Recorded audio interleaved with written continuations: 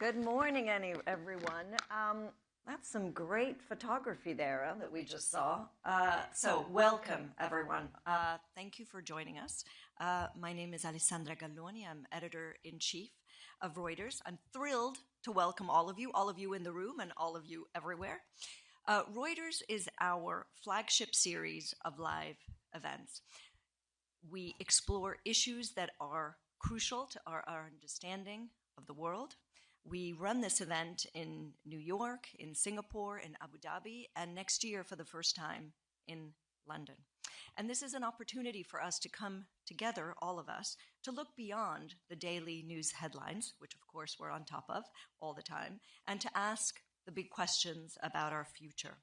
And of course, there are many questions to discuss.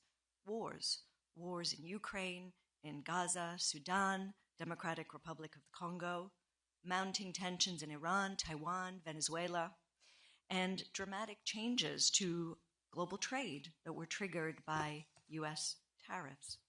We have shifting geopolitical alliances, political chaos in democracies that were hitherto stable, troubled efforts to combat climate change, and of course, the great unknown of artificial intelligence.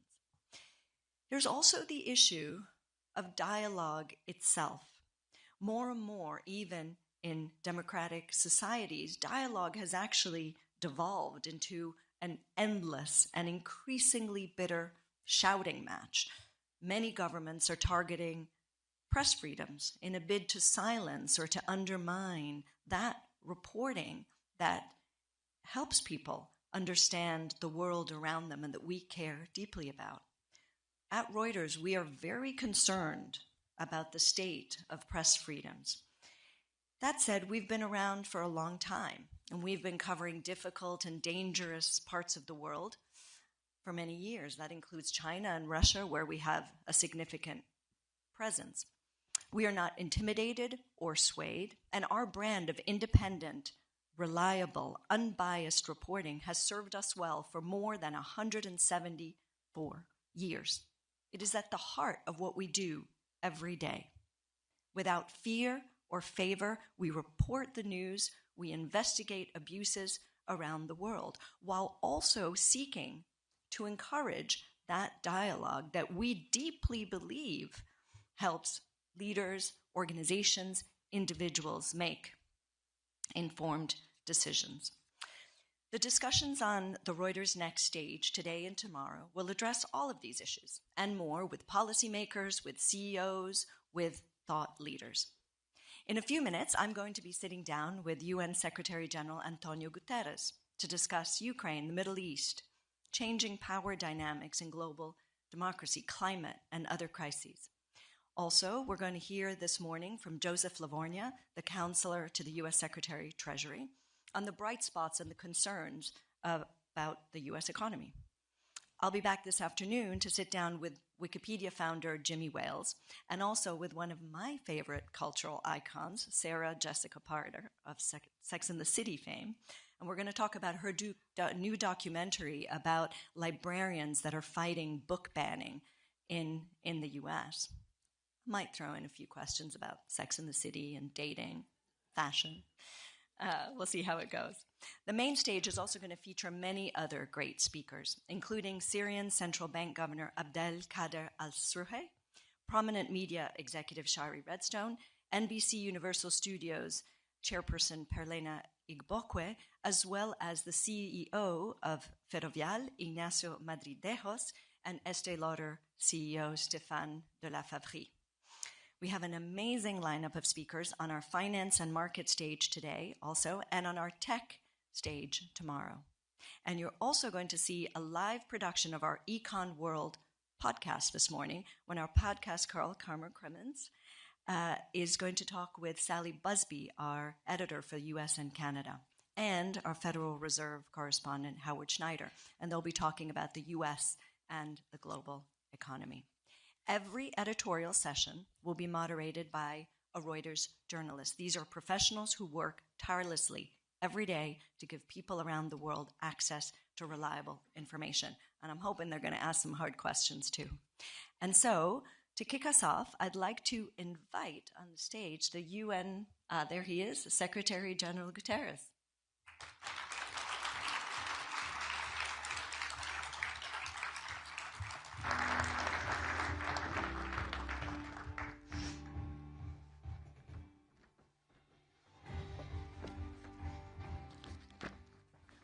Thank you. Welcome and good morning. It's a great pleasure to be back. Great pleasure to be back. Well, indeed, it is a back, because, of course, you and I sat here exactly 2 years ago, and could you have imagined 2 years ago that at least 2 wars that were waging then? It was the beginning of the war in Gaza. It was nearly 2 years into the war in Ukraine. Could you imagine that those wars would still be waging and that we'd have more? I sincerely hoped that that would not be the case, but I was not very optimistic at the time, and I think I had good reasons not to be optimistic. We see that for the moment negotiations in relation to Ukraine are stuck with a clear difference of position of both sides. And on the other hand, Gaza, we have a ceasefire. Even now, ceasefires are something in which people go on shooting. But, I mean, at least it's much less than what it was.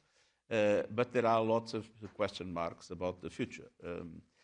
Now, I think it's important in relation to the Ukraine, in the present moment, not to forget the principles. First, it was Russia that invaded Ukraine, not the other way around. And second, when we look at a conflict, the solution of the conflict should abide by international law, which means the Charter, and which means the respect for the territorial integrity of states. Is it going to be so? Probably not. But this could not be. The violation of these rules is extremely dangerous, because everywhere in the world people will feel that they can do whatever they want, because international law doesn't matter anymore. And so I hope that the way the negotiations end will respect these principles, even if I understand that that will not be easy.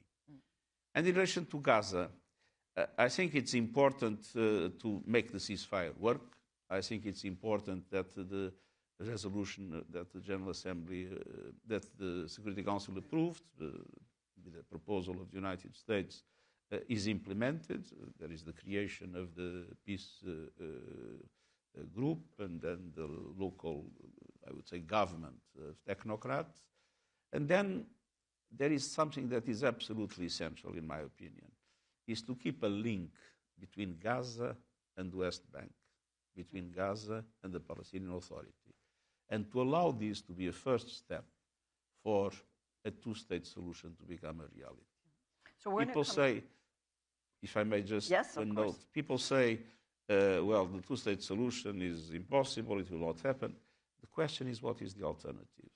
A one-state solution in which either 5 million people are expelled, or a one-state solution in which you have 5 million people without any real rights. This is totally unacceptable in the 21st century.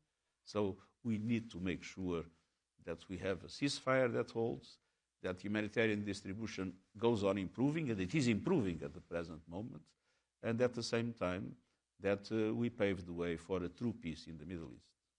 Great. Well, thank you. We'll come back to both Gaza and Ukraine in a second. You make a good point that the ceasefire has become a lesser fire. It should be called lesser fire rather than ceasefire, which is a good point. But I'm going to come back to that. But I actually wanted to start with climate, because you've just been in Brazil for the COP30. This was your 9th COP, I believe. And the deal that was reached has been described as everything from a win to a joke. And many are increasingly skeptical over getting any consensus around climate goals, basically with the harsh geopolitical reality of a disengaged U.S., a politically weak EU, and powerful BRICS that aren't really persuaded by the argument of industrialized countries. So what's your view? Do you agree? Is consensus dead? No. To be honest, I have mixed feelings about the COP. On one hand, I think it is remarkable that with the United States out and campaigning against, with the fossil fuel industry clearly determined to make sure that things would not move forward, because today it is clear that renewables are cheaper, and it is clear that they are the solution from the point of view of climate. With all these movements against, it was possible to have an agreement. And this shows that multilateralism works. So you have countries, developed countries, emerging economies, small islands, with contradictory interests, but it was possible to come to an agreement, which means the multilateral system is still working. Now, the other side of the mixed feelings. The agreement is, of course, disappointing in many aspects. And what worries me more is that we are, at the present moment, in a situation in which the scientific community is already unanimous in recognizing that we are going to go above 1.5 degrees. We will be overshooting in the early 2030s, which means that the consequences that climate change has in our lives, you see what has happened in Jamaica, the heat waves that kill so many people, the drought that is largely responsible in some areas for food insecurity. It's a driver of migration, and it's a driver of conflict, namely when farmers and herders dispute water that is no longer there. I mean, this overshoot means that all these things that we are witnessing will get more frequent, more dramatic, and worse impact on people. So it's absolutely essential to have this overshoot as short as possible and with the minimum possible intensity, and to go back to temperatures below 1.5 degrees. And that is possible. But that requires that we peak emissions now, they are still growing. That requires a drastic reduction of emissions in the next few years. That requires net zero in 2050 and net negative after 2050. And the problem is we are not going in that direction. What role, in all of this that you've described, what role does China have? Because, you know, they seem to be a defender of the Paris Agreement, but especially in light of the U.S. being disengaged. But is this climate leadership really, or is China using its green technology to wield soft power that we're going to see in other areas? I think that, to a certain extent, both things are true. The Chinese... You are too much of a diplomat. No. The Chinese have presented nationally determined contributions, like all other countries, or some have not yet, but they will be presenting, which means climate action plans. We would need a reduction of emissions until 2035 of 60%, and the plans that exist lead to 10%, which means we need to dramatically accelerate the reduction of emissions. And that, of course, brings to the center of the stage the question of the phasing out from fossil fuels. Now, if we look at the Chinese, what they present, they presented a reduction of only 10%. In our calculations, to get this average that I mentioned, they should give about 25%. The interesting thing is that when one looks at their commitments in the past, they've always done better than what they asked, what they promised. And I've discussed it several times with Xi Jinping. Why don't you tell us what you will be able to do? And he always says... What does he say? He always says, we will never we will never be unable to fulfill our promises. So we need to be conservative in the promises to make sure that we are credible on this. The good news is that looking in the projects that exist, China will do better than this 10%. And so it is clear that an acceleration of reduction of emissions is essential in China from the point of view of the world, because they represent 30% of the emissions today. It is clear that they are moving very fast, and it is also clear that because they have invested massively in this new technology, and let's be honest, in Europe and the United States, this was forgotten, they today have a domination of the global market in this area. And of course, that is something that they use.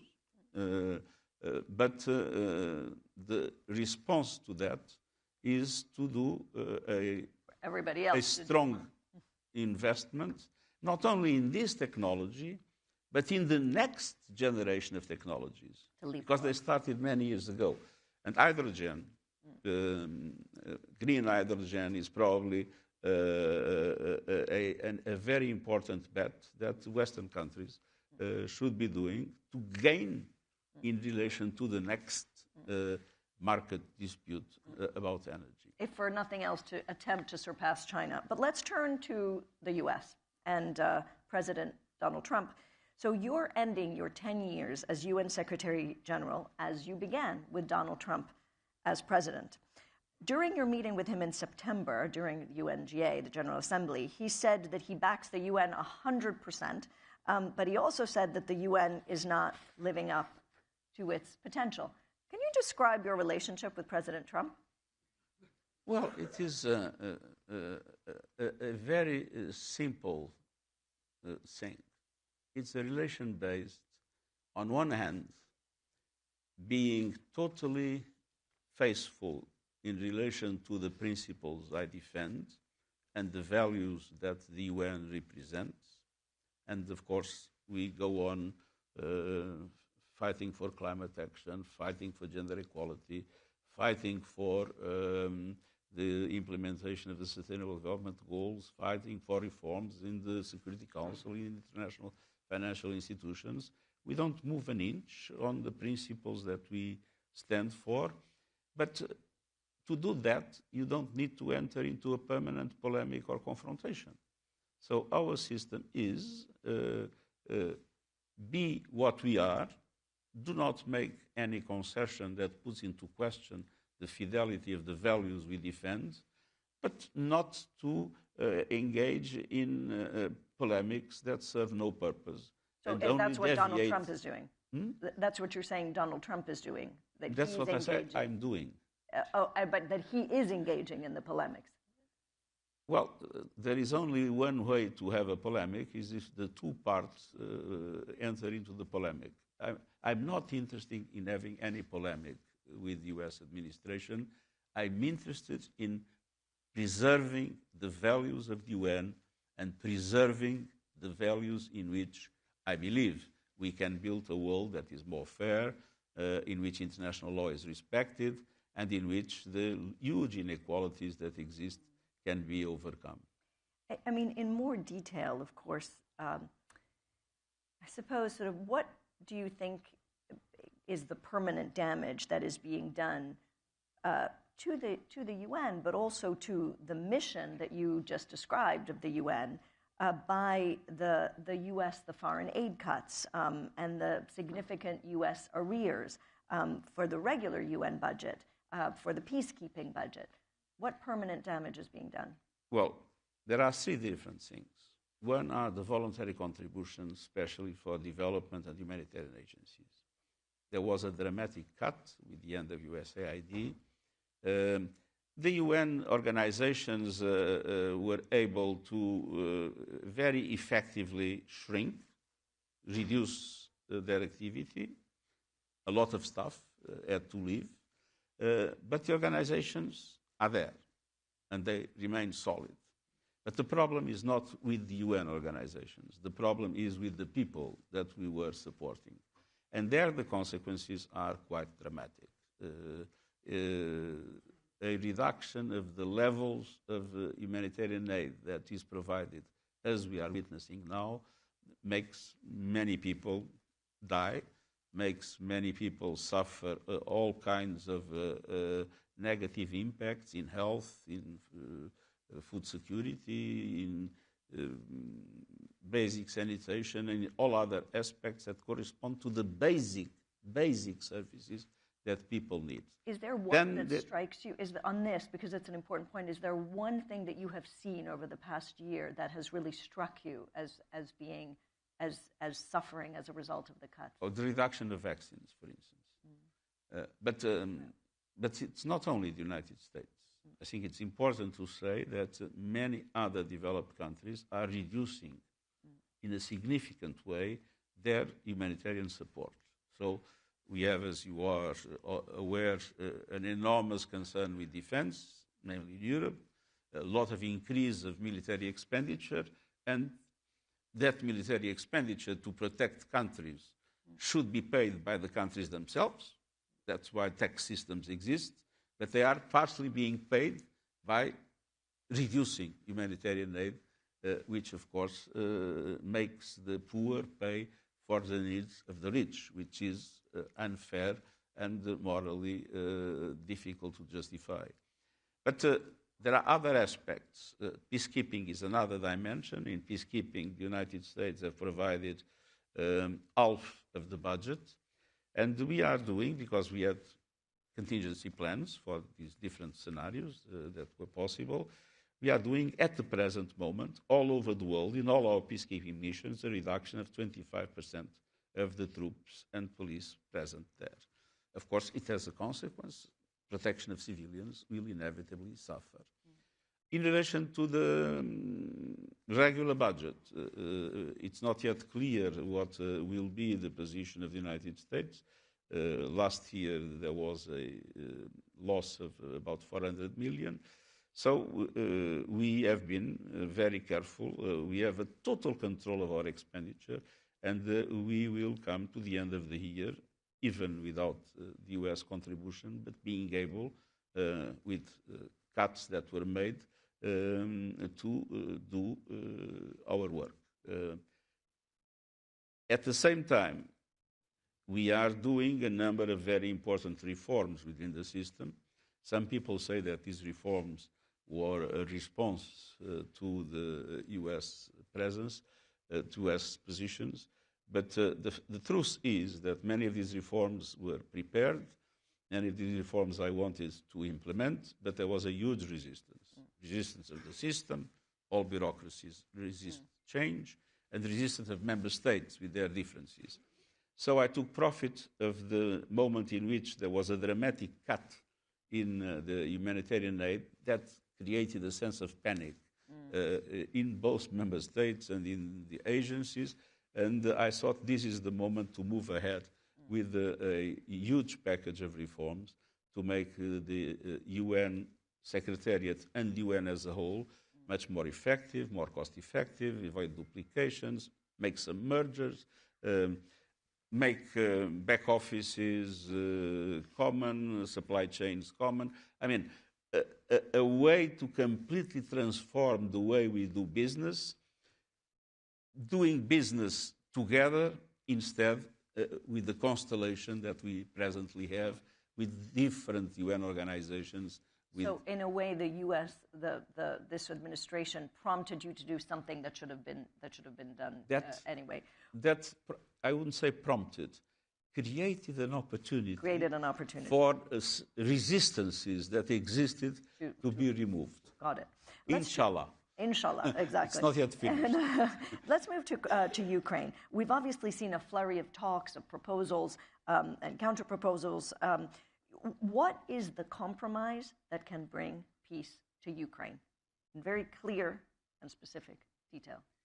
As far as I understand the negotiations that are taking place, the Russian position is the request of recognition not only of the territory that they occupy, but also of the rest of Donbass. And the Ukrainians still dominate a meaningful part of Donetsk, in which they have the strongest fortifications and lines of defense that Ukraine has in the whole of its territory. It's Kramatorsk, it's Slavyansk, and another city further south. And obviously, the Russians want an agreement in which the Ukrainians give that to Russia. And as you can imagine, this is something that, from a Ukrainian point of view, is completely unacceptable. On the other hand, I believe the Ukrainian position at the present moment is to say, okay, let's have a ceasefire. Let's freeze the lines where they are without recognition of the legality of the new situation, and let's negotiate from then on. Which means the principle of territorial integrity would not be put into question because there wouldn't be a recognition. And it's very interesting to see when there was the 26 points that there was a sentence de facto about the Russian occupation, which is rather ambiguous whether it would be a recognition or not. Exactly. But the point is the Russians want to occupy part of Ukraine and want that to be recognized without sanctions, and want then Ukraine to lose. Yeah. But is that inevitably the basis of any compromise? Why would Russia agree to anything else? Why? Because I think that Russia is paying also a huge price with what's happening. If you look at the Russian economy has completely changed. The number of people that died is huge, and I doubt the Russian capacity to take that fortress that I mentioned.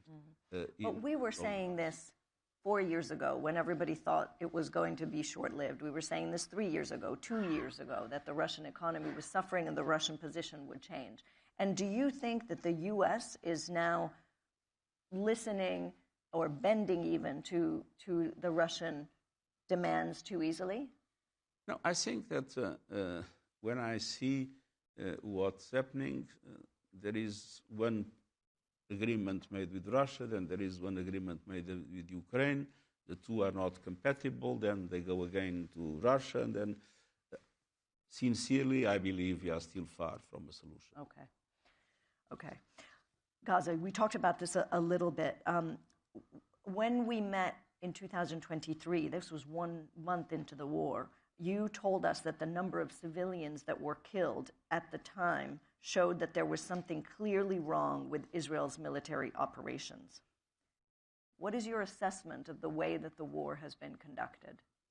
I think I would repeat today what I said 2 years ago. I think there was something fundamentally wrong in the way this operation was conducted, with total neglect in relation to the deaths of civilians and to the destruction of Gaza. There is a kind of a paradox. After this whole period, Gaza, the objective was to destroy Hamas. Gaza is destroyed, but Hamas is not yet destroyed.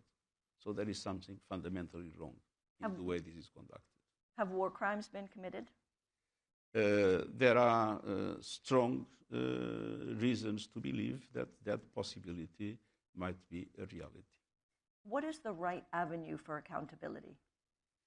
I think the right avenue for accountability is, of course, the use of the international justice system. I mean, you have the ICJ, you have the ICC. Not recognized. Not recognized, it's true. But I do believe that it is important that the world has courts that represent the international community as a whole. The ICJ represents the international community as a whole, there is no doubt about it. The ICC has the difficulties that we all know, but I have confidence in what the ICJ is doing. I think they have been very clear in relation to what has happened in Gaza and in relation to what Israel is supposed to do. Now things have changed. And I have to say, by the way, in relation to our relationship with the United States, I have to say that the United States have been very instrumental in order for obstacles to be removed in relation to humanitarian aid in Gaza. It has considerably improved because of the pressure of the US over Israel, because they have leverage that, of course, we do not. I think it's important also to recognize that there is a serious effort to find a political solution. Now we're entering, the phase 2. Do you think that the U.S. president will hold both Israel and Hamas's feet to the fire to get to actual peace as opposed to this? I sincerely hope so. And there is one thing I can guarantee: in everything that has to do with peace, we are ready to fully cooperate with the United States administration. The relationship between Israel and the UN has become somewhat contentious. Has the U.S. signaled to you what the U.S. thinks a future UN role could look like in Gaza, and as you say, in Gaza, but more widely there? According to the resolution of the UN Security Council, the role of the UN is the humanitarian role. And that recognition is very important. Let's not forget that just a few months ago, there was this idea that the UN would not be the right way to do it. It should be a foundation or whatever, and we had all the stories that I'm not going to repeat. The truth is that the role of the UN has now been formally recognized, and more than that, there is an excellent cooperation in the humanitarian aid between the UN and the US. I hope that this will be maintained and developed. The UN has no role to play at the present moment in the political discussions, but we are ready in all areas that the international community will decide. We are ready to fully cooperate. For us, this is an absolute priority. We are not seeking protagonism, but we are totally available to do whatever is required. Let me switch to Venezuela, which has been in the news. Venezuela has complained to you about the U.S. military action in the Caribbean. A group of independent UN experts has described the U.S. strikes as extrajudicial executions. Do you agree? The UN High Commissioner for Refugees has been clear that international law is not compatible with this kind of strikes. And so my strong appeal is to avoid in the Caribbean a situation of confrontation that could have much more dramatic consequences than the strikes that are happening at the present moment. I have no particular sympathy for the regime in Venezuela and the violations of human rights that were committed, that are well known, but I don't think a military confrontation would be the solution for the problem. I think so. You're in agreement with this should be done through pressure and dialogue. Got it. Let me ask you about Syria. UN Security Council is visiting Syria this week. Your former envoy for Syria hinted at concerns over Syria's trajectory before he stepped down in October. What are the opportunities that Syria's new leaders have missed in sort of building a transition that was based more on transparency, accountability, and what can the UN do about it? Well, we are actively cooperating with the government in order to try to make the government do what we believe is the right thing, because we need to have a Syria in which all communities feel that they are represented, that they belong. And this must be true for the different groups that until now have not, do not trust the new regime. And obviously the new regime is a complex thing, no? Because it was the group that was in Idlib, with people coming from all parts of the world, that in the past had a trajectory that was not exactly of a group of angels. And I think that we have here the need to combine two things. First, to recognize that a number of things are not happening as they should, namely the capacity to give the Christians, to give the Kurds, to give the Druze confidence in the new regime. Unfortunately, we had the Alawites situation, we had the Druze situations, the Kurdish. So the regime must do much more in order for these communities to feel that they belong, and we need to insist on that. But on the other hand, the solution is not to, be hostile to the new Syria. The solution is to engage, to support them in, namely, the economic development aspects, and I'm glad that the US led the removal of sanctions to support them on this, but at the same time to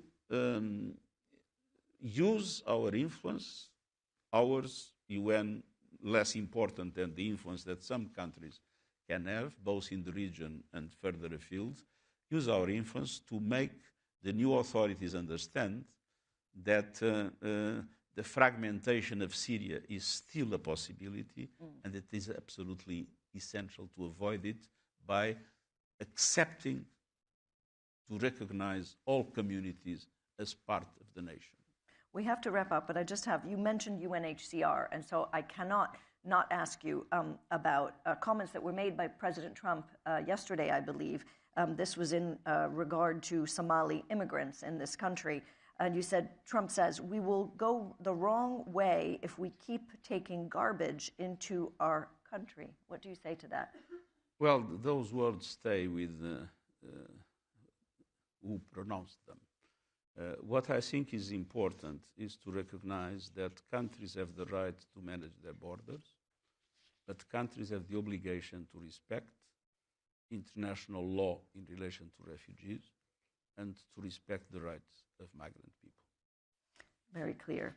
And then you asked me before what Reuters is doing with AI, and we talked a little bit about it.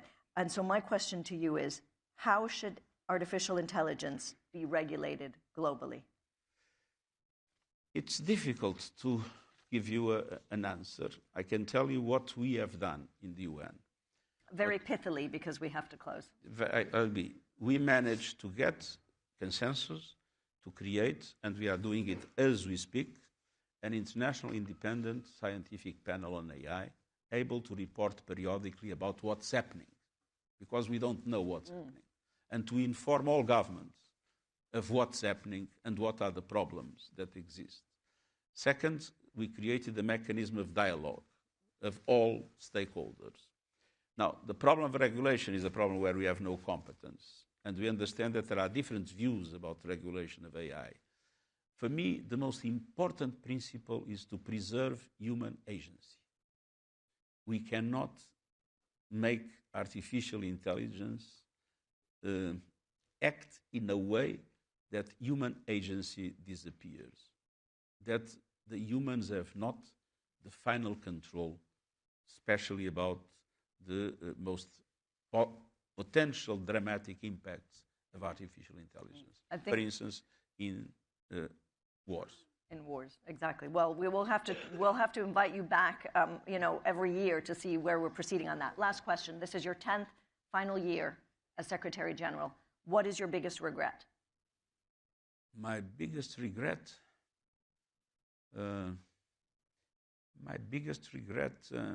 It's difficult to say because there are so many things I would like to be able to do and that I couldn't.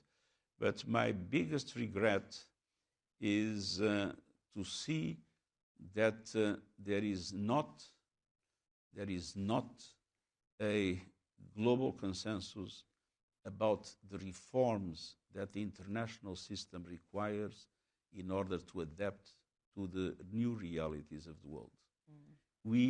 I am a strong supporter of multilateralism. And I believe that there is no way we can solve things better than through multilateral mechanisms. But the institutions we have now, the Security Council, the Bretton Woods institutions, and the others that are the basis of multilateralism need reform. And I would like to have seen a much stronger will of countries, and especially of the most powerful countries, to understand that it is in their interest to adapt the multilateral institutions to the realities of today's world that are very different from 1945. Very different from 1945. On that historical note, then, thank you very much, Secretary General. It's always a pleasure to have you here. Thank you very much. Really insightful conversation. Thank you.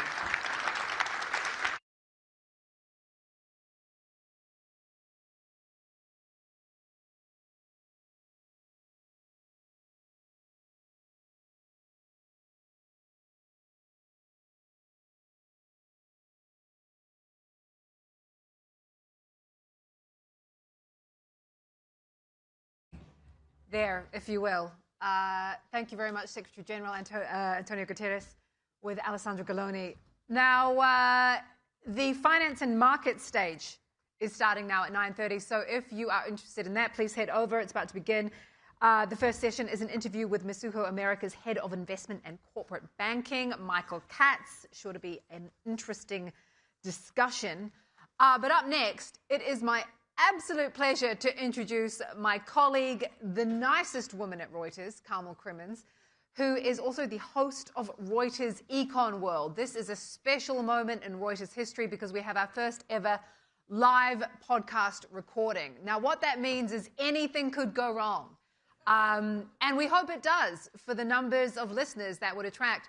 But it also means that all of you are involved. So I'd like to invite to the stage Carmel Crimmins, if she is here. No, she's not here. Along with her fabulous guests. Here they are. Can we give them a big round of applause, please? Because you're all on air, as it were. Thank you. No worries. Good morning, everyone. Welcome to the first ever live podcast of Reuters Econ World, our first ever live show. I have been doing this pod for the best part of 2 years from a darkened room in Dublin. So I am loving the change of scene, and I'm loving the topic, navigating Trump's world. It's got to be the topic that fixates every business leader, every political leader around the world. Luckily for you folks, I've got 2 people on stage with me who know more about this topic than most.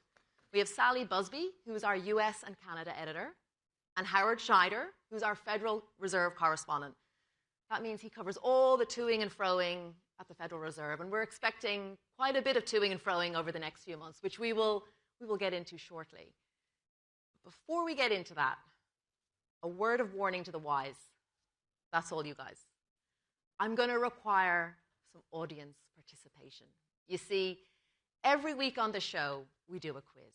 And I thought, why not throw out a few questions to the New York crowd? They're a savvy bunch, but you're going to need to make some noise. So I'm going to make you practice. And I'm sorry, I'm not saying the doors are locked. I'm not saying, you can't run. But I'm going to make you practice with me. So I'm going to ask a question, very simple question. Did you spend more or less this Black Friday versus last year? Okay, so when I say, did you spend more, and you did spend more, you're going to shout more. Okay? Then I'm going to ask, did you spend less? And if that is indeed the case, you're going to shout less. So I really need you to make some noise for all the people who are watching on the live stream, all the people who are going to be listening and watching to this podcast later. And also, I've got 2 teenage kids watching this live stream right now. And if this room stays silent, okay, my parental power base is going to shrink even further, and it's already minute. So please do me a favor. Okay, so here goes. This year, on Black Friday, did you spend more? More. Ooh, U.S. consumers doing okay. Okay. Or did you spend less? Less. That's a very confused picture. That's quite on brand, isn't it, really? We don't know which way the U.S. economy is going. Okay, well, thank you. That was a great volume. We're going to have more quiz questions during the show. But first of all, let's get cracking on our podcast. First of all, Sally and Howard, did you spend more or less on Black Friday? You got teenagers, I got grandkids, so it escalates. Oh, it does? Yeah. Sally, Beware of less? Not enough bargain hunters for you? I don't know why I spent less, but I spent less. Okay, well, let's get into the U.S. economy. Okay, so Howard, Yep. Trump obviously swept into power with plans to shake up the U.S. economy, to shake up the global economy. Obviously, one of his signature policies was on trade. What has the actual impact been? Yeah, shaken up, everything. Right. And I had to come on with a cheat sheet because so much is in motion. I mean, we know tariff rates are now averaging about 15%. That's way up from the 2-ish that he inherited, right? This is way beyond what he did in the first term. So the U.S., we know the U.S. is collecting money, $200 billion so far, $40 billion a month or something like that. We don't know if that's going to stick. We know prices are higher. Federal Reserve estimates maybe 0.5 percentage point or so of the current inflation, 4/10 of the current inflation is due to tariffs. We don't know if that's going to be sticky or if it isn't going to be sticky. Right. Maybe it's going to fade away over time. Has manufacturing rebounded? Talk about a manufacturing recession. We lost 50,000 jobs in that sector. Is that due to tariffs? Is that due to slower growth, weaker demand? We're going to see next year the 2026 forecasts that are starting to roll out tend to be for pretty resilient demand, despite the bifurcated consumer. Yes. But an inflation risk as well. So this is restructuring a lot of relationships. Where it's all going to land in terms of reshoring, in terms of jobs, in terms of where prices settle out, I think is just going to take a long, long time to really sort through. The other signature policy, of course, is on immigration, the immigration crackdown. What impact is that having on the labor market? What are we seeing? So you see, kind of episodic reports of shortages in skilled trades. Right. Construction employment's down. Maybe that's related. You can see this very clearly in the chart if you plot the civilian labor force. The foreign-born share of that peaked at almost 20% under Biden. It had been in the mid-15s, going back to the Obama years, and been scaling up, leveling out under Trump, and then scaling up. That's back down to 18%-ish or so, 1.5 million fewer foreign-born workers in the labor force today than when Trump took office. Are they gone? Are they gone underground? This is one of the things people are trying to determine, but they are officially a lot fewer of them. That does have implications for growth in a country that's aging, for sure. But there are fewer workers, fewer foreign-born workers today than there were a few months ago. Sally, Howard obviously referenced inflation there, right? We are seeing the impact of the tariffs on prices. It's a big problem for Trump, isn't it? I think it's a very large challenge for Trump, as it would be for any president, as it obviously was for Biden. I mean, some of these things are just inescapable. I think it's fair to say that Trump is really running into what is probably, in his second term, the first sort of significant challenges that he's faced. There's a combination of things. It's obviously the debate over affordability in the United States, the looming midterms. There's other issues like Epstein that have sort of put him off his game a bit for periods of time. We have a lot of indication that he is going to, really try to aggressively address the inflation or affordability issue. Yesterday, he talked about it. He said it wasn't, he said it was a Democratic con. He said that it was not true. It was a fabrication. But I think that he obviously faces, real voter perception, right? And I think there are two things that we see. First of all, last week, they very much sort of internally had turmoil over what to do about the healthcare costs, about whether to extend these ACA healthcare subsidies. Essentially threw up a trial balloon. It was deeply unpopular with parts of the Republican base, and so they sort of pulled that back. But that issue still is out there. And then also we've seen recently where this sort of, dichotomy where they sort of are saying constantly tariffs aren't causing inflation, but then they pulled back some very sort of discrete and specific tariffs on some food issues and, food items and things like that. Bananas, as a coffee. way to try to mitigate that, right? We also know that Trump is really planning to, I think, aggressively go out and talk to the country and try to make the argument that the economy is going okay and that affordability is not an issue, probably referencing the tax cuts and things next year. Right. I mean, we're obviously talking about, sort of Trump's world, but it's also AI's world as well, isn't it? I mean, is it really is it really AI that's driving the economy at the moment, Howard, right? I mean, you see it in terms of, obviously, the stock market, which helps with consumer sentiment. You see it with business investment. Right. Certainly aspects of it. I mean, there's been this tremendous run-up in capital investment, and business investment has been one of the main contributors to GDP growth this year. But, the mystery, I mean, maybe it's a mystery, maybe it's not to all y'all, I don't know. But the consumption still, rolls along. Right. Everybody's been expecting when are you going to see the consumer weaken, and the retail sales just continue to grow. Is there stress in certain parts of the income distribution? Sure, but modestly so. The last Fed report on financial instability said overall household balance sheets pretty healthy. You hear narrow tales of defaults on subprime car loans and things like that, but nothing systemic and nothing big. So sure, AI, but embedded, kind of resilience. Haven't seen anybody saying when AI disappears, the economy's going to disappear. But isn't that like the K-shaped economy, right? Sure. One stat that I'm always drawn to is it's like the top 10% of Americans in terms of income. They account for nearly 50% of consumer spending, right? Well, yes, and that's the question sort of the day is how weak that lower, branch of the K is, and, does it extend so far up that the whole thing topples over? I don't see many people calling for that. Rather, recession odds that I've seen people sort of hover around aren't really out of line with what is normally the case.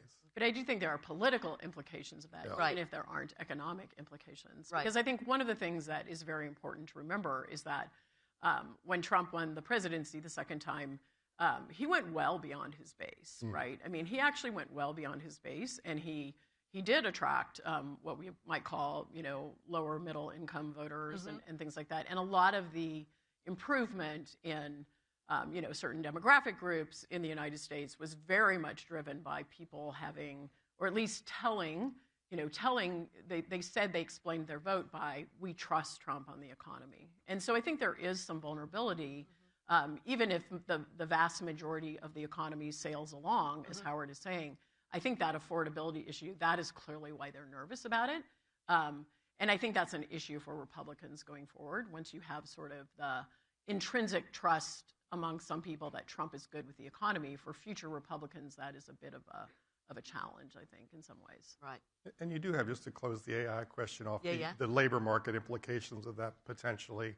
Right. Some people think you're starting to see the beginnings of that with the difficulty college graduates are having. Kind of the AI layoff sort of. All of that, does that start to really accelerate in the next year or two, or is this something that's still, long enough down the road that you can conceivably plan a transition of some sort to that world? Yeah. Quiz time, guys. All right. I think we all remember where we were back in April when Trump announced his Liberation Day tariffs. And there was obviously some surprising announcements that day, one of which was a 10% tariff on a frozen island in the Antarctic, largely inhabited by penguins. Can any of you guys remember the name of those islands? Was it either the McDonald Islands or the Mackenzie Islands? Okay, so if you think it's McDonald, shout McDonald now. Was it McDonald? Oh, was it Mackenzie? Are you guys on ChatGPT? Are you? I mean, very well done. Right? This is a clever crowd. Okay, all right. Well, let's leave aside the penguins. They did pretty good. They only got a 10% tariff. Other grouping that probably are doing pretty well right now, Sally, is the big business, right? I mean, they seem to know, or many of them seem to know how to navigate Trump's world, right? They make the big investments, they flatter, they put the donation down for the ballroom. But there is a risk with that, isn't there? Because we're also seeing a much more interventionist approach by Trump in terms of big business, right? We've seen the stake absolutely. in Intel, the golden share. Right. And this is one of the most fascinating things of the Trump administration is just this, everything is Trump is really a deal maker. He's a deal maker when he's dealing with individual foreign countries. He's really dealing. This is an obvious thing to say, but he's also doing that with individual companies, right? And I think the volatility level for companies because of that is extremely high. We hear that a lot when you're talking to people. Obviously, they're trying to navigate, do we keep our heads down? Do we try to aggressively go in there and cut a deal? Will he notice us? Will he notice our industry? And Trump, obviously, I mean, one of the things about this administration is they have just taken on a lot. They are always constantly juggling 9 or 10 balls on any given week. And I think that there is a lot of, this week we're paying attention to chips. The next week we're paying attention to finance. The next week we're paying attention to agriculture. Then we pop back to this. And so I think even though a lot of companies have figured this out, I also think that there's a lot of people in the country who are like, we didn't have to worry about this as much in the past, and now we have to have sort of a strategy to either try to really be talking with the administration or keeping our heads down. Right. And just that uncertainty about when do we pop into the attention frame of this administration, you hear a lot about that just being something that people really have to pay attention to. Right. It's kind of changed the nature of lobbying in D.C. Oh, it has incredibly changed the nature of lobbying in Washington. I mean, there's so many people who have, long-standing lobbying or industry-wide lobbying standards. And at the beginning of this year, you could just see them sort of trying to figure out, like, what do we do? How do we, I mean, obvious things like, do we have people, does anyone we know anyone in Trump's inner circle? Right. And who's making the decisions in Trump's inner circle on this particular issue, right? But I think it's also been, a lot of it is much more Trump deals person to person. And so you might, your CEO might need to now be your primary lobbyist, where maybe in the past that wasn't needed. I think the energy level of this administration is something, and that emanates directly from Trump, is something that is just extraordinary and somewhat historic, I would say, in some ways. No, just I want to like. Can I ask a question? Go for it, Howard. It's a live podcast. You can do whatever you want. Okay, so there goes my mic. So EV tax credits, right? That's steering capital as well, right? Okay, so is this different from that? And is the level of, I guess, energy being spent having to get at this guy, right? Distortive, a problem in the long run? I mean, for companies or for like the country? Both. I mean, I think it is. It's a great question. I think there are a lot of people who like the idea that the president is hands-on and is really, really trying to solve problems. I mean, he is talking directly to, world leaders. He is trying to, and I think there's an attraction to that, to people. I think the downsides of that are that one of the reasons that we sort of have systems of, inside the government, there's an interagency process. The National Security Council brings all the best minds together, and they come up with 3 options for the president, and you can sort of assume that there's, the best ideas have risen. That process no longer exists in the U.S. government, right? And you can see that in a situation like Russia-Ukraine, where when Witkoff and Kushner are talking to Russia, the conversation is here. And when Rubio is talking to Russia, the conversation is here. And I just think that the volatility between where the actual, where it lands is the risk in that is immense. Let's put it that way. And I think every individual company faces essentially that same sort of, how does the administration make decisions? How does the administration make decisions? How does the President of the United States make decisions? I think there is much more uncertainty about that now. Even if you think that Biden was not very well involved, you sort of knew who in his administration was probably making the decisions. And I just think the volatility factor with his administration is, I'm not saying it's unprecedented. I think it is quite unique in the last several decades in the country. Right. So some people like that hands-on approach. Does the Fed, Howard, certainly get hands-on there? Yeah, I got to give a big no on that one. I think this has been, there have been times when the economics going on inside the Fed have been, more interesting. Certainly the COVID program, standing up things at a moment's notice to fix the crisis, or back during the, the Bernanke years. But in terms of the sort of politics, the institutional threat, what's going to happen, down to the point of, is the White House going to make a play to start firing Reserve Bank presidents? No sign of that yet, but certainly within the kind of possibility. So in terms of the politics and the institutional issues like that, yeah, pretty interesting.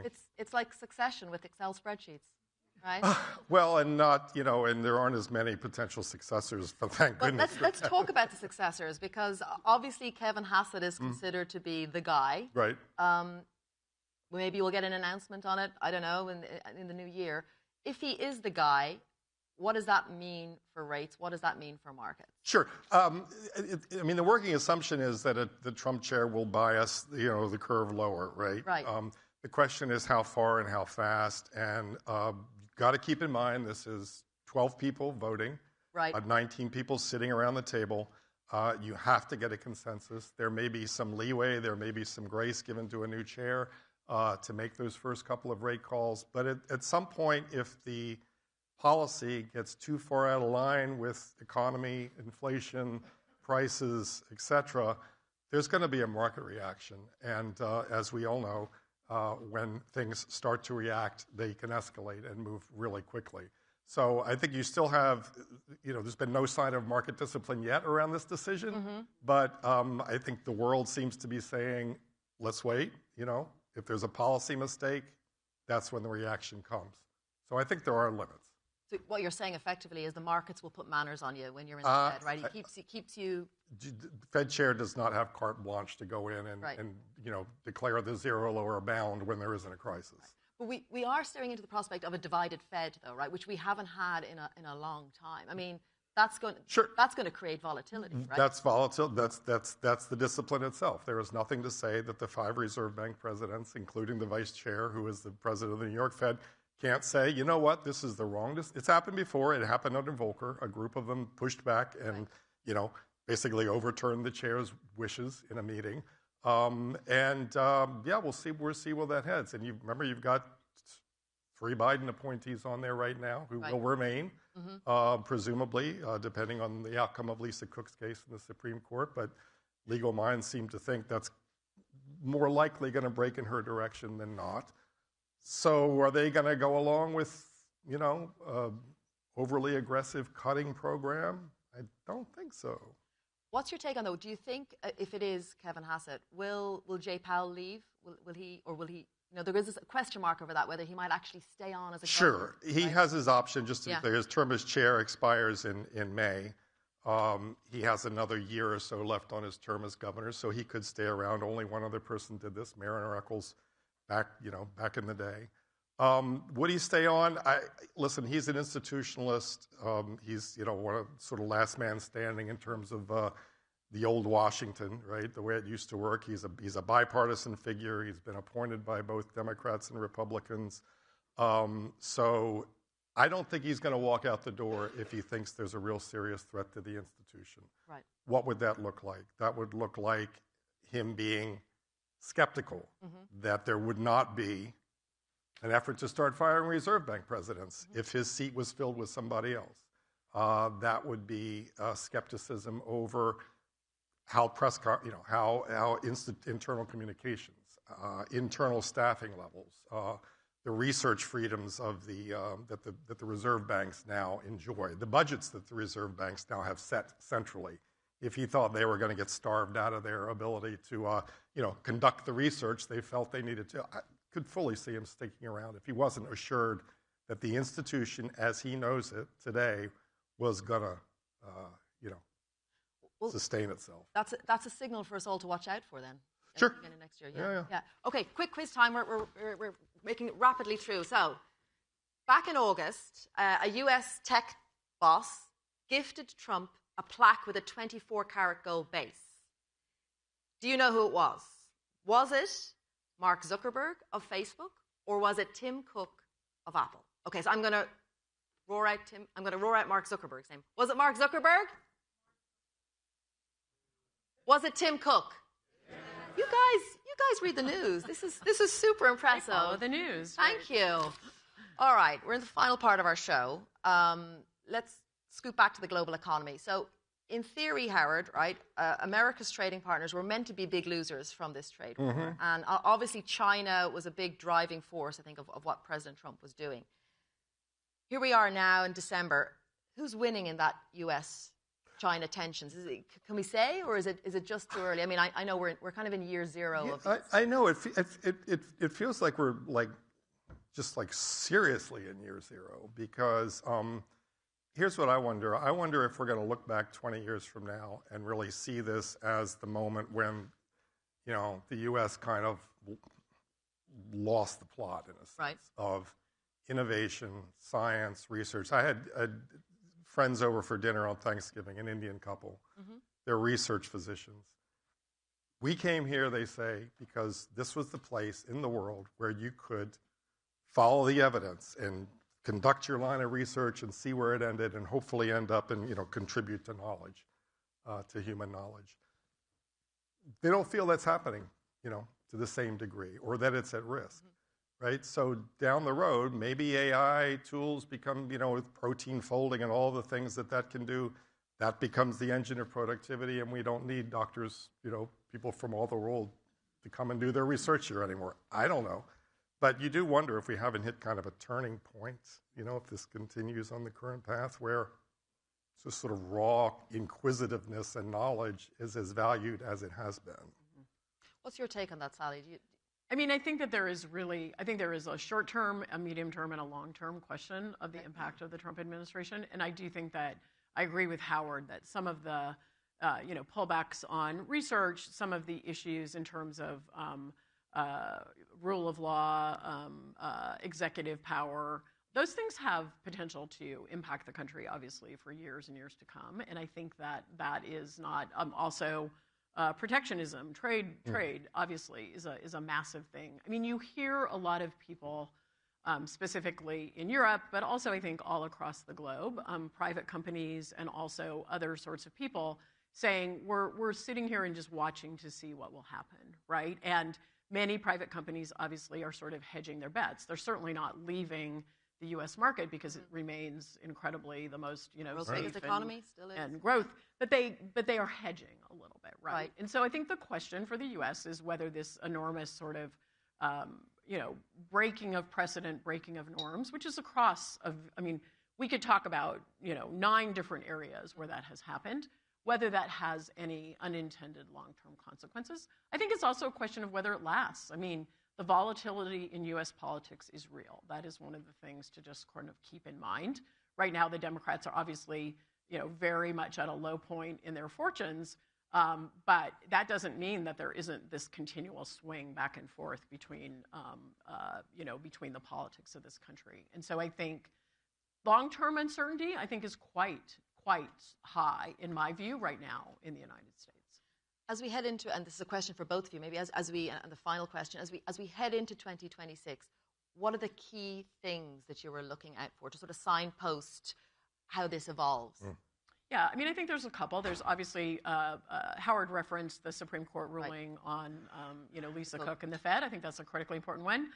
There's the tariffs ruling, which could potentially still happen this year into next year.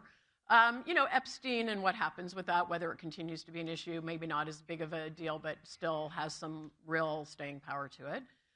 What happens to the economy, how the Democrats react to that, how Trump reacts to that, whether he is defensive or whether he actually, goes out and talks to the country about affordability, the midterms. I'm sure I'm forgetting things. Yeah, no, I would say, look, this is going to sound very old-fashioned and very simplistic, but I would say, the unemployment rate. Absolutely. Right. Keep an eye on that, and particularly some of the spreads within the unemployment rate. The black unemployment went from 6% a few months ago to 7.5% now, and it seems to be staying up there. That's often an indicator, sort of a precursor to other problems in the labor market. So are we going to see a demand-driven rise in fading demand finally from the consumer and a rise in unemployment about that? Are you going to see larger job displacement or much slower hiring as a result of AI investments, et cetera? 4.4, not so bad historically. Right. When you start edging towards 5 and above, that usually causes, starts to be a problem for whoever's in office. So I would say just one other thing, which is the president right now is spending an enormous amount of time on actually foreign entanglements, right? And his base wants him to pay attention to the United States of America. And I think that balance is really, really interesting for the future of his presidency. I think, and it's been surprising to me, this is one of the things that has really surprised me about this administration, is how much time he has spent on, we know he wants to end wars, and that's obviously Well, he wants a the good Nobel thing. Peace Prize. You've got to work for it. But, I mean, I do think that the aggressiveness toward Latin America has taken a lot of people by surprise. And, presidents, one of the big risks for presidencies is whether they become distracted from the core things that they need to do. And I think that is one of the risks for this presidency. I think he has a lot of people urging him not to become distracted. Right. And so there might be some course correction there, but I think him becoming distracted is a potential risk that I would just watch for next year. Sally, Howard, thank you so much. Audience, thank you so much. You have been wonderful. Let's take the show on the road. Thank you. Thanks. All right, you can move. Thank you very much.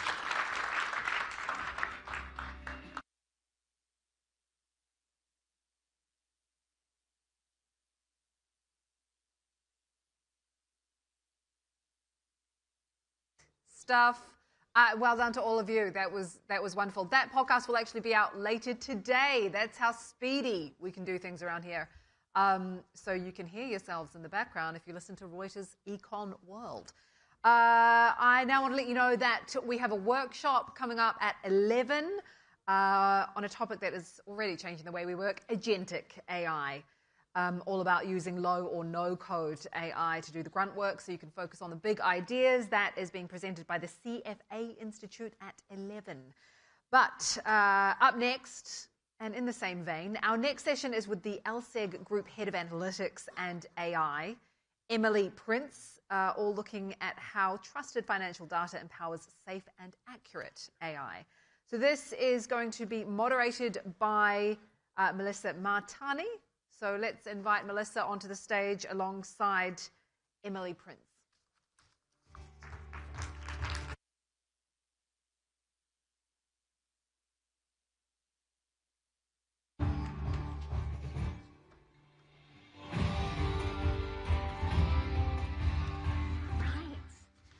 Good morning, everyone.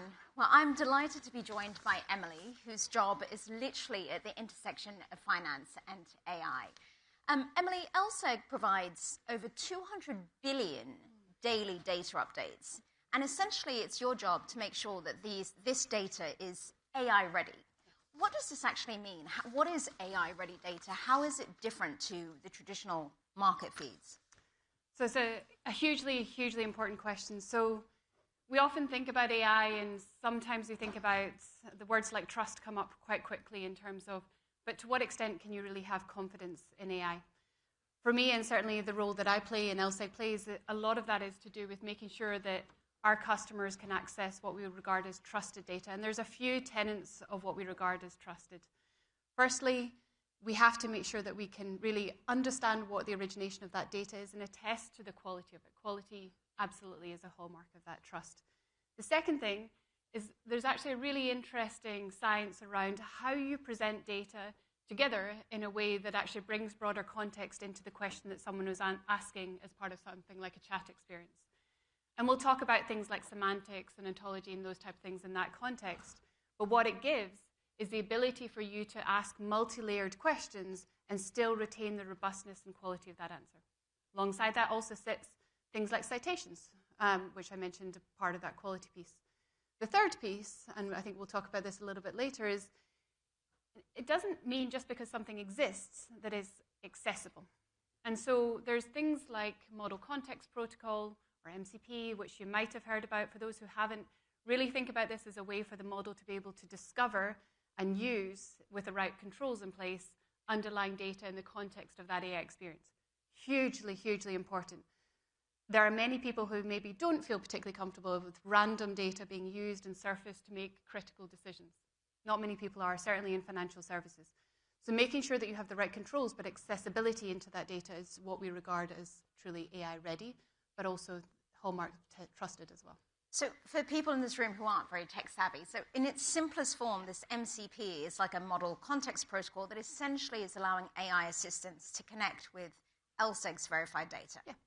So what processes do you have in place to ensure the standards of accuracy and everything that these AI assistants can connect to? Yeah, so this did not start 3 years ago when ChatGPT was announced.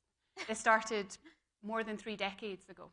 This is a long journey, and it's decades worth of quality data and actually expertise and feedback that goes into what do our customers expect in terms of quality, how deep do they want that data, how much metadata they want associated, which gives them that confidence in the quality of that data to be then surfaced.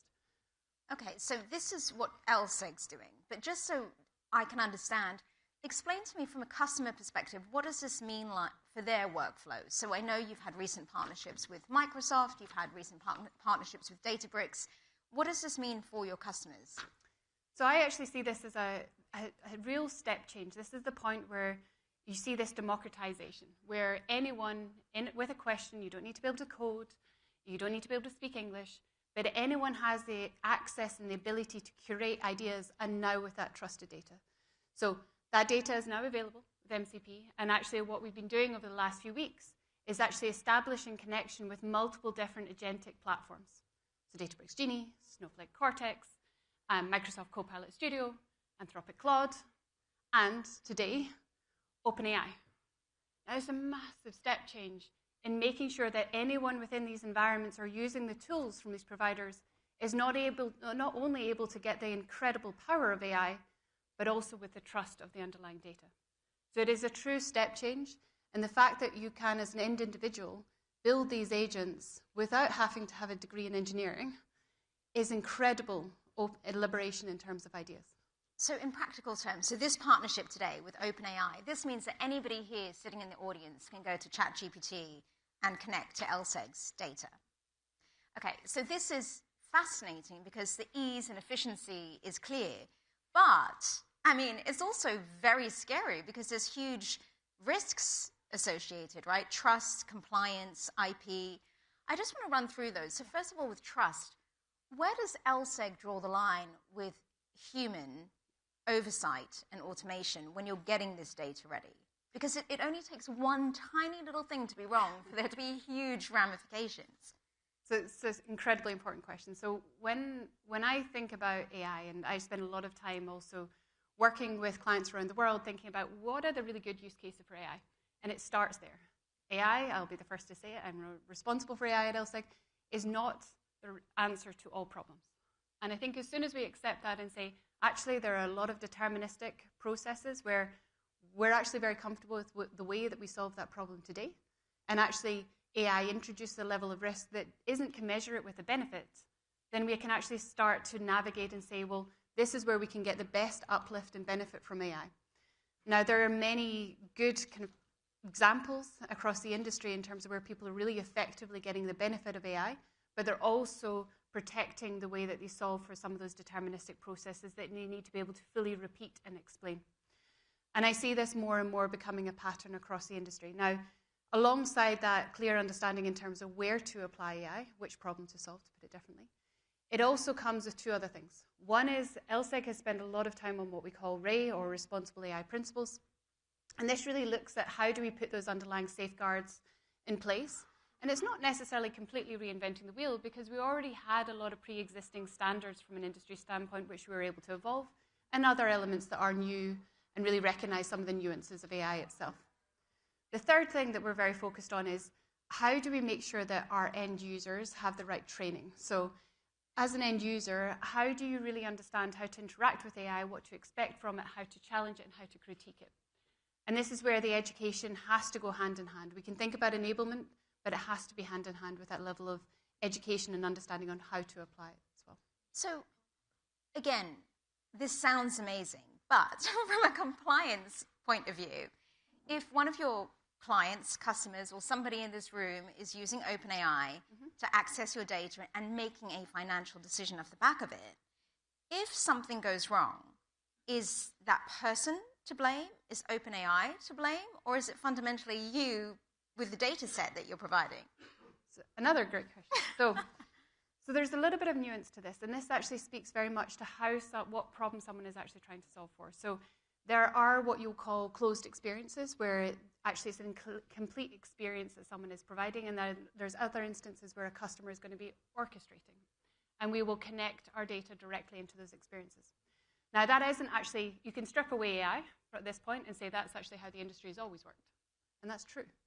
So that perception in terms of control has always been a decision that the industry and industries have made in terms of what problem they're solving, how much control, proprietary control they want on that stack, and how they want to build.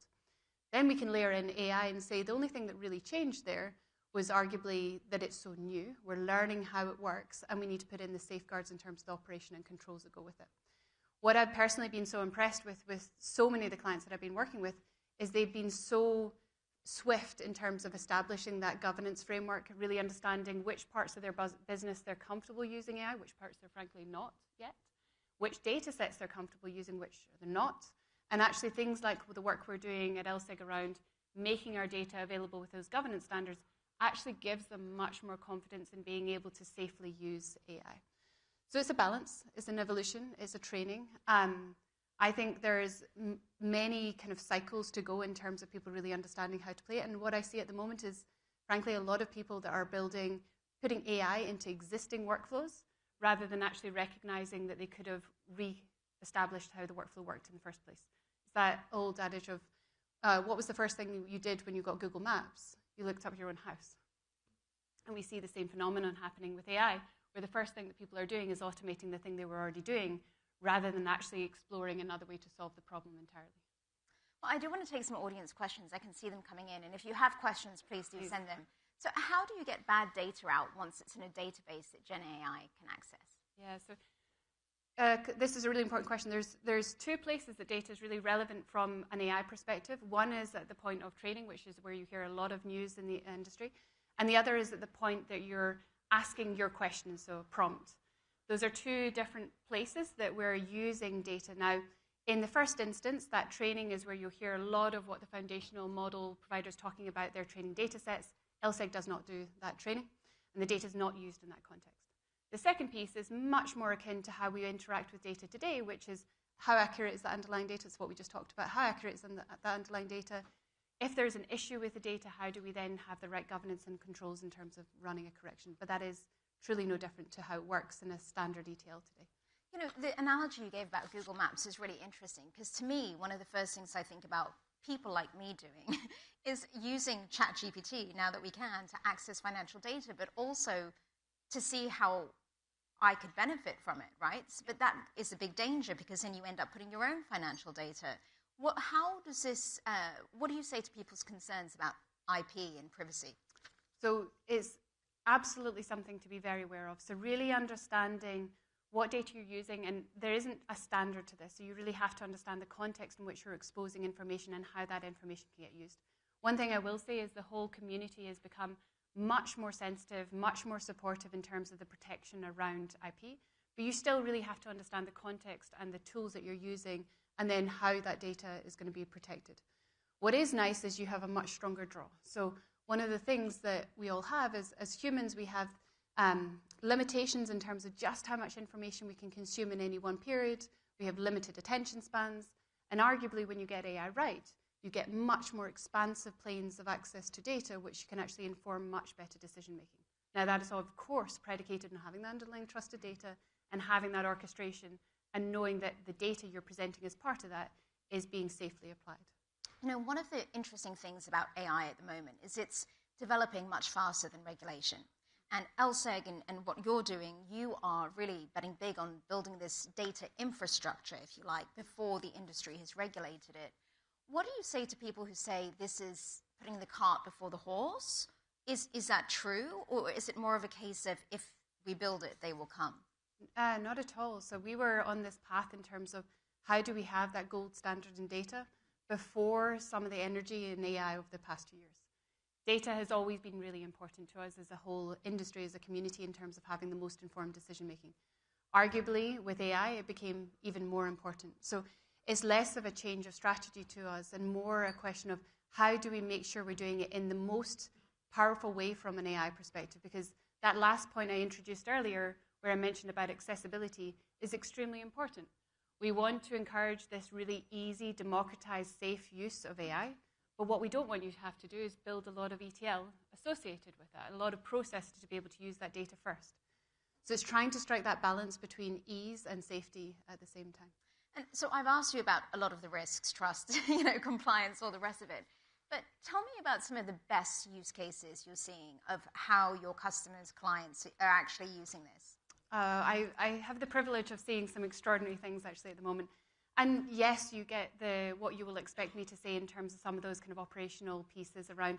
I was able to generate that report. I was able to run multiple changes through a report that I was generating, a presentation that I was creating or something of that nature, or through the extraction of something like unstructured data. Those are quite expected types of use cases where we're seeing very good examples in terms of ROI for a lot of different customers. Some of the more emerging types of examples that I'm seeing are actually where people are able to build signals and actually find relationships in data that they didn't expect. It's an interesting thing where with AI, we often think about some of the dangers around bias, but it's also true with humans. And actually based on our education, our how tired we feel in a particular day, how creative we feel, that might all inform what information we use when we're trying to build and see different insights. So what's really interesting about this, and I've seen a few great examples from customers, is they're actually starting to see new types of information, which is allowing for them to make much more accountable and better decision-making in real time. Now, when you think about the practical consequences of that, is that it's actually opening up access to financial services to more people, which is an extremely powerful step change where we actually can make sure that more people have access to that trusted information where and when they need it, which allows for the best decision-making. And to that point, another audience question here for people, when and where they need it. How do you address regulatory requirements across geographies when applying AI to financial data?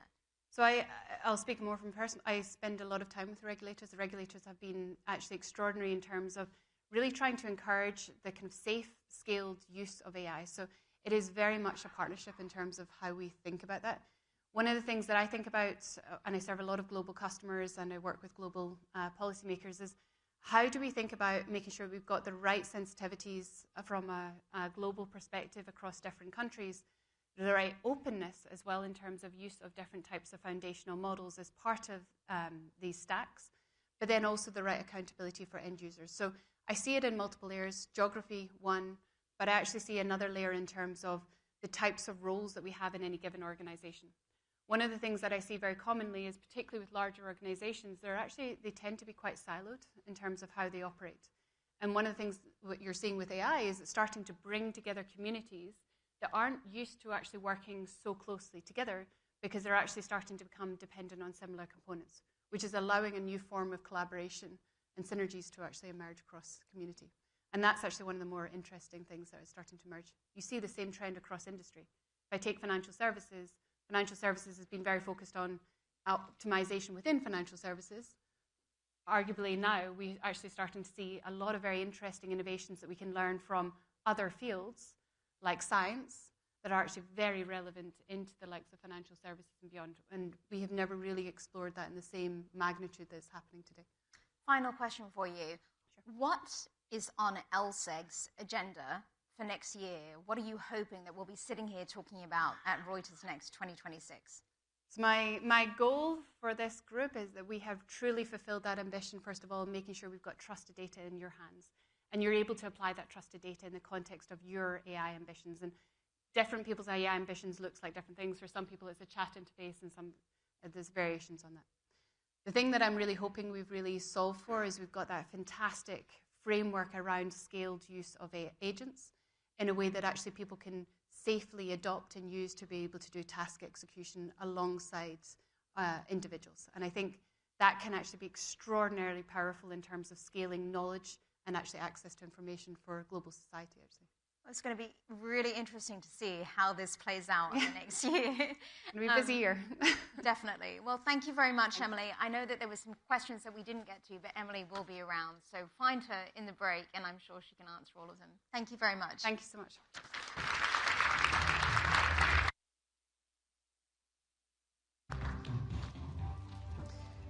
Right, it is break time. So very quickly, I want to let you know this afternoon we've got Wikipedia founder Jimmy Wales, we've got Sarah Jessica Parker. The Future of News sessions start at 11 at Crossroads Hub 1, and we will be back here at 11 a.m. to kick off. Again, enjoy your coffee. See you then. Bye-bye.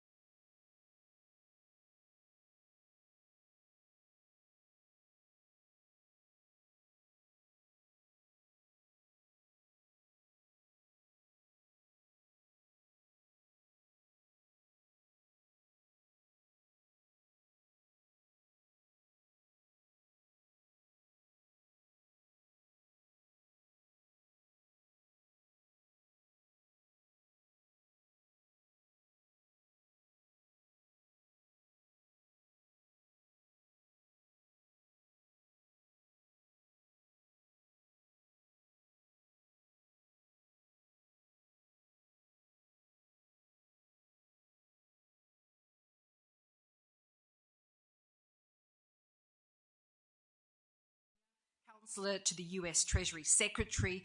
And the conversation will be moderated by Reuters White House correspondent Andrea Shalal. And this is a session hosted by a Reuters journalist under the Reuters trust principles. As we went through before, that means no question is off the table. Let's give them a round of applause.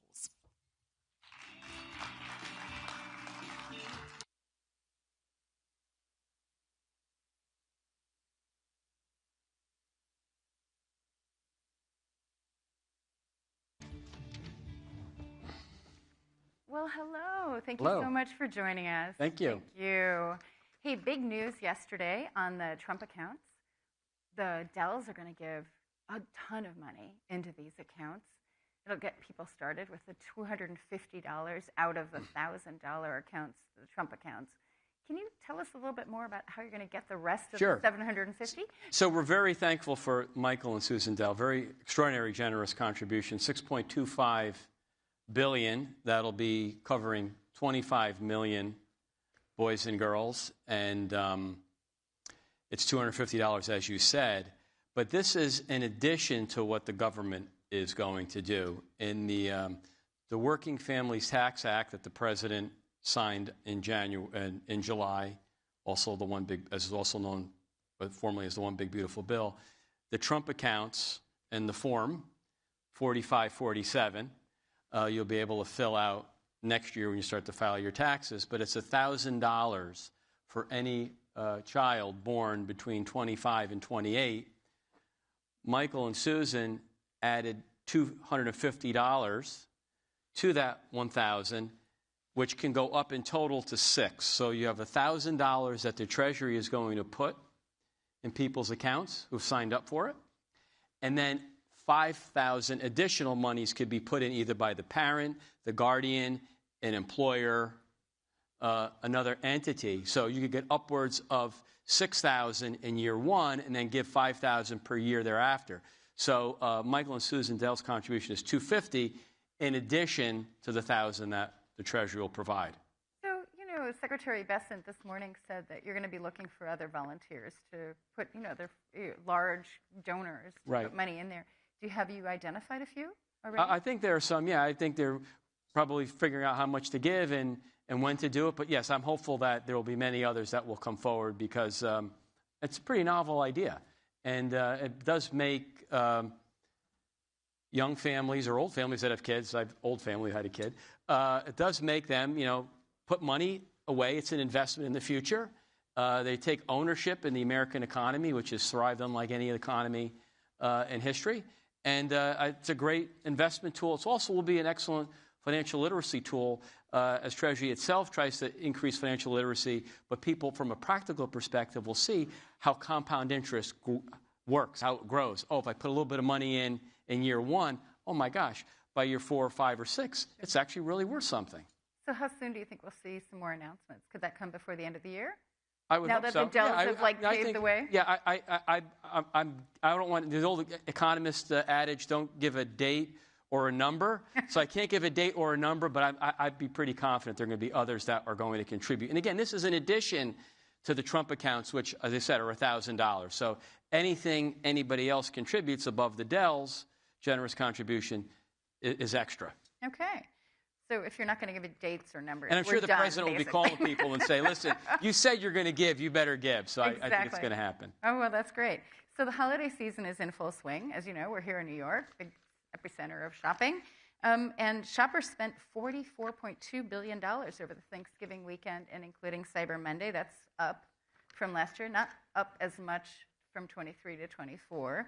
But President Trump's approval ratings are lower than they've ever been. And they're like the second lowest in history, mostly because Americans are really worried about the economy and inflation. So can you help us square these two, things? I'm generally not a huge fan of the polling. And we found historically, and since President Trump has been running, the polling is pretty inaccurate. So I think what really matters and what will matter is what do the data show? And the one key factor I think people may not fully appreciate are the parts of the bill that was signed in July, of which the Trump accounts were a key piece. There's other growth labor additive parts to it. So what do I mean by that? We need to design policies that will lift worker wages, lower the inflation rate, and increase after-tax incomes. And in the bill, the full expensing of capital, to me, is very powerful, because when we had that back in the first Trump administration, you had an increasing productivity, capital formation led to faster growth and very high wages. In the bill that was just signed, it's now permanent. That's really positive. We're already starting to see the CapEx cycle turn up. And as Treasury Secretary has mentioned, you look historically, when CapEx turns up, hiring always follows. This time will be no different. We'll start to see that next year. The second piece, and even more important, and the rules are almost out, they will be out by the end of the year, is the full expensing to build a factory. That's not a data center. That's a factory. That's a factory that's going to employ Americans, be built by Americans, and the factory sector pays higher than average wage rates. That will come, and because it's only a 3-year phenomenon, where the full factory can be expensed, which is really a big deal, because historically it's almost 40-year depreciation cycle. So you're taking nearly 40 years and you're compacting it into only 3. That's really positive for growth. And that's going to increase the supply side of the economy over time. That will also tend to lower inflation. And the last piece is reducing taxes and trying to get labor supply higher. How do you do that? Well, don't tax overtime. No tax on tips. So those are things for everyday working Americans. They're going to see the benefit of that in their paycheck. They're going to see it in the first quarter. And I can, because that's when they'll get refunds. That's when they're going to change their withholding allowances. And then we can come back to some of these polls, and you're going to see things turn.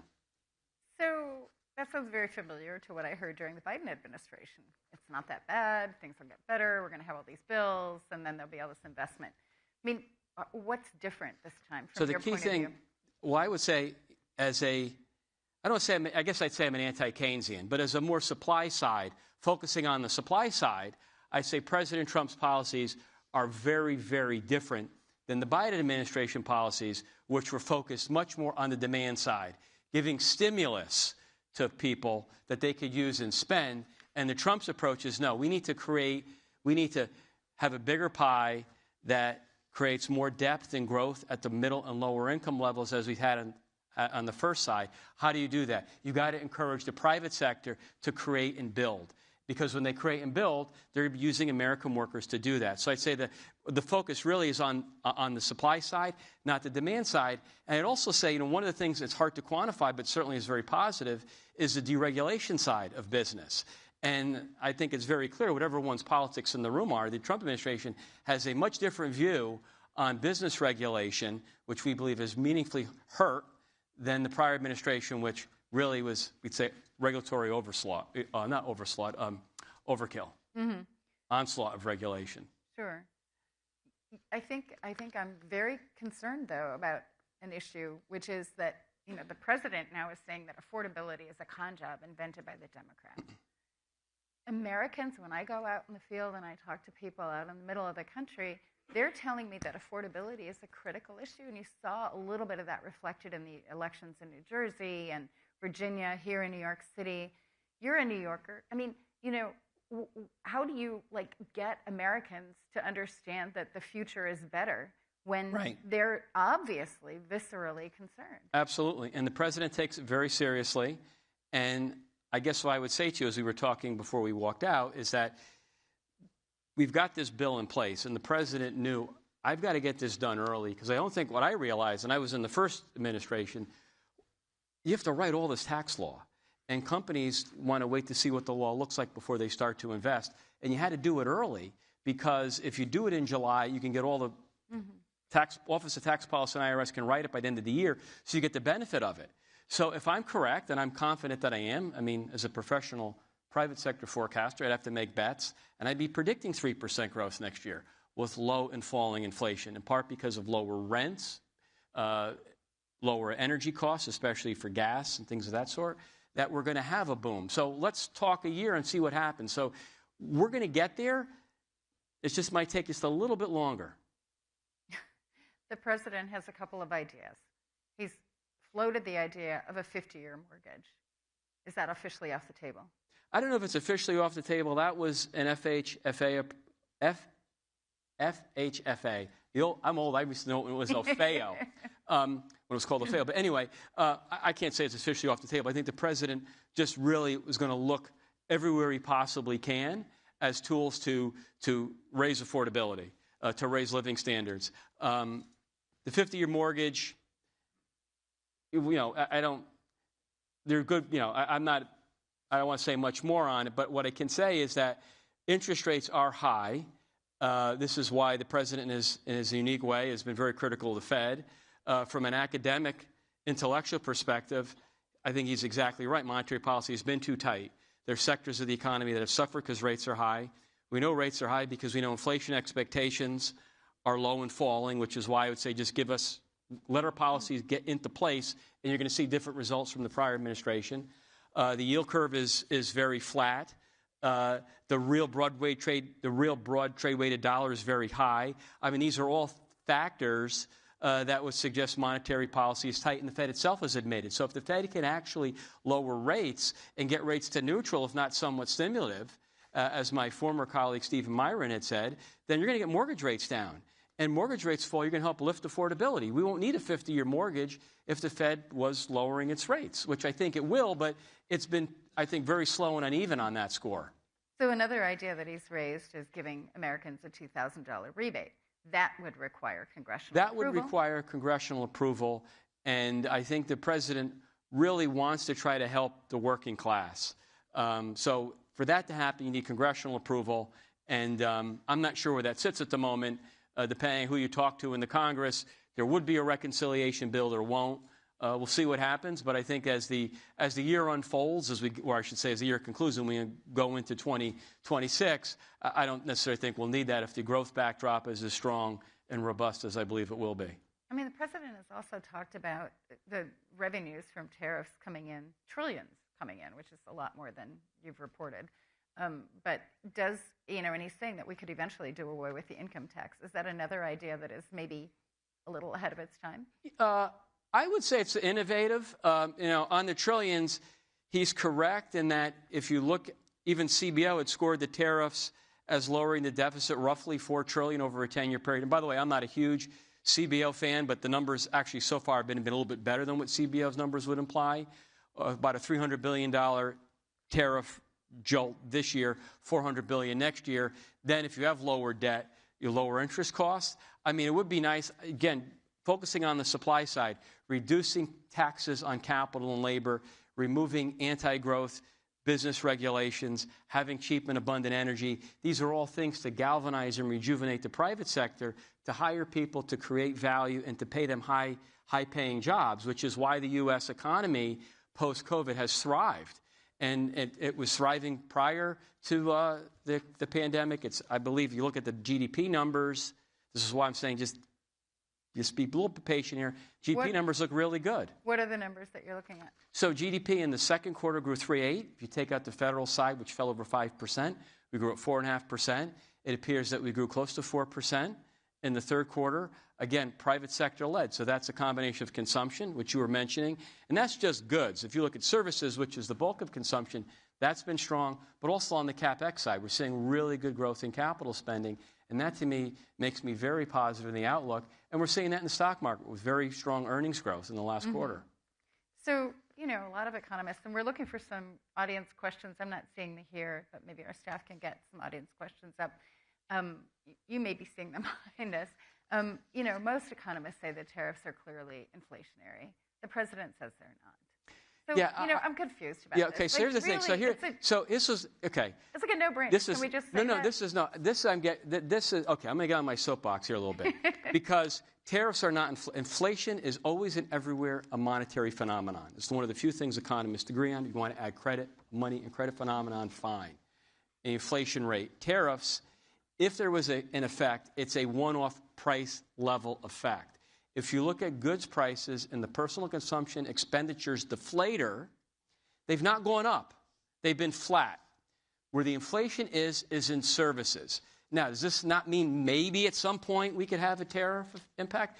I've been hearing that since March. And it happened in March, and it happened in April, May, June, July, August, September. No, I don't see tariffs as being inflationary. I think that's economic malpractice. I don't think people understand how the inflation process works. We've seen the vast majority of the tariff be absorbed in margins. And I also think, because I mentioned earlier, equity earnings in general have been so high, a lot of it's being absorbed effectively by the foreign exporter, who's lowered the price so that when the importer pays the higher tax, the end user consumer doesn't pay it. But you concede that the shoe could drop next year.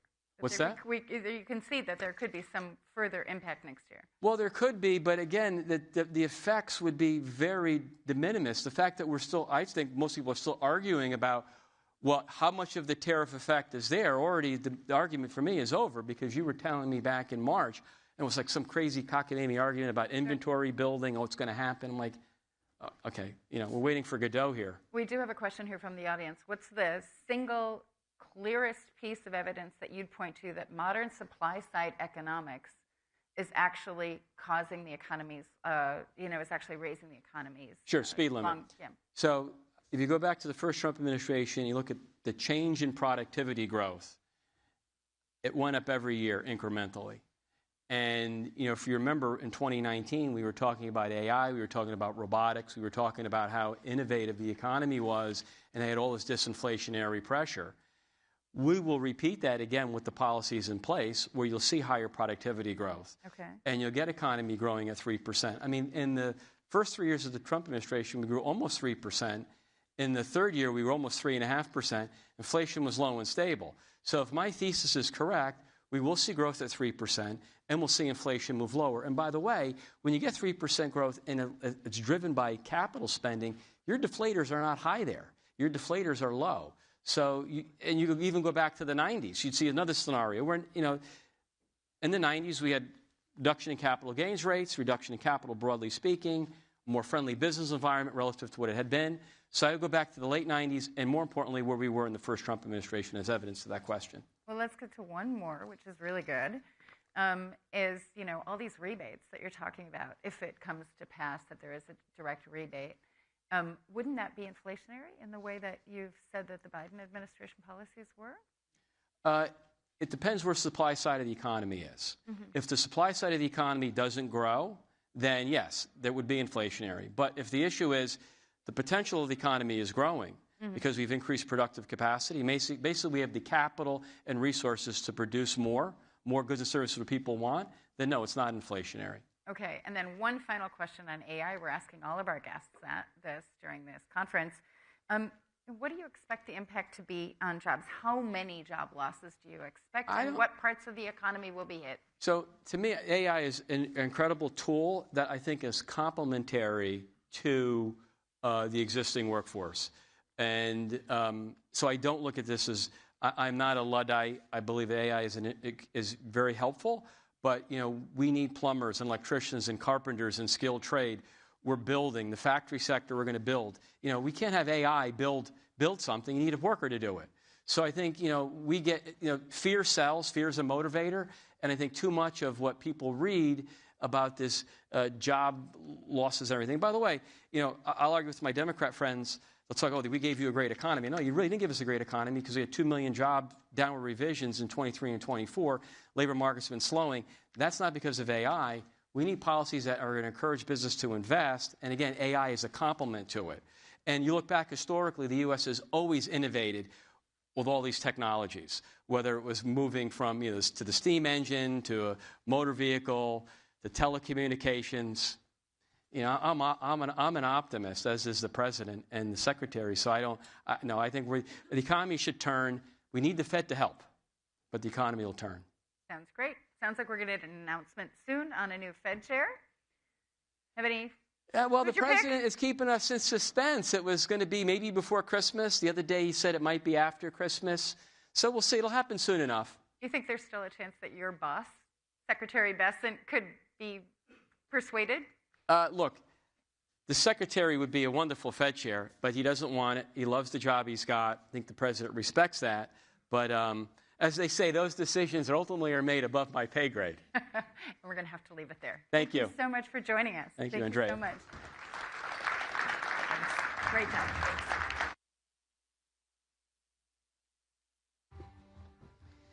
All right, I want to take this moment to encourage everybody with the standing room at the back, come on forward. We've got spaces. If your bag is next to you, maybe pick that up. Give some room for someone to take a seat. We love to see that there are people standing at the back. We're that full, but get comfortable. Take a seat if you can.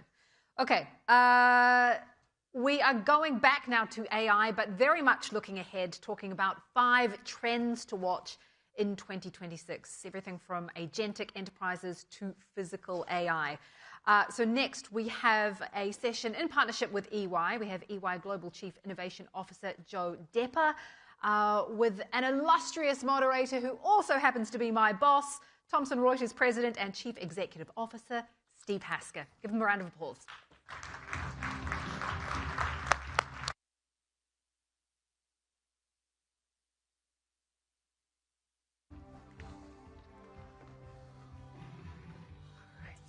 Okay, good morning, everyone. It's a great honour and privilege to have a chance to ask Joe Depper, the Chief Innovation Officer of EY, a few questions about this AI environment and get a few of his predictions for 2026.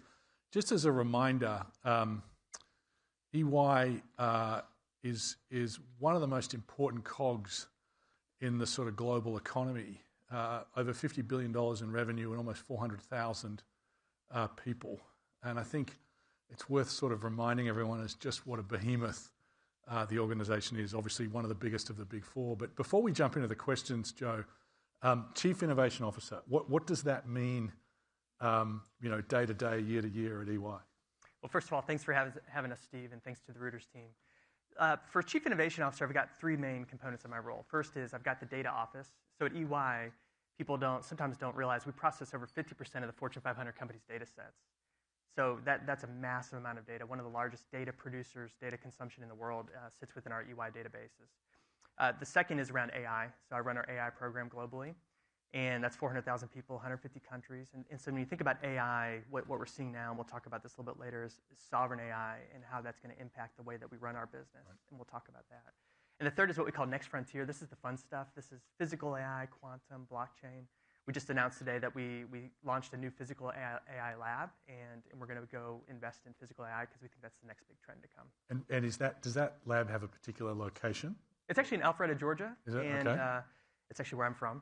No bias there. But Alpharetta, we've got actually our central technology team is headquartered there as well. And so what we did is we've got a lab where our clients can come, and it's really a hands-on application of both the simulation, which is data focused, in the Omniverse environment that's led by NVIDIA, and it allows our clients to actually touch and feel and truly apply physical AI before it even gets to the robotics stage of things. We call that the last mile of robotics. Yeah. Okay. All right. So the data side, the whole sort of frontier of AI as it pertains to the entire organisation, and therefore the clients, and then the new fun stuff. Okay. So I heard recently Peter Thiel make a reference to particularly consulting, and obviously consulting is and sort of broader change and transformation is a huge part of EY, as the assurance practices, audit and tax and so forth. But Peter sort of made the prediction that consulting will go the way of the wagon wheel, and it will be replaced by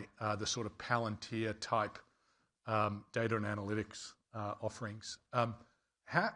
What's your view on that? I mean, is there an element of truth to that? And as you look forward for EY, is there more opportunity than threat? Is it equal opportunity and threat, or is this something that keeps you up at night? So absolutely, the world is going to change very, very quickly, and consulting in particular will also change. I think we're seeing that. If you think about it, ChatGPT's only been around for not even just now 3 years as of Sunday. It was his birthday. Sunday, okay. Yeah, that's right. ChatGPT was just 3 years ago, and it's amazing how fast things are evolving. Now we're talking about agentic AI. We're talking about physical AI. So when you think about our consulting business, we have something we call EY Client Zero. And the idea is that we have 400,000 people. We have 150 countries. Let's leverage and use AI on our own business first before we bring it to our clients. And what that does is it helps us filter through the noise. So the way we're thinking about our consulting business is absolutely AI is going to help assist and enable our consulting teams. And we're going to use agentic AI in some of those situations where we can actually drive better margins for our clients. But we don't expect a net job loss in consulting. We actually you don't. We don't expect a net. So the same or more consultants going forward. Same or more. the jobs are 100% going to change very, very quickly and already have. And I think the companies that actually adapt quicker, I call it the innovation muscle, so the ones that have the right training, the right assets in place, and the right data, the data is really important, are going to be the ones that absolutely take advantage of this market over the next 2, 3, 4, 5, 10 years. The ones that don't are going to fall behind very, very quickly. And I think that's the difference that's going to happen over the next few years. And do you think about sort of the recruiting, the next year's intake and the following in terms of humans versus agents? And is there a way to think about, EY will have for every one human 3 or 4 agents? I've heard other, sort of heads of consulting practices talk. Do you think in those terms or not? I think that you're going to see the job descriptions are absolutely going to change. So I often say to our teams, adaptability is the new job security, meaning your job is going to change, it's going to change again, it's going to change even faster than it has in the past. And so when you think about agents, the expectation is that you're going to manage agents in the future. Humans are going to manage agents. You're not going to manage just team members. You're going to be managing other agents. That means you need to onboard them, you have to recruit them, you have to train them, you have to certify them, you have to attest to what they're doing is the right thing to do. And then you retire them, and you bring in new agents. Same thing for physical AI and robotics. That's now becoming mainstream, right? You have to treat those as human protocol with recruiting, onboarding, training, certification, and then retiring those robots of the future. And so I think that a lot of the job growth, I think, is going to sit in that realm of training the agents, recruiting the agents, monitoring the agents. Same with physical AI. And with physical AI, you've got a whole job space there around manufacturing, configuration, maintenance, that nobody's quite understood yet either.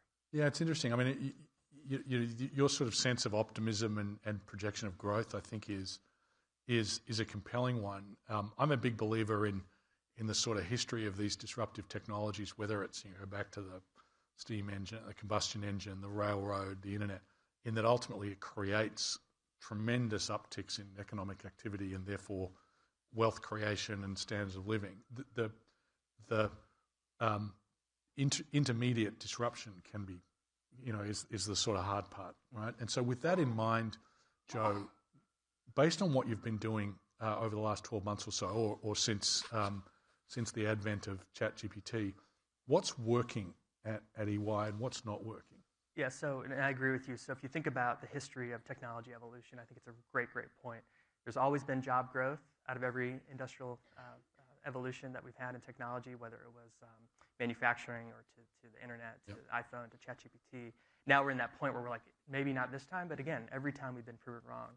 I think the difference this time is that the disruption is going to occur faster, right? And the speed is faster. Okay. And so there is going to be some temporary disruption that's going to occur, and you're going to see some companies that invest in the right tools, the right training, the right technologies exceed at a rapid pace. Some governments that do that as well.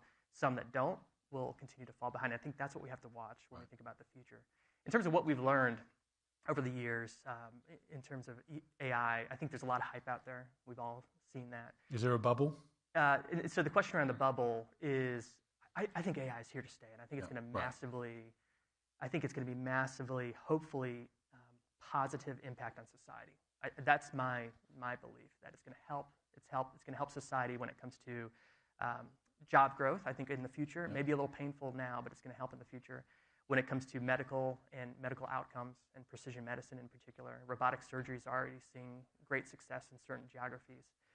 And also when we think about water supply and some other areas of growth, I think that AI is going to help improve the quality of life for people in the future. And that's hopefully what we all believe too. Yeah, and so as you think about, you've got in the audience here many people who lead their own companies, who work for other enterprises and government agencies. What's your advice in terms of where they should start? So in other words, do you start with sort of trying to automate tasks today? Do you start with things that cut across the organization? Do you start with sort of the highly specialized professional roles? Do you start with the back office?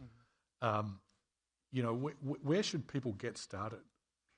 So when you think about, again, the speed of things, generative AI is moving to agentic AI, moving to physical AI in a matter of a year or two. Right. And so when you want to focus in on, okay, where do I get started? There's really, in my view, 4 key elements that we focused on at EY and with our clients too that are important.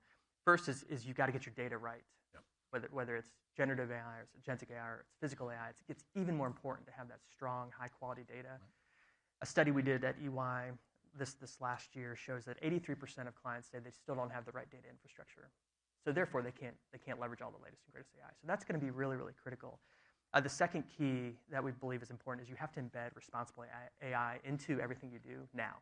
Right. So that's from the data, the models, to the algorithms, to the way that you're training your employees. Responsible AI has to be embedded. And what we've seen now, another study that we did recently, the companies that have embedded responsible AI, not just like a PowerPoint, right? Not just a motto, but truly putting it into your algorithms.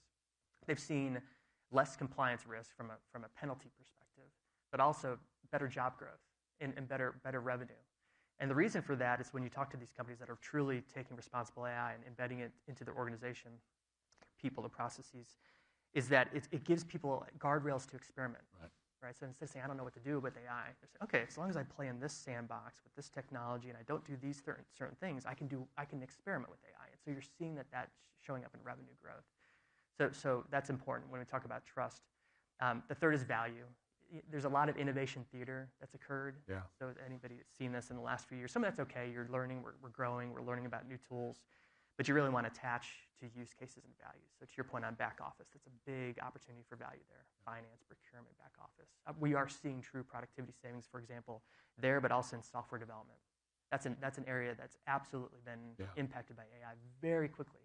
It went from one of the top job growth areas in 2 years, 3 years ago, to literally almost net zero now in software development and programming. And that tells you that there are going to be jobs that are going to be impacted by AI, and you've got to retool and reskill those. So value is going to be really important. It's not just productivity, it's also engagement, it's also quality. And the last one is what I call adoption. End of the day, you can have the best tools, the best technology. I can have the best data. If nobody's using it, it doesn't matter. So I was joking with the client the other day on adoption. I've never heard, Steve, a client say that they've over-invested in training. Never once have they said they've over-invested in training. That training is going to change. AI is going to help change training. It should be AI-led training, and not the training where you take a quarterly sort of training with a video camera. It should be at the point of service and AI-led, but training is going to be absolutely critical in the future. Yeah, we're seeing the sort of greatest impact when we apply our tools. The legal AI assistance called co-counsel, the tax AI assistance called co-counsel, when it's applied to those professions where there's deep expertise, where there's a very clear understanding of the role at different tenures, and we see less traction in some of the generic tools that are trying to apply where everyone has a slightly different take on what the job is. And interesting your point about the sort of importance of humans to guide the AI. I was reading about a study recently where they had the agent run the sales team, not the other way around, and essentially what the agent did was figure out that extortion was one of the best ways to incent the sales team. And so you actually need the human being to apply some values and some guardrails. Yeah, that's right. Fairly obvious point, but I think it was well made by this particular study. Okay, so as Kim said, we're going to get Joe's take on 5. Feel free to have more or less predictions for AI in the year 2026. So okay. Over to you, Joe. What do you think we're going to see? Well, so I think, again, the world is moving so quickly. There's the 5 key trends that I would see happening. One is data is both the lifeblood and the bottleneck. Can AI help on the data front? It absolutely can. Okay. So when you talk about data, master data management now can be automated with AI. Okay. Right. So there's ways that you can use AI to help improve your data quality. I'd actually say some industries, like financial services in particular, have invested in data over decades. Right. And so they are actually more equipped right now to take advantage of some of these next generation technologies than other industries that haven't. Right. So again, about 83% of clients still say their data is not in the right state. But it's not just the quality, it's also the access. So can I use the data? How do I use the data? What do I have consent to use the data? Right. You have new tools like synthetic data that actually Gartner is expecting by 2030 that it's going to be about 50% of the data in the world. It could be higher. It's synthetic, right? Basically fake data that's mimicking real data. At Thomson Reuters, we prefer the real to this. In case anyone's worried. You like the real data. Well, there's actually a whole, there's some, when you think about synthetic data, the issue is if you have too much synthetic data, you have model collapse. Right. Then you don't know what's real or what's not anymore. Yep. Right. Yep. So synthetic data it's good because you can actually do some things that you can't do today from a regulatory standpoint, not using real data. Clinical trials is a great example of precision medicine, where you can actually use it to predict how a patient will respond before they get the treatment. But there's also some downside as well. So data is going to be important, I think, in 2026 and beyond. Right? I think that's a standard that's going to continue to happen. Self-driving enterprise is the second component. You're starting to see this happen in some smaller companies and startups where they've got agents running and there's one CEO and agents are running the business. When you think about the self-driving enterprise, I think for corporations, it's going to be in certain pockets, like back office to start, finance, HR, procurement. And you're going to have agents that are going to be orchestrating amongst themselves with humans in the loop. And then you can actually have, again, you're going to have recruiting of those agents, onboarding of those agents, certification and attestation that they're doing the right things legally in compliance and they're not extorting people, right? And then you also are going to add in, eventually, to the self-driving enterprise, physical AI and robots, right? Interesting. Interesting you say that because, the sort of the importance of putting a human in the loop, incredibly critical. But the other end of the spectrum, it's not lost upon us, and I'm sure many in the room, that if you look at the average SaaS company that's at scale, revenue per employee around $300,000-$400,000 at the better performing SaaS technology companies, whereas companies that are created in the way you're describing, sort of agentic first, agentic AI native companies, revenues, particularly when they reach some version of scale, $3 to $5 million per employee. And heaven help the first cohort if they have to come up and compete against the second. And so, in my view, that's going to be the impetus for everybody who's starting a company to start AI first, and everyone who's running a legacy business to start to automate every part of it that they possibly can, because they're going to have to in order to compete. That's right. Okay, so number three. Number three, I think the sleeping giant right now is sovereign AI. Yeah, okay. I'm just curious, how many people know about sovereign AI? Anybody? See, not many. So that's one that I think is going to be really, if you think about it, at the end of the day. Can you define it for us? Just right. So USA, the way that they're going to treat AI and data is going to be different than, for example, China or the Middle East or Europe, right? Anywhere in Europe. And so countries are starting to establish policy around how to treat data, how to treat the models, how to treat the employees in terms of where they have to sit and live in order to use those models. So sovereign AI is the concept that you may have situations where countries say or dictate that in order to have AI in your company, you have to have the team, the data, the infrastructure, the technology layer sit within that country or that geography. And you think about what that does, it creates, I call it AI islands. You would have, if you're a multinational company like us, you would have AI infrastructure, technology, data in 150 countries. Right. If we use the extreme example, around the world. And so that to me is what I call the sleeping giant, because if that starts to happen, then what you would then create is a compliance layer that doesn't currently exist. Good news, it's net new jobs, right? But you're also going to need to deal with the technology and the infrastructure challenges that would occur as a result of that. It also would help improve privacy and safety and security in some areas. So there's pros and cons on sovereign AI, but we're seeing more and more discussions with our clients around how to enable that. It's interesting, isn't it, that this sort of AI era is coinciding with a pretty significant pullback in globalization. That's right. Which I think leads you to that conclusion. I mean, we're in the middle of some vigorous debates on a version of this question, which is, the way AI has been characterized, it's a race between the US and China, okay, which is sort of a version of what you're describing. And then the extension to sort of fair use and copyright, which is relevant to us, is that, well, China does not respect copyright, and if it's a race with the US, ergo the US shouldn't either. And we would argue the opposite, which is, China has cheaper power, has more engineers, doesn't have better chips but might. And so you sort of layer on what are the differentiators. The thing that the US has better than any other country on the planet is great content.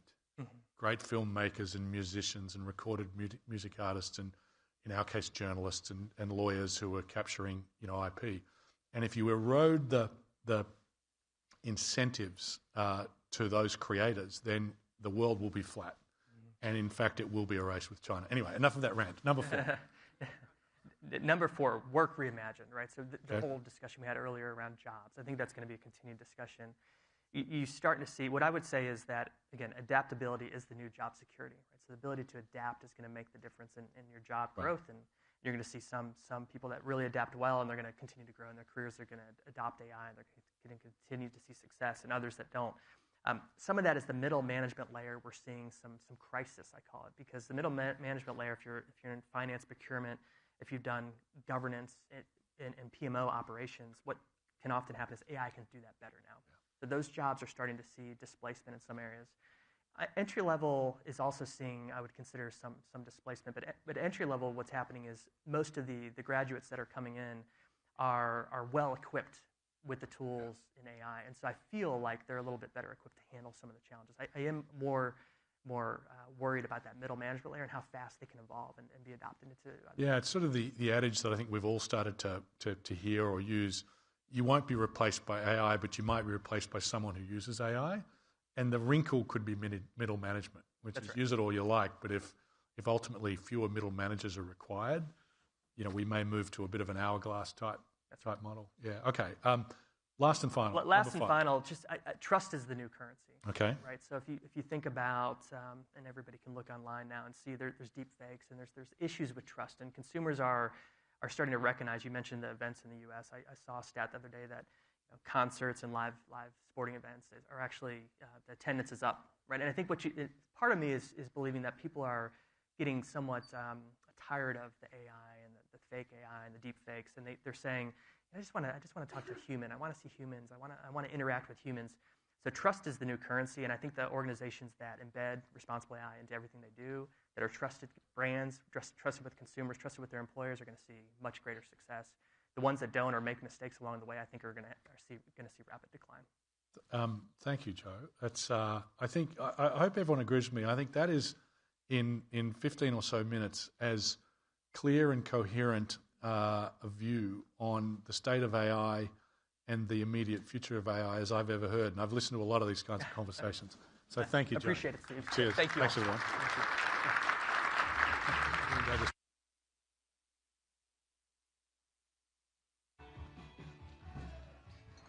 Yeah, absolutely. Fascinating discussion. I'm going to have to grab you at some point, Joe. I want to know, what should I be encouraging my teenage son to study so that he can not be lost in the middle management at some point? Speaking of, if you want to hear more conversations like those, we have the technology and AI stage, a whole lot going on there tomorrow. I'll be moderating and emceeing that stage, so please join us there tomorrow if you can. Up next, we have someone with a truly unique perspective on the future of storytelling and its social impact. This is a discussion moderated by Reuters' US entertainment business correspondent and podcast favorite, Dawn Chmielewski, who is speaking to Shari Redstone, who leads the Redstone Family Foundation and chairs Sipur Studios. Let's give them a round of applause.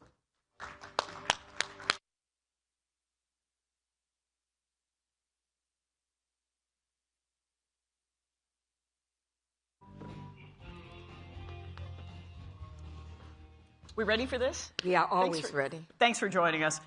This will be a lively conversation. So Shari, look, Shari is the former chairperson of Paramount Global. She is currently president of the Redstone Family Foundation, which is a philanthropy, pardon me, I can't speak, focused on combating racism and anti-Semitism through education. And earlier this year, she took on a new role in entertainment as chair of Sipur, which is an entertainment studio behind the Emmy Award-winning documentary, We Will Dance Again. So we'll talk about that shortly. Let's start the conversation with the industry you know so well, the entertainment industry, which is undergoing this rapid consolidation. You, of course, sold your family's stake in Paramount to the Ellison family over the summer, and in recent days we've seen that another major Hollywood studio, Warner Brothers Discovery, is in discussion, contemplating a sale. So what are the factors contributing to this consolidation, and what do you think the industry looks like over the next few years? Well, I do think there will continue to be consolidation in the industry. I think, as we were talking off stage, consolidation is hard. It's very hard to integrate new companies into old companies, so I think we're going to see a lot of successful integrations and also ones that become more challenged. I think one thing that will stay the same, as my dad always said, is content is king. So for me, the entertainment industry has always been about creating great content. I don't know how it will end up with Warner Brothers, who will get it. But what's interesting, you see those of us who have traditionally been in the content creating business, and then companies like Netflix, who are a great distribution company, but now realizing the importance of creating content and creating content that people want to see. So I think it's going to continue to evolve.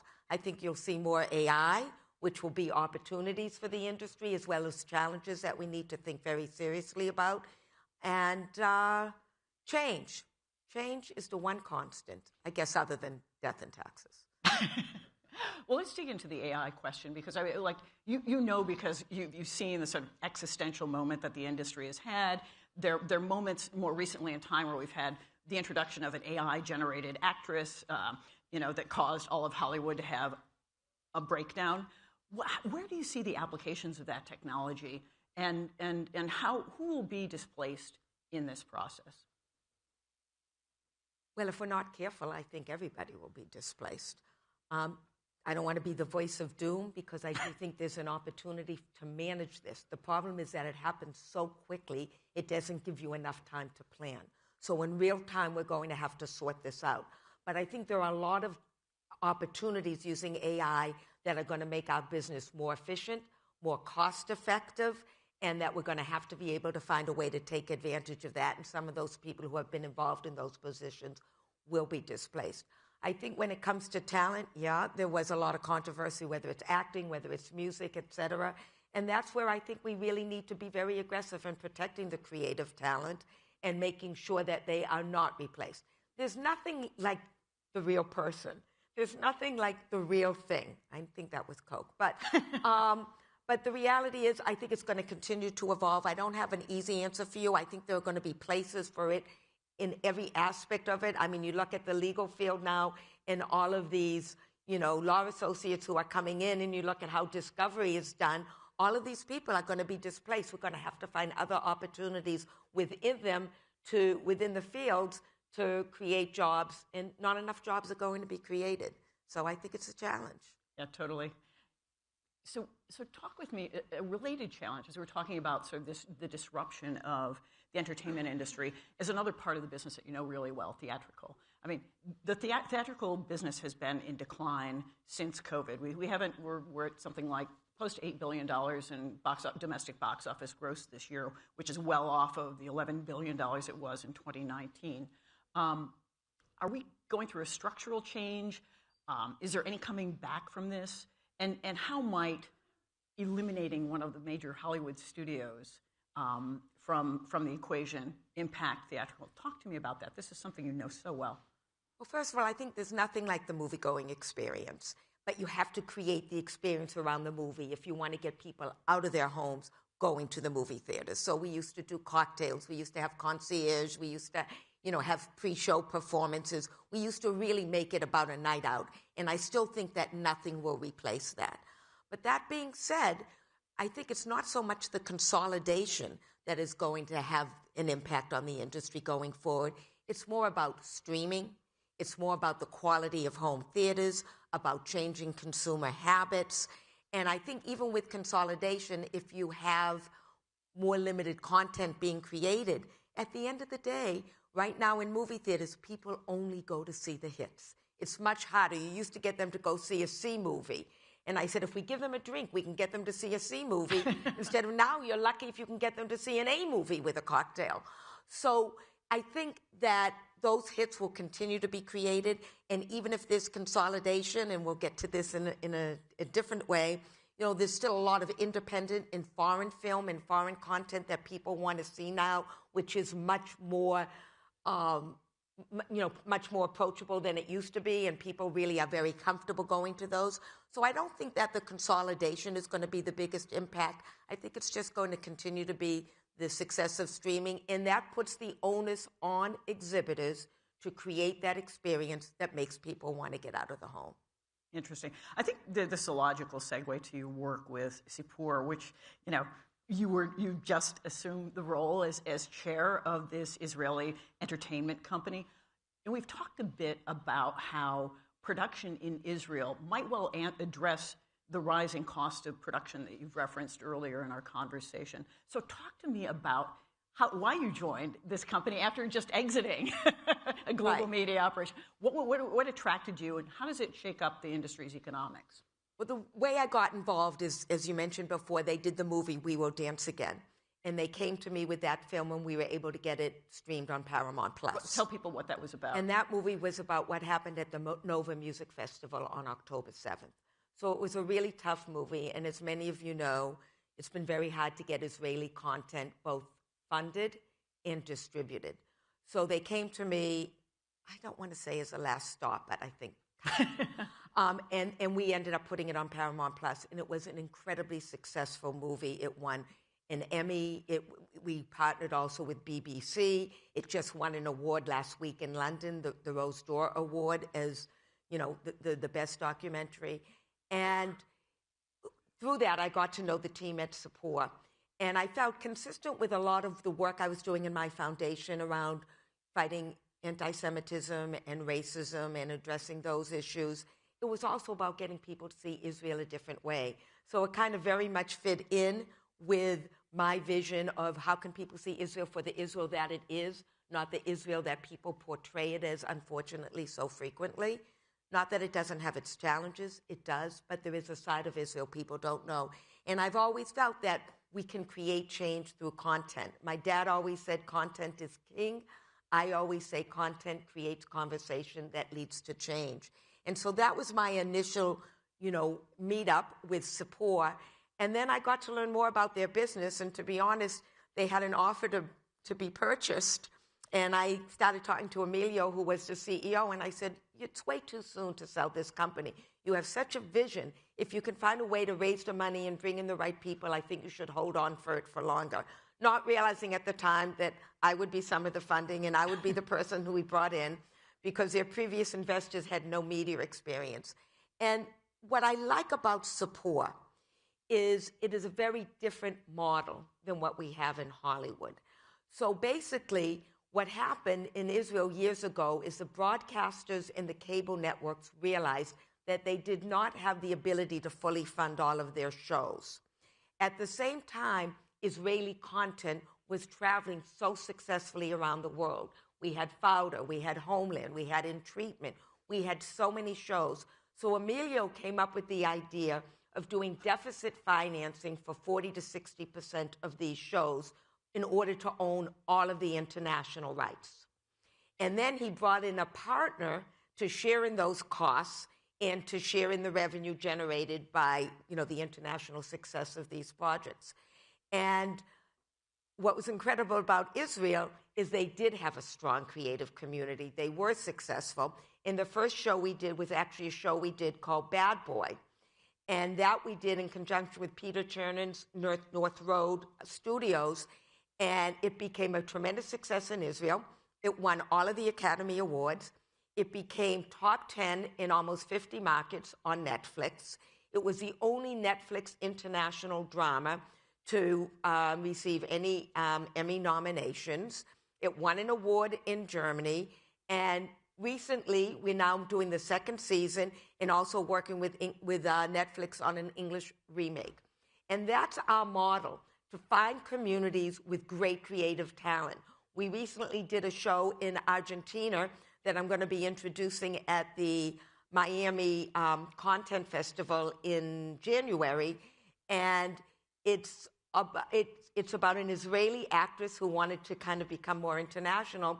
And she's teamed up with a very well-known actor in Argentina. And it's a telenovela about a woman whose boyfriend ends up having a relationship with somebody else's wife in Argentina. So she goes over there to figure it out. And it then takes on all of the typical things that a telenovela takes on. It's incredible. It's a 360-degree approach to the content. So we not only have the show, we have a concert. And in fact, that's how it's going to be introduced. When we introduce the content, we're looking at doing something in Australia. We're doing our first international thriller with North Road called Heart of a Killer, which is about an Israeli doctor whose best friend needs an organ transplant and can't get one. So she comes up with a very creative way to save her friend's life and then gets involved with the illegal organ transplant market. So I could go on and I on. know, I was going to say, but you know, I'm excited about it because it is a different model and it works. And in spite of the fact that people kind of want to boycott content, I actually believe that having this content out there can lead to conversations that can bring people together. I know we've got so little time and so many things. So many no. There's so many things that we could ask about. One of the audience members is raising a question about CBS News, which you knew was. We'll reframe it slightly. I was hoping you could talk about the controversial decision to settle with CBS News with President Trump over his CBS News lawsuit that stemmed from, as you know, the 60 Minutes interview with his White House rival Kamala Harris. Did you worry about the settlement being potentially precedent-setting, maybe emboldening powerful people to use lawsuits to pressure news organizations? How did you come to a decision here? Because it wasn't an easy one. Well, first of all, I was not part of the actual decision that was made because I did recuse myself from the board just because of the appearance of conflict, which I really believe existed, but I try to be overly careful, in spite of the fact that people like to sue me, or because of that. But the reality is, you talk about precedent setting, every other company that had been sued by Trump settled within days. So the precedent, if you want to refer to it that way, had already been set. But to me, it was about we had a responsibility as a board to run our business. And while I did recuse myself from the discussions, and I have no idea how they reached the deal that they did reach, I do believe it was the right decision. I think the trial had been set for 2 years out. The chaos that would have been created over the next 2 years, I'm not sure the company could have survived. The internal distractions, the external distractions, in spite of everything that we were doing in the company, and during those months we became the #4 streaming service, nobody was talking about that. All people were talking about was the distraction of the Trump litigation. In addition, Trump was threatening a lawsuit in Florida. You have no idea what discovery is going to show, and even though you think you're always in a good position, there are a lot of things that come out in discovery that you don't like. There are a lot of things that come out in trial that don't like. The responsibility of the board is to do whatever they have to do to ensure the effective functioning of the company. So I do believe it was the right decision. I do believe we have to continue to fight for fairness in news, fairness in broadcasting. I think we have an obligation to do a better job than we've done to remove bias. But the reality is I think it was the right decision, even though it wasn't one that I was involved with. All right.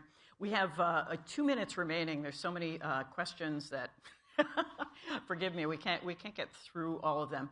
There was a question about, if we could scroll back, about AI and its influence in creating content. Like, can AI, if you don't mind scrolling back to one of the earlier questions? Before you get to that, I want to interrupt you, because if we're that short of time, I'd love to talk for a minute about my foundation. Oh, please do. If that's okay.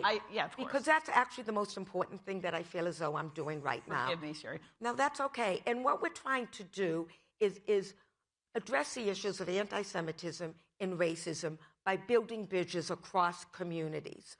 So we try to empower individuals in communities to have civil discussions. We have a film impact series where we show films about the relationship between the Black and Jewish community and how they come together. I recently did an event at the Jewish Museum where we had a Black artist who was inspired by a Jewish artist, and it showed their work side by side and how it worked. We do a Ramadan dinner. And the reason I really want to say this to you is we're at such a tipping point right now in this world. And I would really ask all of you to use content, whatever content it is, to have the conversations that need to be had.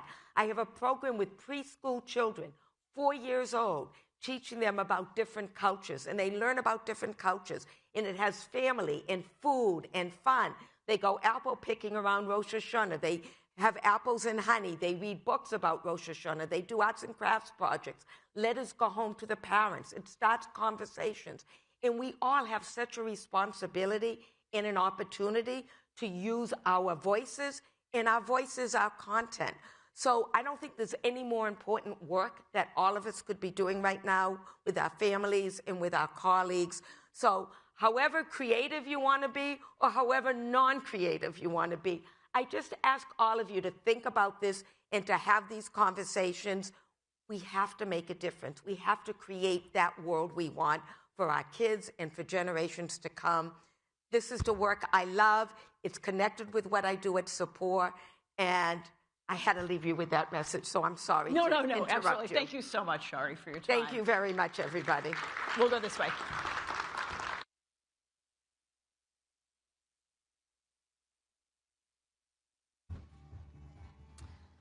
Okay, up next, we have one more session before lunch, and it promises to be a good one. We are, again, switching our focus to AI, technology. We've got sessions on humanoids after lunch, the AI workforce, and the 2026 AI dilemma. But before that, we're talking about fast-changing markets and how they're prompting institutional investors to shift their strategies. So how are they doing it?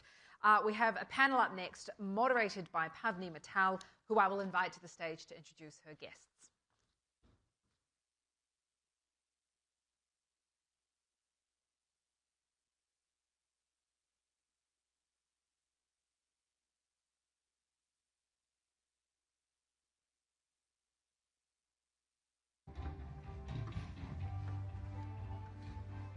Thank you, Kim. Good afternoon, everyone. I'm Pavni Mittal. Bob Dylan said the times, they are changing, and nobody knows that better than the lovely ladies over here with me who are long-term institutional investors. And while circumstances and the environment around us, is changing quite fast, and Kim mentioned some of those, technology and politics, one thing that has remained constant is the mandate to create long-term value. So let's unpack that over the next 30 minutes.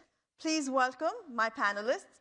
From the Smithsonian Institution, Chief Investment Officer Amy Chen, she's to my extreme left. Builders Vision Chief Investment Officer Noel Lang. And right next to me is North America Head for Temasek, Jane Atherton. Welcome. It's been a volatile few weeks in the market. Could each of you talk about how you are relooking at maybe your long-term strategy when you see such volatility in the short term? Amy? Sure, thank you so much. And really, it's an honor to be here today. The Smithsonian is a long-term patient investor that is invested across the asset classes. And so in terms of our portfolio, we have designed it more in terms of long-term assets as opposed to being concerned about short-term volatility. So we typically don't make any changes on the short-term basis. Is there any indicator that you're really looking at right now, or does that not bother you at all? Well, we do look at valuations, and so if we feel we've been topped off, we'll rebalance our portfolio. But if not, and then if we have market drawdowns, we will rebalance. But typically, we don't make short-term changes. Noel? Similarly, Builders Vision, we're a team of investors and philanthropists founded by Lucas Walton, so a member of the Walton family. And we're long-term investors as well, so have a very similar philosophy. But I would say in these periods where there is so much going on within the portfolio, distributions in the private investment portfolio, for example, have been slowed a bit, and there is, volatility in the public markets. We often think about liquidity, so we want to be looking at the liquidity, and we manage 8 portfolios in-house, foundation, taxable portfolios, et cetera. And so really thinking about, is the liquidity, managers that, for instance, might have monthly liquidity, something like that, is it accurate? Can we actually pull that out, and whatnot if we needed it? And we really want to be able to always start on the front foot, if there is an opportunity, and a lot of times with volatility, there are opportunities through rebalancing and whatnot. So that's, we're really looking, it's not very exciting, but we're looking at that total portfolio, balance and how we could, in that long-term way, through balancing, through liquidity, et cetera, take advantage of opportunities. Jane, what has been your approach during the last few weeks? So I would say we're very similar to my first 2 panelists in that we're a Singapore sovereign-owned entity. We are a permanent capital balance sheet, and our mandate is to create sustainable returns over the long term. Because we're investing off our balance sheet, we are not restricted by fund life. We're also primarily an equities investor. So the first piece of resilience for us comes from our balance sheet itself. We're a AAA-rated entity, and we have a high degree of liquidity. So for us, when we're looking at periods of volatility, that can potentially provide an opportunity for us to deploy the liquidity that we have on our balance sheet. And in addition, the balance sheet itself and the strength of that balance sheet provides us a degree of defensibility should we be navigating through periods of volatility. I would also say as a global investor for us, we're very focused also in terms of making sure that we have geographic diversity. The US is our second largest investment market outside of our home market of Singapore. And we also have to ensure that we have a degree of diversification as it relates to industry as well. And then I would say finally, from our perspective, we try and do two things. We try and acknowledge and understand what our portfolio companies are seeing and telling us about the environment that we're operating in, and also the broader ecosystem. We are a large participant in the market. We are also a large LP in a number of GPs, and we benefit from their insights as it relates to making sure that at the end of the day, we're looking at short-term volatility, but we have our eye on what are those long-term trends that we should be investing in for the future. Speaking of opportunities, AI has opened up this whole world, and depending on where you are, it's either an opportunity or, a time for a lot of anxiety. Noel, for you, because, there's a lot of focus on climate for you. So what kind of opportunities has this AI wave created in climate-focused sectors? Yeah, I think this is, AI is really transforming everything in every sector, and climate is no different. And I think it's important to recognize that a lot of people have a narrow idea of climate and climate investing.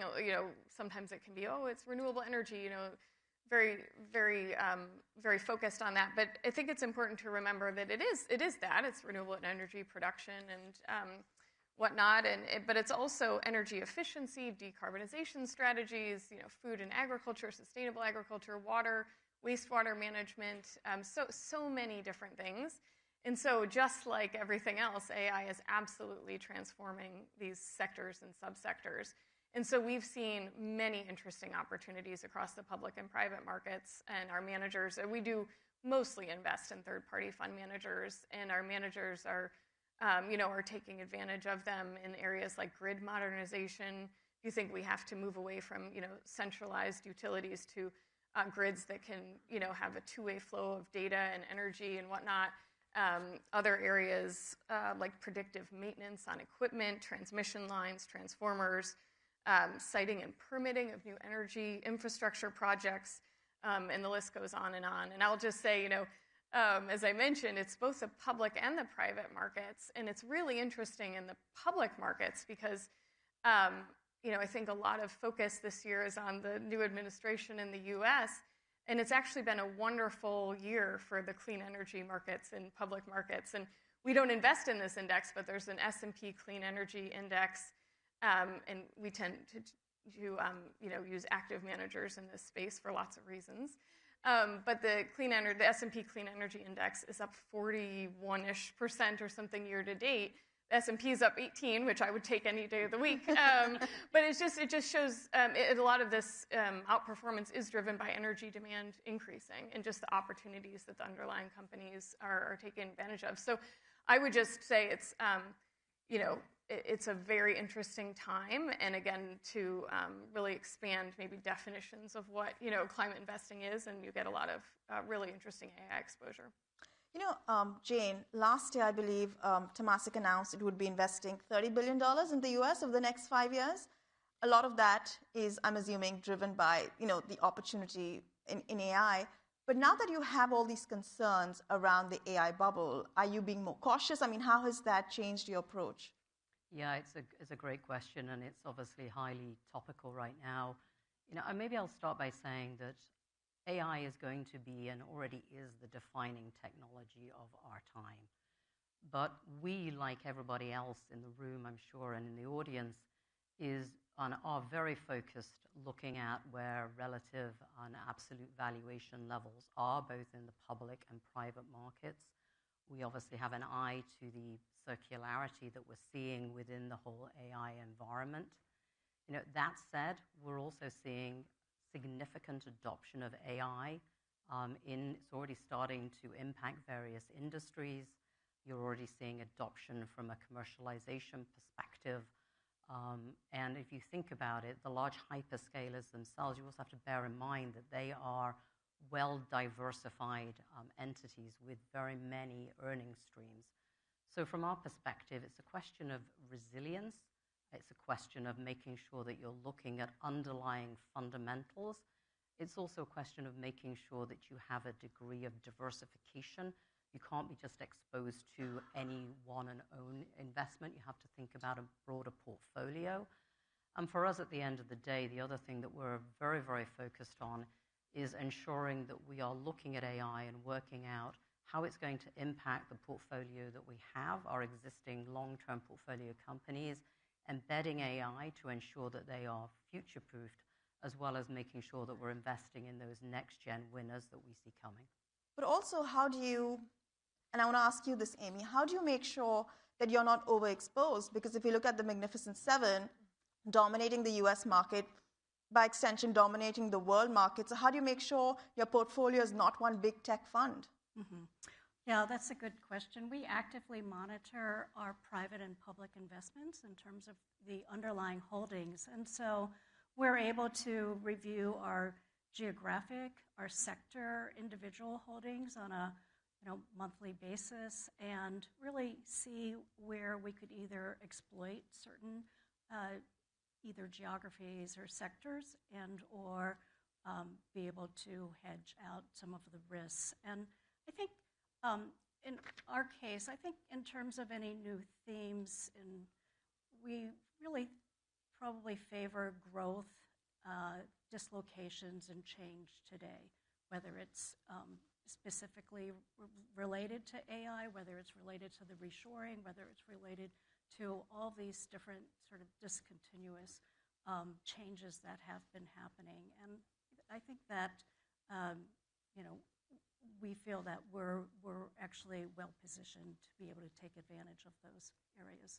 I want to pivot to mission-driven investing. Noel, a lot of the headlines about Builder's Vision is about the investment in climate, but you're also trying to make money. Mm-hmm. So how do you balance those?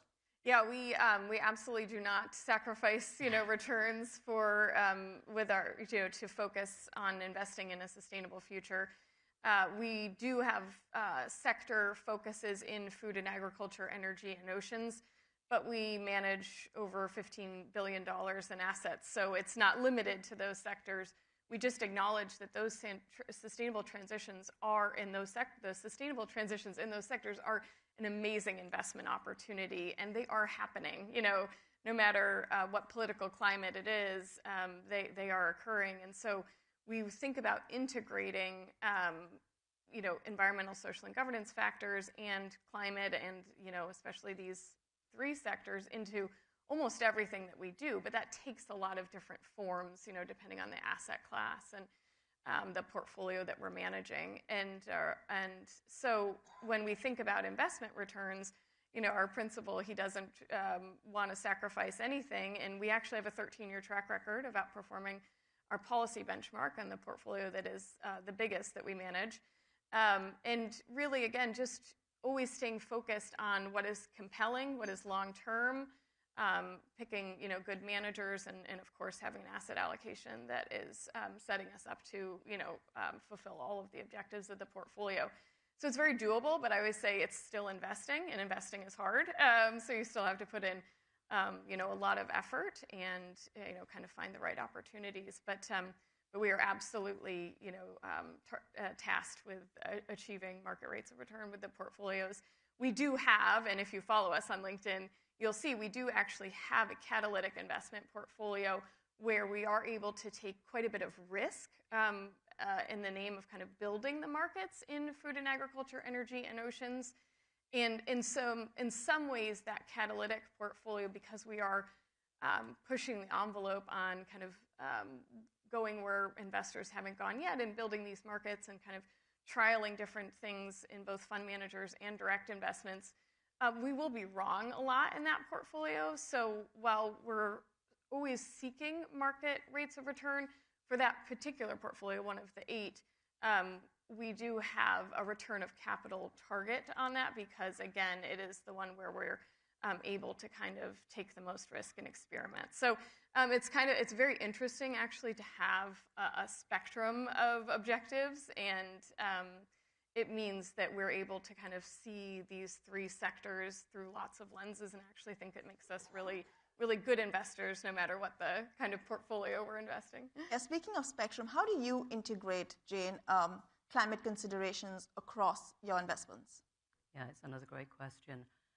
So again, as a long-term permanent capital investor, I don't think anybody can avoid climate when you're trying to ensure that you have resiliency in your portfolio.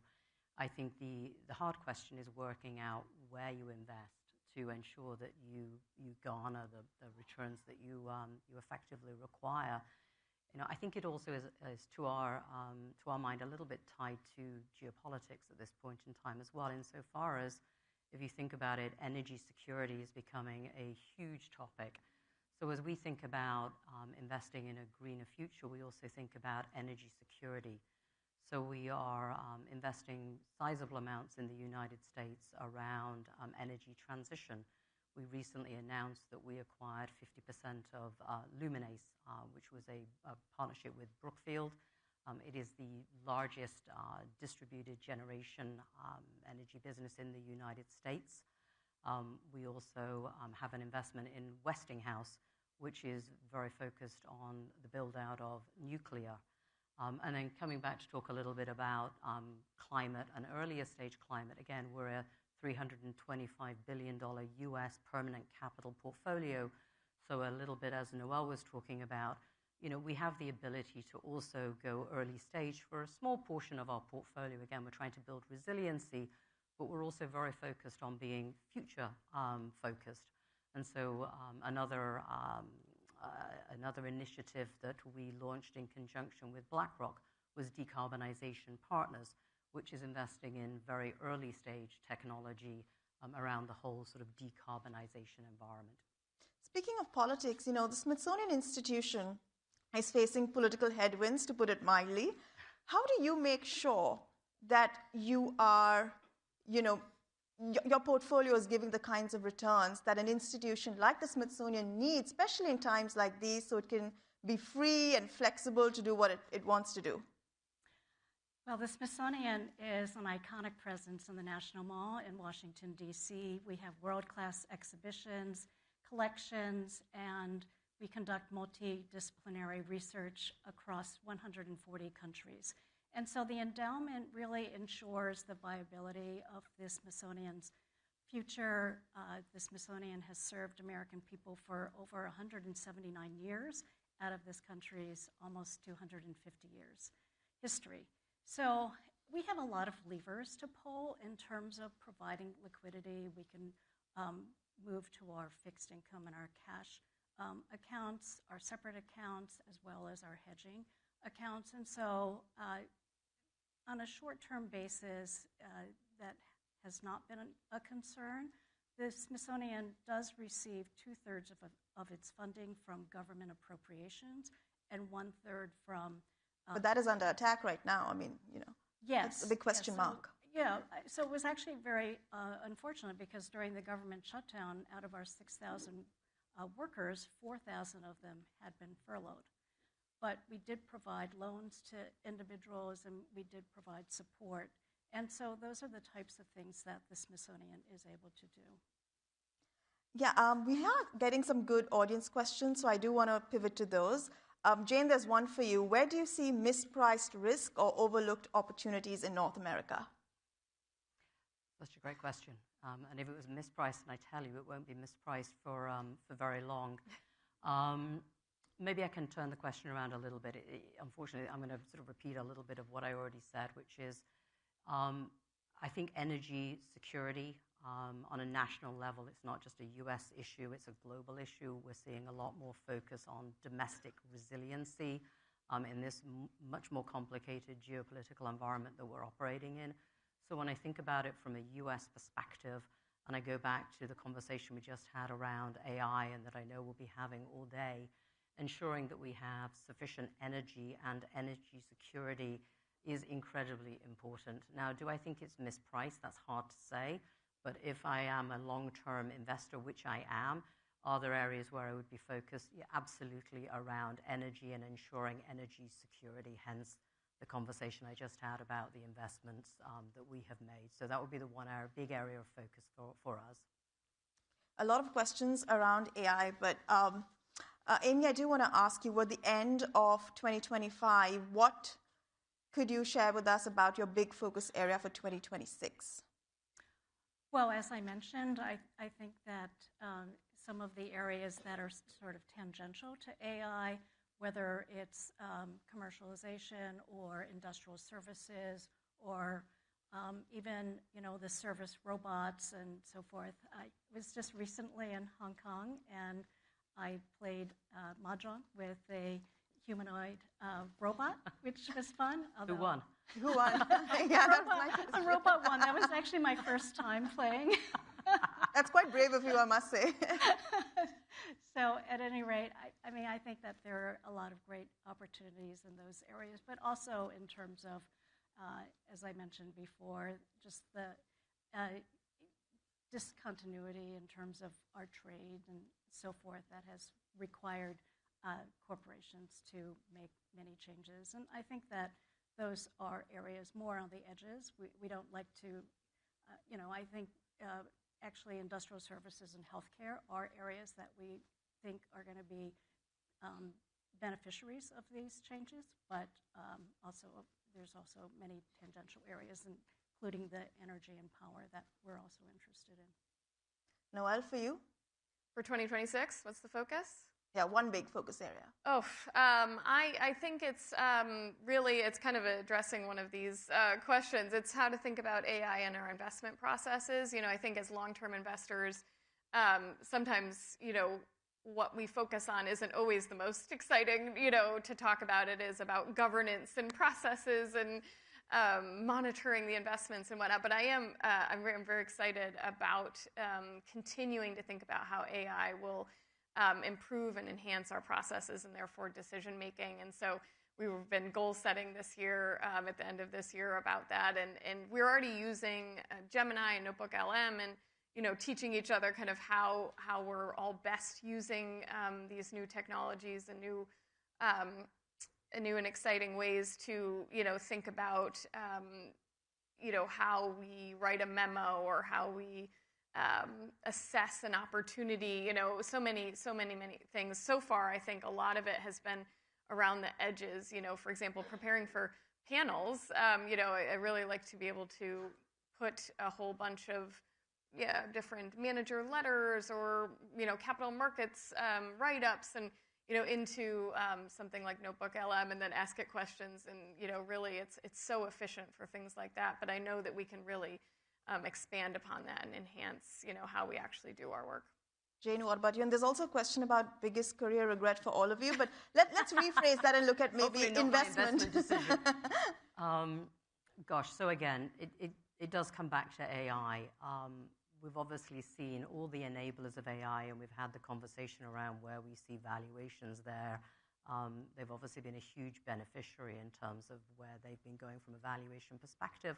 But I think for me, it's very much focusing on where's AI going to be implemented and where are the areas where you're going to see the most impact, both positive and obviously also negative.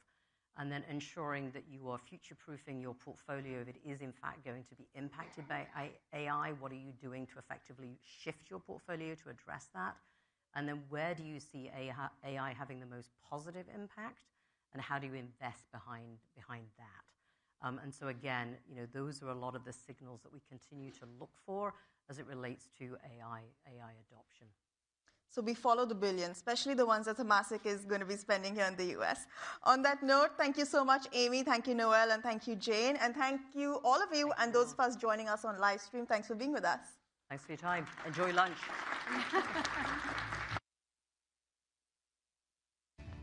Before we release you, please go and check out, there's an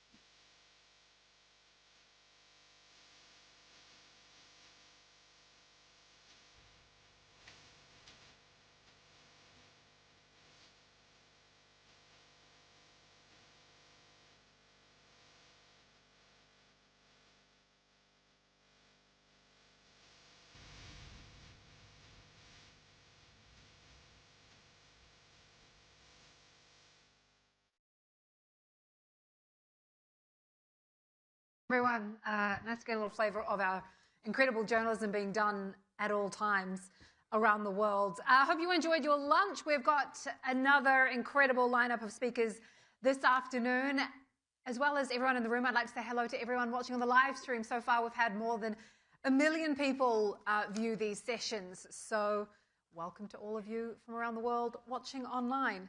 Now, a quick little reminder that we have a mix of sessions that are moderated by our Reuters journalism team from our Reuters newsroom. They come under the Reuters Trust Principles. We also have some sessions moderated by our colleagues in events. So there's a lot to get through this afternoon. I'd also like to mention that we want to get your feedback on these sessions. In order to give feedback, if you go to the Reuters Events app, excuse me, if you make sure that you add the session to your agenda, then you'll have the ability to give feedback when the session is over. But up next is a session that I am very much looking forward to. We're talking about humanoids and does the reality match the hype? This session is hosted by Reuters journalist, Reuters tech correspondent, Crystal Hu. Let's give them a round of applause.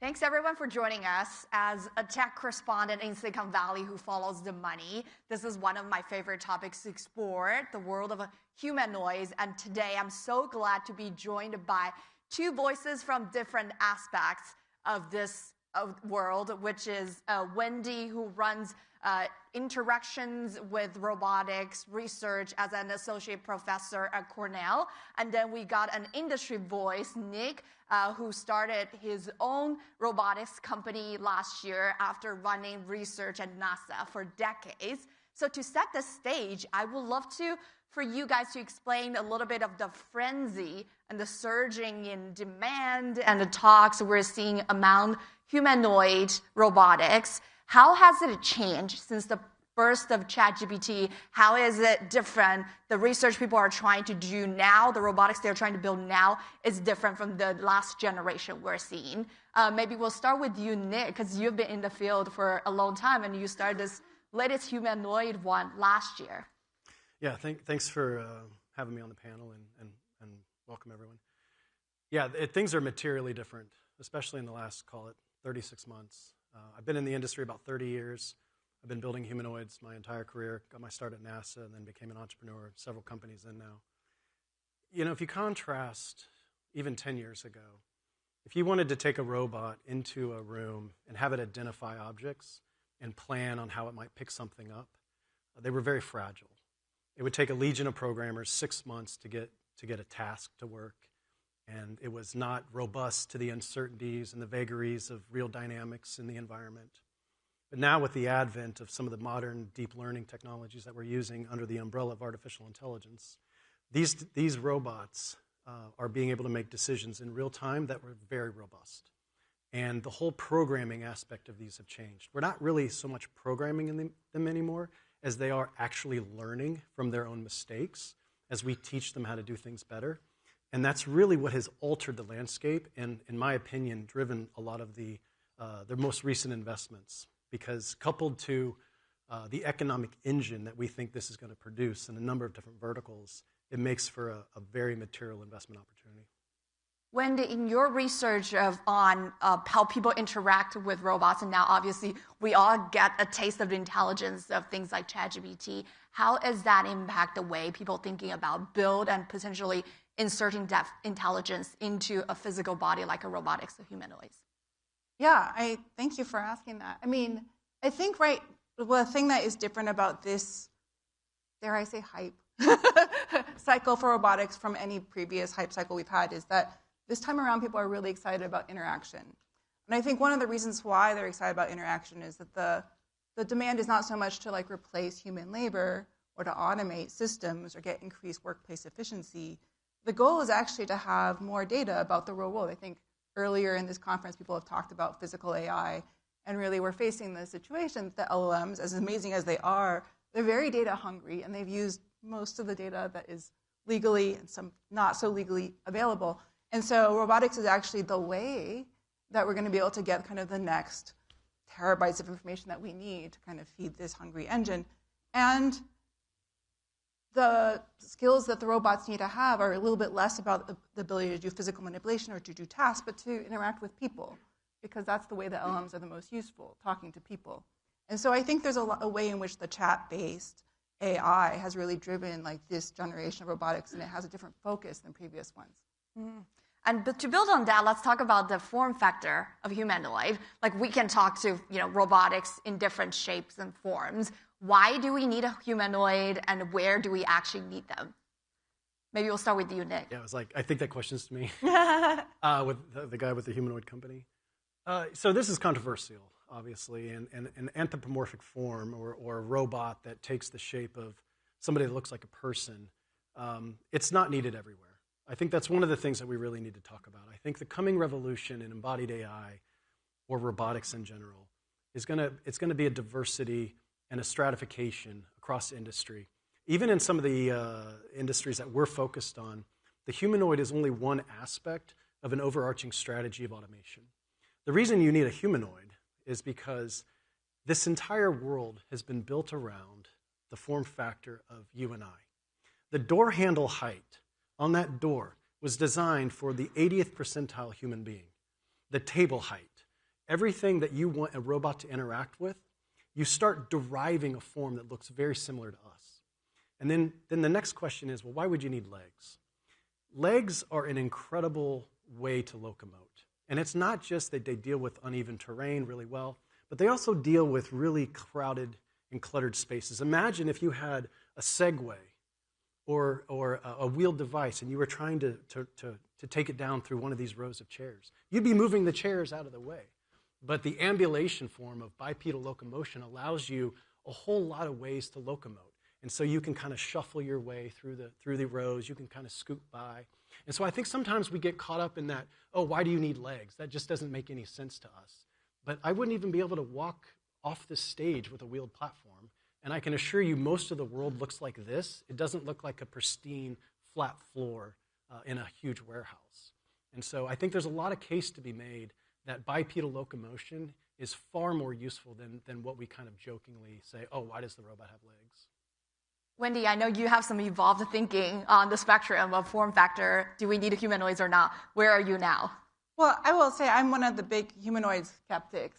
A lot Me of my too. research has revolved around interactive. That's why we have you guys on the panel about humanoids. We have robot trash barrels, we have robot chairs, and mostly what I want to point out about the stuff that I've done in my research is that a lot of times people say that you need the humanoid form factor so that people will know how to interact with the robot. And what we see is that people interact socially with things that don't look, like a person at all. They don't have to have googly eyes. They don't have to have arms. People have a social intuition about how to interact, and they can apply it to all sorts of different other form factors of machines. And so when it comes to any environment where there's going to be people, people have been arguing they have to be humanoid, and I have been really skeptical. I think now my thinking has evolved. I think that the humanoid form factor is one form factor, and I actually don't think that we should eliminate any form factors. I definitely think there are, like Nicholas is saying, some scenarios where you really need, you can't redesign the environment around the robot. So for example, like the Fukushima plant, like if the whole environment has been set up by people and there's no option to go back and retroactively install things for the robot, you actually really need things that can actually manage that and do the things that people do. But I think in a lot more situations, what you actually have is control over the environment. If every one of these chairs was robotic, you could move any kind of machine in the middle because the chairs could get out of the way. Yeah. So I think in some ways what we should be looking at is a federation of different kinds of form factors where the humanoid is just one. And Nick, you obviously have picked your bets by building a humanoid robotics companies, and we have talked about the advantage and why you chose that form factor. What are the real world difficulties and challenges of building a humanoid that actually have the dexterity and flexibility as a human? I mean, a humanoid design challenge is like a 100,000-piece puzzle. And sometimes some of those pieces have fallen onto the ground, and you hope there's not a little spot missing in your puzzle of an Eiffel Tower, right? So it's an enormous challenge. It's a full software stack problem. It's a full hardware stack problem. It's an integration problem. Running a company is an execution problem. Constantly dealing with funding and hiring and clients and pressures of adoption and trying to get a pilot to work and actually close a business case. It's a very complicated thing. So on the design side, we live in a very physical world. The promise of humanoids isn't that they look like a person or that they're going to be this romantic evolution of someday folding your laundry in your home. It's that the last 50 years has been characterized by the ubiquitous manipulation of the virtual world, and we've conquered that. The next 50 is going to be the ubiquitous manipulation of the physical world. And we are looking forward to a day where being able to move things in the environment, manipulate objects at will, on demand, is going to become the status quo.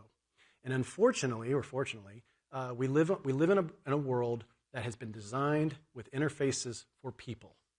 And so you have a human hand with 5 fingers that governs the entire infrastructure of the planet. And you're not going to go through and rebuild and redesign $1 trillion or $10 trillion worth of infrastructure to then put in an overfit, bespoke robotic system. You're going to put something in place that has the capability to interface with those interfaces. Unfortunately, for a lot of design engineers, it's going to require something that looks a lot like this. Now, that in and of itself is an exceptional challenge. There is an ecosystem of companies that are working on replicating the human hand or the functioning of the human hand.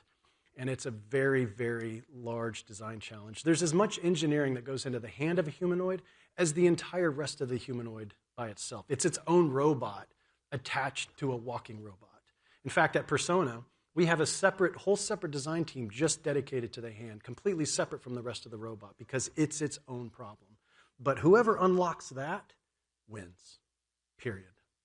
I've heard that actually collecting the data and knows like detailed things that we don't even think about as a human is the grip of how you hold something. Like if it's something lighter, you use a different grip than how you would pull the door, is actually a very difficult, technically difficult challenge. Yeah, I mean, the human hand is fascinating. I mean, depending on what literature you're reading, it's between 18 and 20 degrees of freedom. It's got its muscles in the forearm. It's extrinsically actuated. It's got tendons that run through the carpal tunnel. There's actually really no muscles in your hand. The tendons terminate into your fingers, and you've got this antagonistic drive where you can almost extend and then flex with equal force in your fingers. Extremely difficult to replicate electromechanically. The packaging, the thermal considerations, the strength, the feeling, it's an enormous challenge. And then couple that to data aggregation collection techniques that allow us to use machine learning technologies to come up with grasping strategies in order to move objects around. I mean, it is an enormous challenge. And unlike LLMs, we can't scrape the internet for the entire corpus of human knowledge. We have to generate this data ourselves, then train the robots, teach them how to do it, then modify some foundation model that approaches grasping an object that has some utility in the business world, so some investor will give me $1 so someday I can fly a private jet. I mean, that's literally how all this thing's trying to go down. A reminder to the audience that we can scan the QR code here to ask the panelists any questions, but also to kind of move to the adoption side where the money is going to coming from. I'm curious in your conversations with a lot of the industrial use cases and other companies, where do you see maybe the first adopters for humanoids, and where do you guys think the adoption curve for humanoid will look like in general in the real world?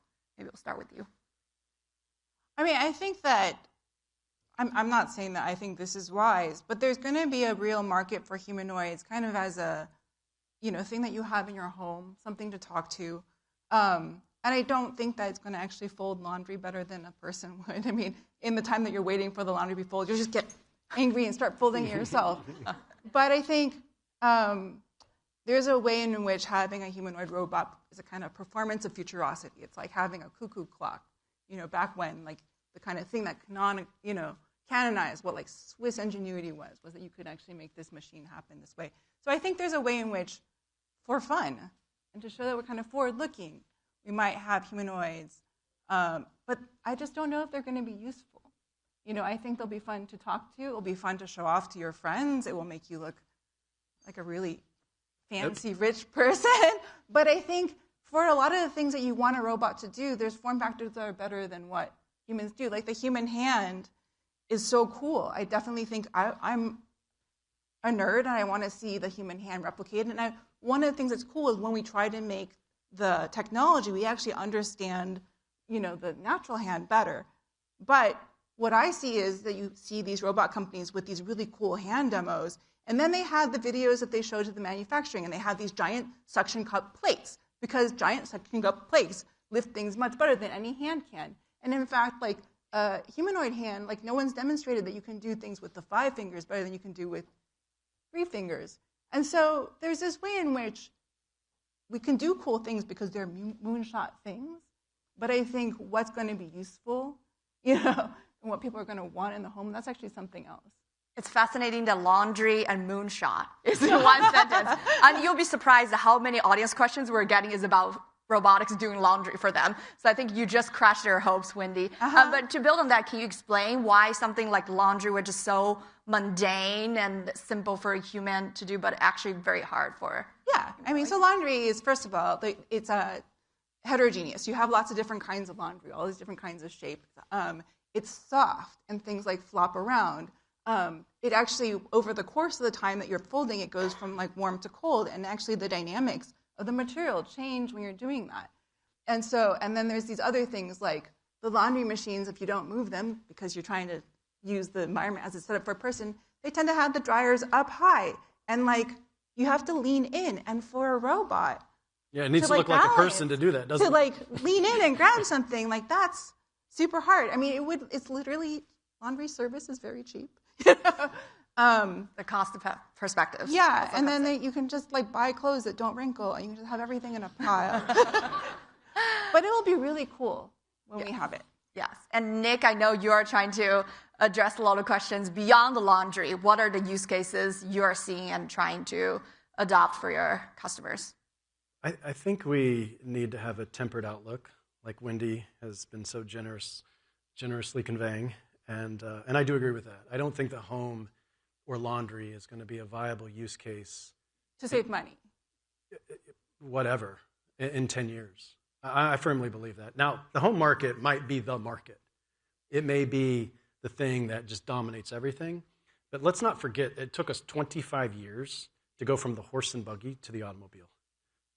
Industry transformations are non-trivial, especially when you're disrupting huge ecosystems of the way something is done. So I think we cannot underestimate the amount of time it's probably going to take to pull this off. I mean, we're still working on self-driving cars. It's been 15 years, right? And that's just like a planar thing, and just don't run over a dog. So it's like these are tough challenges. Now, what's going to drive, I think, very early adoption, and what has influenced us at Persona has been, what's a credible business case that we can close early? And so we need to look at where there's an enormous, acute industry demand of labor that cannot be filled. What has national and strategic initiatives associated with it? What clients have purchasing power? What clients have adoption potential or enthusiastic about adoption? Because you're going to need some patience to get this done. And so what we found is the skilled trades and heavy industry have some of the most pressing use cases, not because they're trying to save money. I don't think this is a cost problem. This is a production problem. In fact, what I've learned by pitching investors is don't go in and try to say, oh, we're going to save 20% on this operation, right? No one's going to care. Not unless you can save like 90%, right? So what we're talking about is people cannot produce things because they cannot hire the folks. And we need to have a serious conversation about demographics and the worldwide population rate decline significantly. We're going to peak at about 9 billion people. The UN estimates that after that, we're probably going to peel over. It'll be the first time in human history the population of the world is going down, sustained, with the growth rate going down, sustained. So in 25 years, 1 in 3 people in Japan and Korea will be over the age of 65. 1 in 4 in the US, 1 in 6 worldwide. To give you some context, it's 1 in 11 right now. Who's going to do the things we need to do the things? So this is actually a real pressing problem. And so what we found is the skilled trades are the ones that are being very eroded. Everybody wants to be a YouTuber now. Nobody wants to be a welder. So at Persona, we said, okay, let's look at those things. They have very strong economics behind them. We can close early business cases, and we can design the machines and the AI stack to accomplish that. And that's the pursuit that we're on.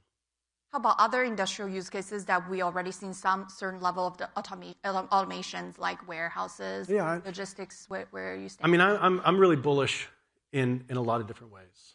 Although I do share Wendy's concerns that not all markets are created equal. I think there's some incredible humanoid and robotics companies out there going about what they think the right thing to do is, and I'm rooting them all on. Trust me, I'm rooting them all on. I believe that some markets are probably better suited in the short term than others. We looked for markets that really express the humanoid form. You ever walked around a shipyard? It is enormously challenging. Uneven surfaces, grates, ladders. It's insane. You're never going to design a robot on a Segway to roll around a shipyard and do welding.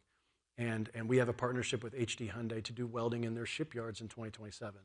And so this is the perfect market to be looking at for humanoids. Contrast that with the home. I think there's enormous challenges. I can't imagine a humanoid standing at your doorway, serving you coffee, trying to pack the kids' lunch as the dog is trying to bite at its ankles and the 6-year-old's running down the staircase trying not to, the humanoid's trying not to fall on everybody. I'm like, let's just delay that one a little bit and let's go after welding.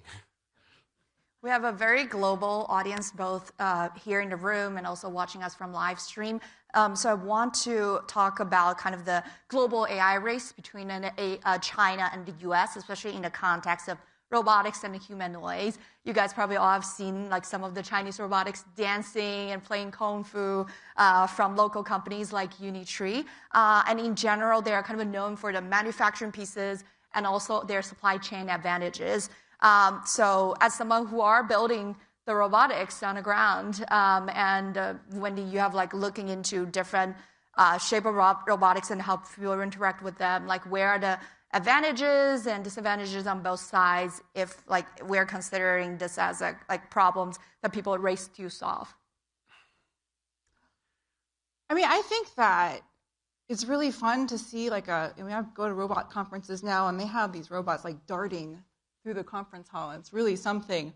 But when it's not darting through the conference hall, it's a little funny. Sometimes they're just like lying on the ground.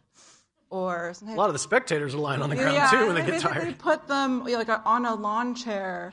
And it's because one of the things is they use a lot of power just to stay upright. They don't have nearly the degrees of freedom that people do, and so they have to do a lot to compensate for that like bipedal form factor. So it's really cool that it can happen, but it's not super sustainable.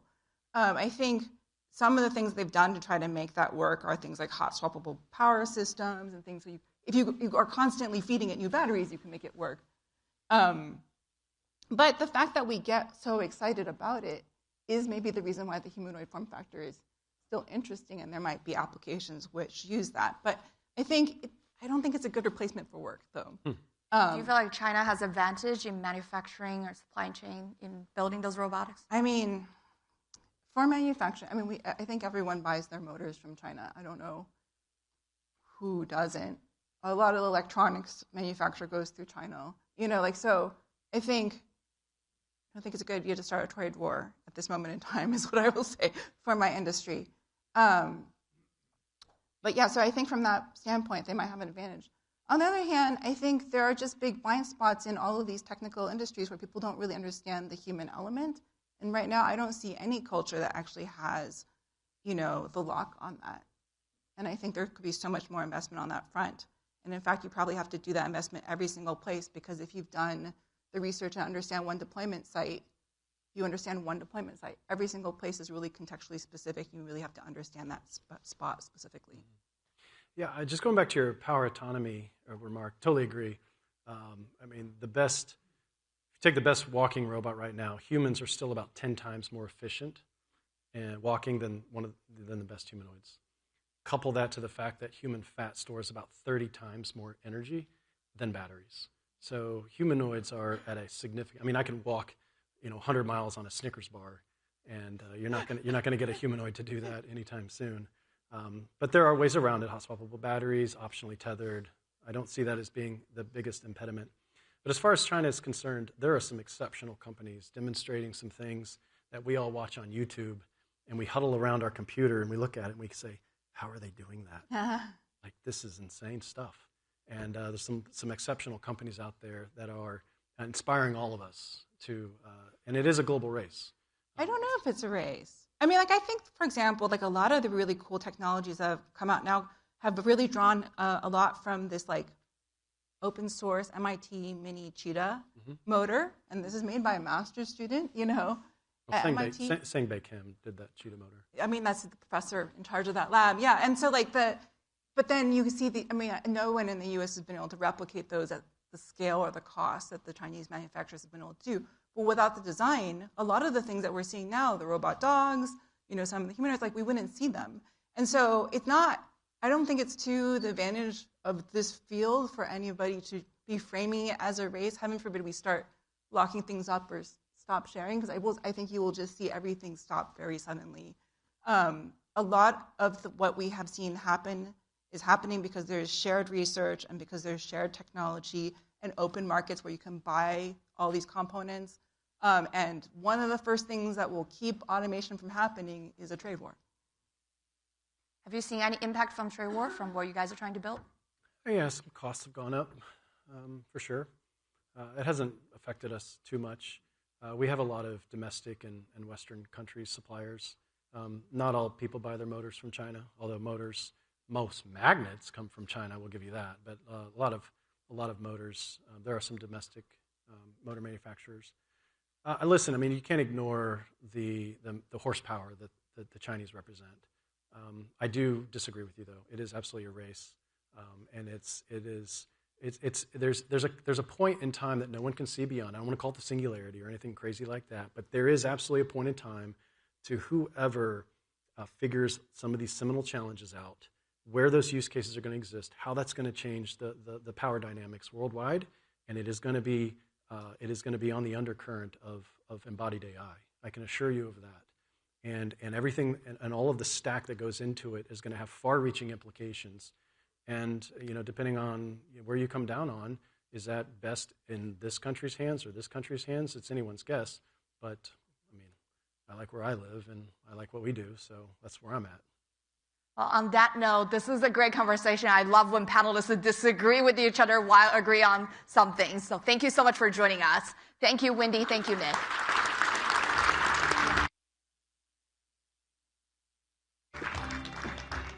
Wow, super thought-provoking conversation. Really appreciate it, guys.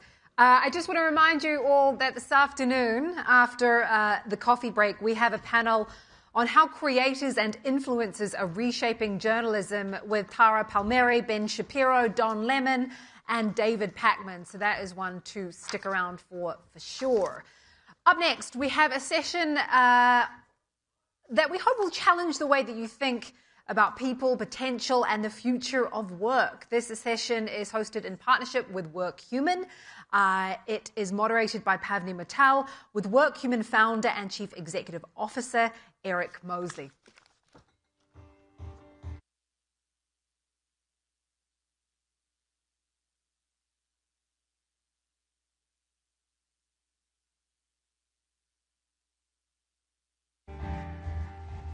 Thank you, and good afternoon to everyone here. Hi, Eric. Good to have you here. Great to see you.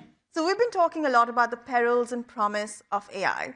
On one hand, there's a lot of anxiety whether machines can replace humans. Yeah. But there's another school of thought that actually AI can help people thrive. And that is your school of thought, I believe.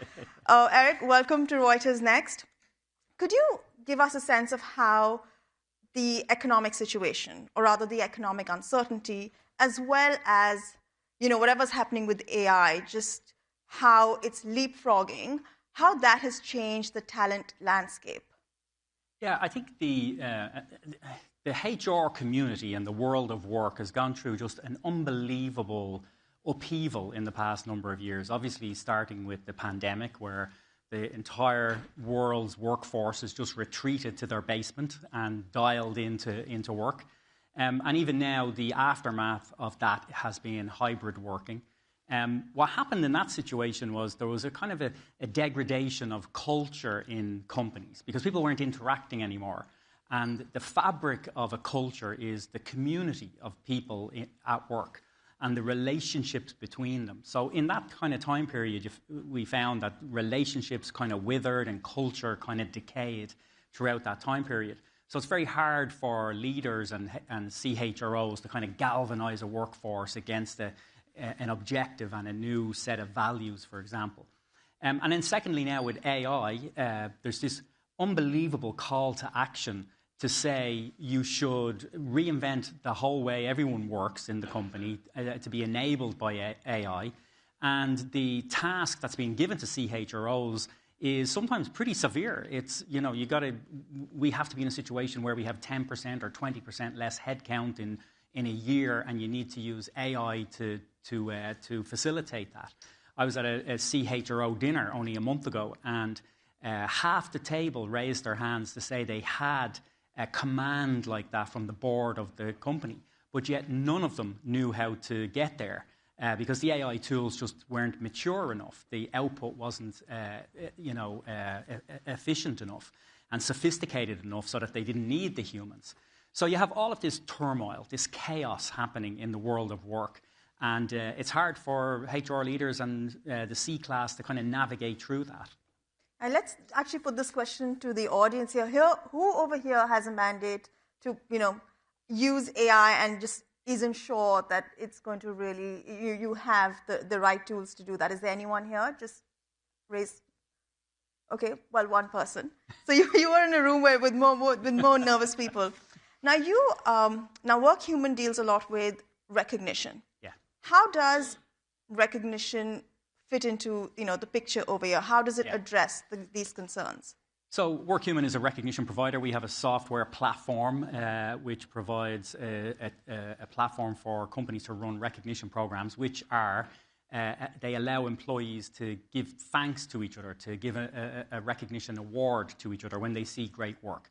So it's almost like the leadership of the company delegates to the employees to have reinforcement for a job well done. So whenever any employee sees great work, they should thank them and show gratitude. And that's a core human need that we all have, is to feel that when we do great work, that somebody sees it. There's a witness, that you feel that you're appreciated. It's kind of one of the central tenets of Maslow's hierarchy of human needs.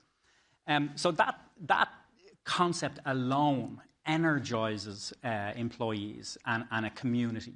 And the fact when one person says thank you to another and writes a kind of paragraph of text describing the work that they witnessed, that also makes the giver actually more connected to the recipient and more connected to their company. So both the giver and the receiver of the recognition have closer relationships, they feel more tied to the community, and their kind of performance and engagement goes up. There's energy in the workforce goes up. But the second derivative of that is that those text descriptions of the work, cumulatively, they are like a narrative about competencies and work and achievement and everything that goes on in the company. We've worked with some major Fortune 500 companies, the Ciscos and Dells and Johnson & Johnson and Pfizer and all of these incredible companies. And the recognition program is the entire workforce documenting everybody else's work in that kind of positive light. And so that's incredible data. And what does AI need to flourish? It needs data. Data is the critical factor to make AI systems powerful and intelligent. So recognition data is just laden with these kind of insights. So, you mentioned that managers are grappling with having their employees adopt AI. So how does recognition help with that very specific goal? So a great example of that is a customer of ours called Sanofi, global pharmaceutical company. They used their recognition program to concentrate the minds of the employee base on AI adoption. So that when somebody was giving an award or they were saying thank you, they asked the employee base to be on the lookout for AI adoption achievement and to say thank you for that.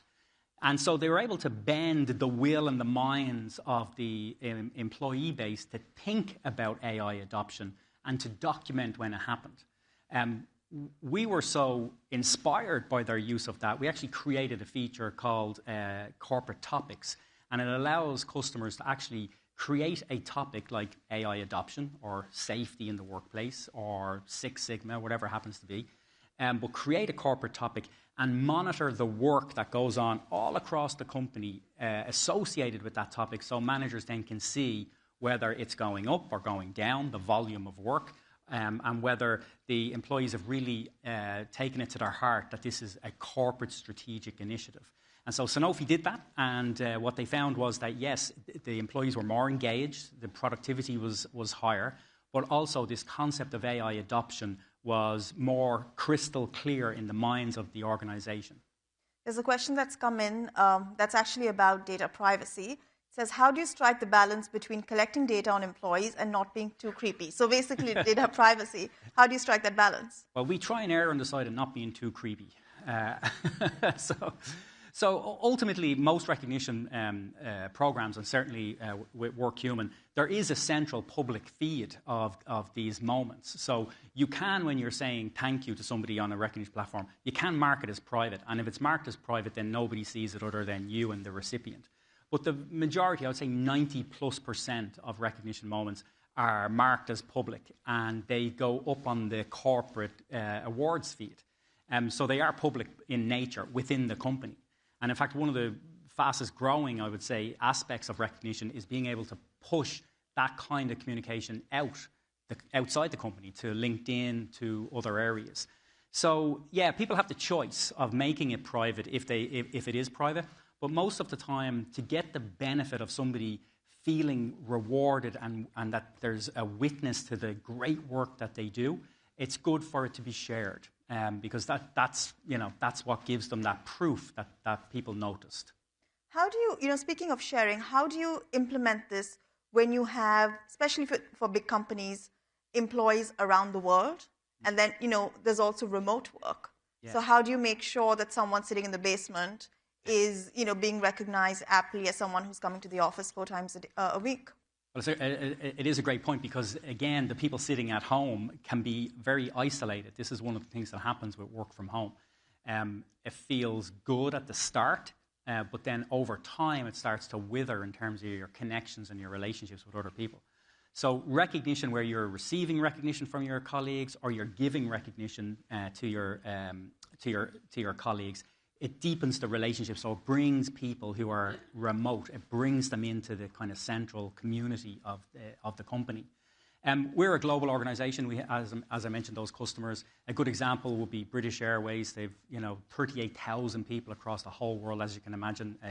A company that came through the pandemic and had to rebuild the culture of the company because travel organisation really impacted. And they launched a recognition program everywhere. Their NPS, eNPS, so that's Employee Net Promoter Score, went up 60 points after they implemented the recognition program. And employees were 2x less likely to leave the company. So they recreated that culture and kind of galvanized the employees and made them feel like they belong. Another example would be Eaton. Eaton is 88,000 employees all over the world, big oil and gas services company. So they have employees on oil rigs and just in far-flung places in the world. And again, they were able to increase 80% of their employees said that they felt connected and valued by the company. And they had a half the turnover level for those people who were rewarded. So, yeah, you can bring everybody together, no matter what languages they speak or where they live. And what they'll feel more connected to is the community at work. So we have all this data, and then we have, a way to improve working culture. Yeah. How does this relate to a stronger bottom line, especially at a time when companies are really struggling to, juggle all these uncertainties? Yeah. I think ROI is the ultimate measure of all initiatives. We, at WorkHuman, we were able to introduce something last year called an ROI guarantee, which is basically a contractual commitment that our customers will receive an ROI or basically we return their fees. And people often say, well, how could you do that? It's so dangerous and so risky. Well, the reason is that we have 20 years of data around the outcomes of this activity. We know exactly what's going to happen. And we know that the return on investment will be there when the programs launch. So we have case studies, as I mentioned a few there, but there's so many more where you can show the linkage between recognition activity and pure productivity. And it kind of stands to reason. People feel, when they feel connected, when they feel part of a team, when they feel an emotional commitment to their company, they do work harder. And then if you take that across 10,000 employees, that's meaningful. We have a customer who is a consultancy, and they were able to show higher billable hours per consultant for the people who received more recognition moments. And then we've seen things like higher plant safety for manufacturing plants around the world. So there's all manner of ROI that can be proven.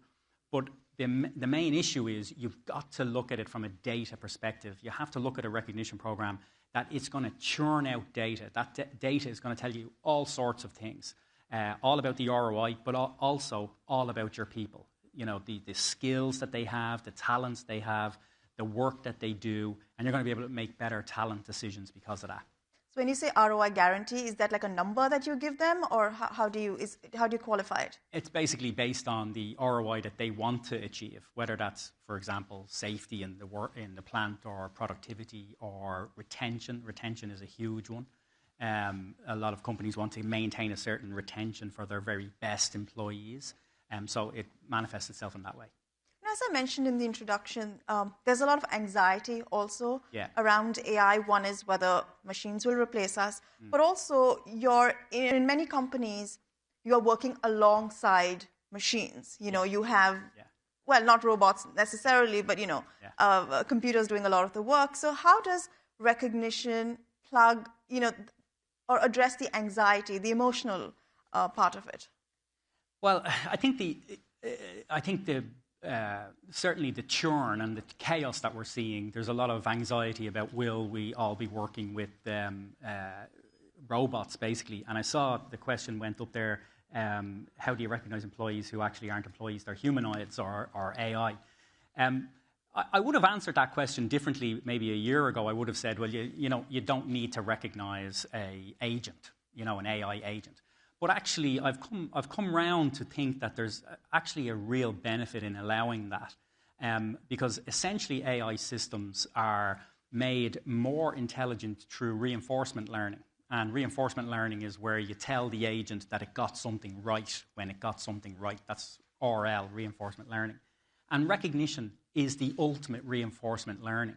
So in a system where you do have agents and humans, allowing the recognition to flourish and allow humans to say, you were right with that answer, will help the agents become more intelligent. But again, it's incredible, it's enjoyable to think about these kind of edge cases and how everything is going to change. But I would be pretty much an optimist in terms of how it's going to affect employment in general in society. I think, lots of individual companies may have less employees, but society as a whole will have more employees because there just will be so much more work to do and different types of work. The famous anthropologist Claude Levi-Strauss said, a real scientist doesn't have the right answer, they have the right questions. And I think that has a good connection with AI and AI agents in the future. It's the AI agents may have the correct answers, and right at the moment, I wouldn't say it's 100% correct, but it's getting better and better, but they might have but we really need humans to have the right questions, and that creativity and innovation will be fueled by asking the AI systems to do different things, and that will maybe evolve to be our role in the future. Now, speaking of right questions, that's why journalists can't be replaced. But I really liked one question over here. I think it's not on the screen anymore, which was about how do you, and there are a lot of people who don't like public recognition. Yes. So how do you grapple with that? How do you address that? Yeah, I think, on a system like WorkHuman, people can, in their profile, can elect to receive recognition privately, so that they don't end up having a public kind of celebration. And then there are people who really enjoy that, and they want that kind of public, especially if it's something that happens very infrequently. So, for example, it could be not just you finished a great project yesterday, but you've achieved 10 years of service with the company. In situations like that, they may very well want that little ceremony. All of that is good.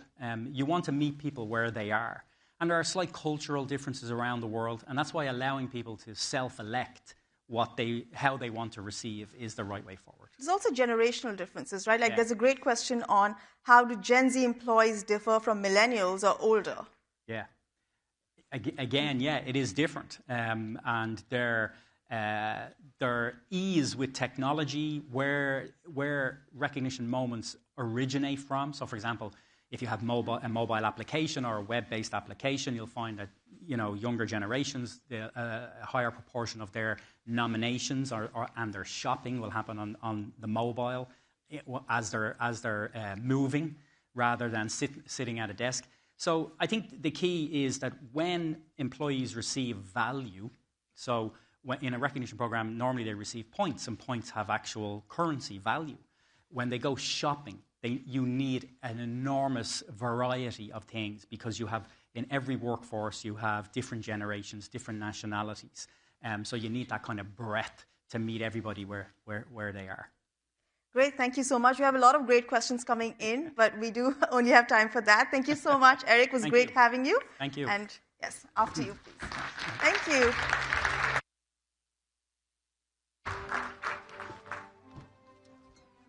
Thank you so much for that discussion. Did anyone here start in the workplace before the year 2010? Put your hands up. Did anyone get used to, I started work in London, so we'd go to the pub on a Friday, and that was my kind of appreciation points. Did anyone else do that? Put your hands up. Yeah, right. I feel a little bit sad for the generation who missed out on that, It was a time. It was a time. Let's all remember that. I want to remind you all to make sure you've downloaded the Reuters Events app to participate in those questions. And also a little later on, we're going to have a little poll session to make sure that you're all paying attention. Next up, we have a session hosted in partnership with Sport Radar. We're talking about the 2026 AI dilemma, build, buy, apply. The moderator for this session is Thomson Reuters Chief Product Officer, David Wong.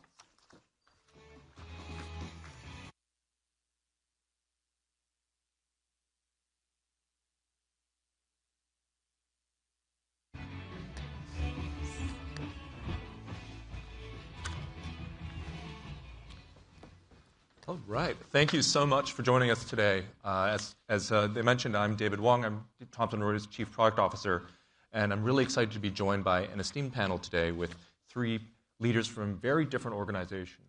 Just to give a quick intro, we have Nicolo De Arcole from Sport Radar. He's their EVP of Technology and AI, responsible for the company's odds and sport media products, for all the AI products at Sport Radar, and the adoption of Gen AI across the company. He joined Sport Radar in September of 24, previously at Google, where he worked for almost 14 years, leading the development of things like the Google Smart Assistant, Smart Dictation on Google Pixel phones, and many of the Gemini APIs in Google AI Studios. So some powerhouse AI experience. Thank you. We're also joined by Tracy Franklin, who's Moderna's Chief People and Digital Technology Officer, responsible for integrating people and technology to enable new ways of working at Moderna. Since joining Moderna in 2019 as the Chief Human Resources Officer, she has shaped the company's people strategy and culture, guiding its growth from 800 to more than 5,000 employees during the COVID-19 pandemic. And under her leadership, Moderna has consistently been recognized as a top employer by Science. In 24, her role expanded to include digital technology, which underscores the importance of combining culture and digital innovation, as well as the use of AI at Moderna. And then finally, we have Ilario Corna, who is the International Olympic Committee's Chief Information and Technology Officer, a role he assumed in November 2020. He's a Swiss-born technology leader and previously served as the EVP for TV and smart TV products at Swisscom. And with more than 15 years of international experience across IT, services, broadcasting, and digital media, Corna has been a major digital transformation leader, overseeing complex IT infrastructure and driven customer-focused, technology-driven transformation. So we have three very different organizations, as you can tell, Sportradar, Moderna, the IOC. And I wanted to start just by asking a quick question around your AI priorities. So as you reflect on how your organizations are investing and applying AI, what are one or two of the big things you're looking to invest in 2026? I'll start with you, Nicolo. Great. Thanks for the question. I guess, first of all, we look at what we do internally and what we do externally with the products. Internally, we use AI to optimize processes and, of course, to basically make ourselves more efficient. We are a tech company. We have a ton of developers. Developer speed is important, so we use all of these tools. Very easy to buy. There's many of these tools to improve support, developers, all of these things. Productivity enhancements can be huge. Externally, we use AI in two ways to build products that leverage our data. For this, we really rely on the most common foundation models, like the Gemini, the OpenAI models, the Anthropic models. We use all of them, kind of depending on the use case. And then we build models that are very specific to sport.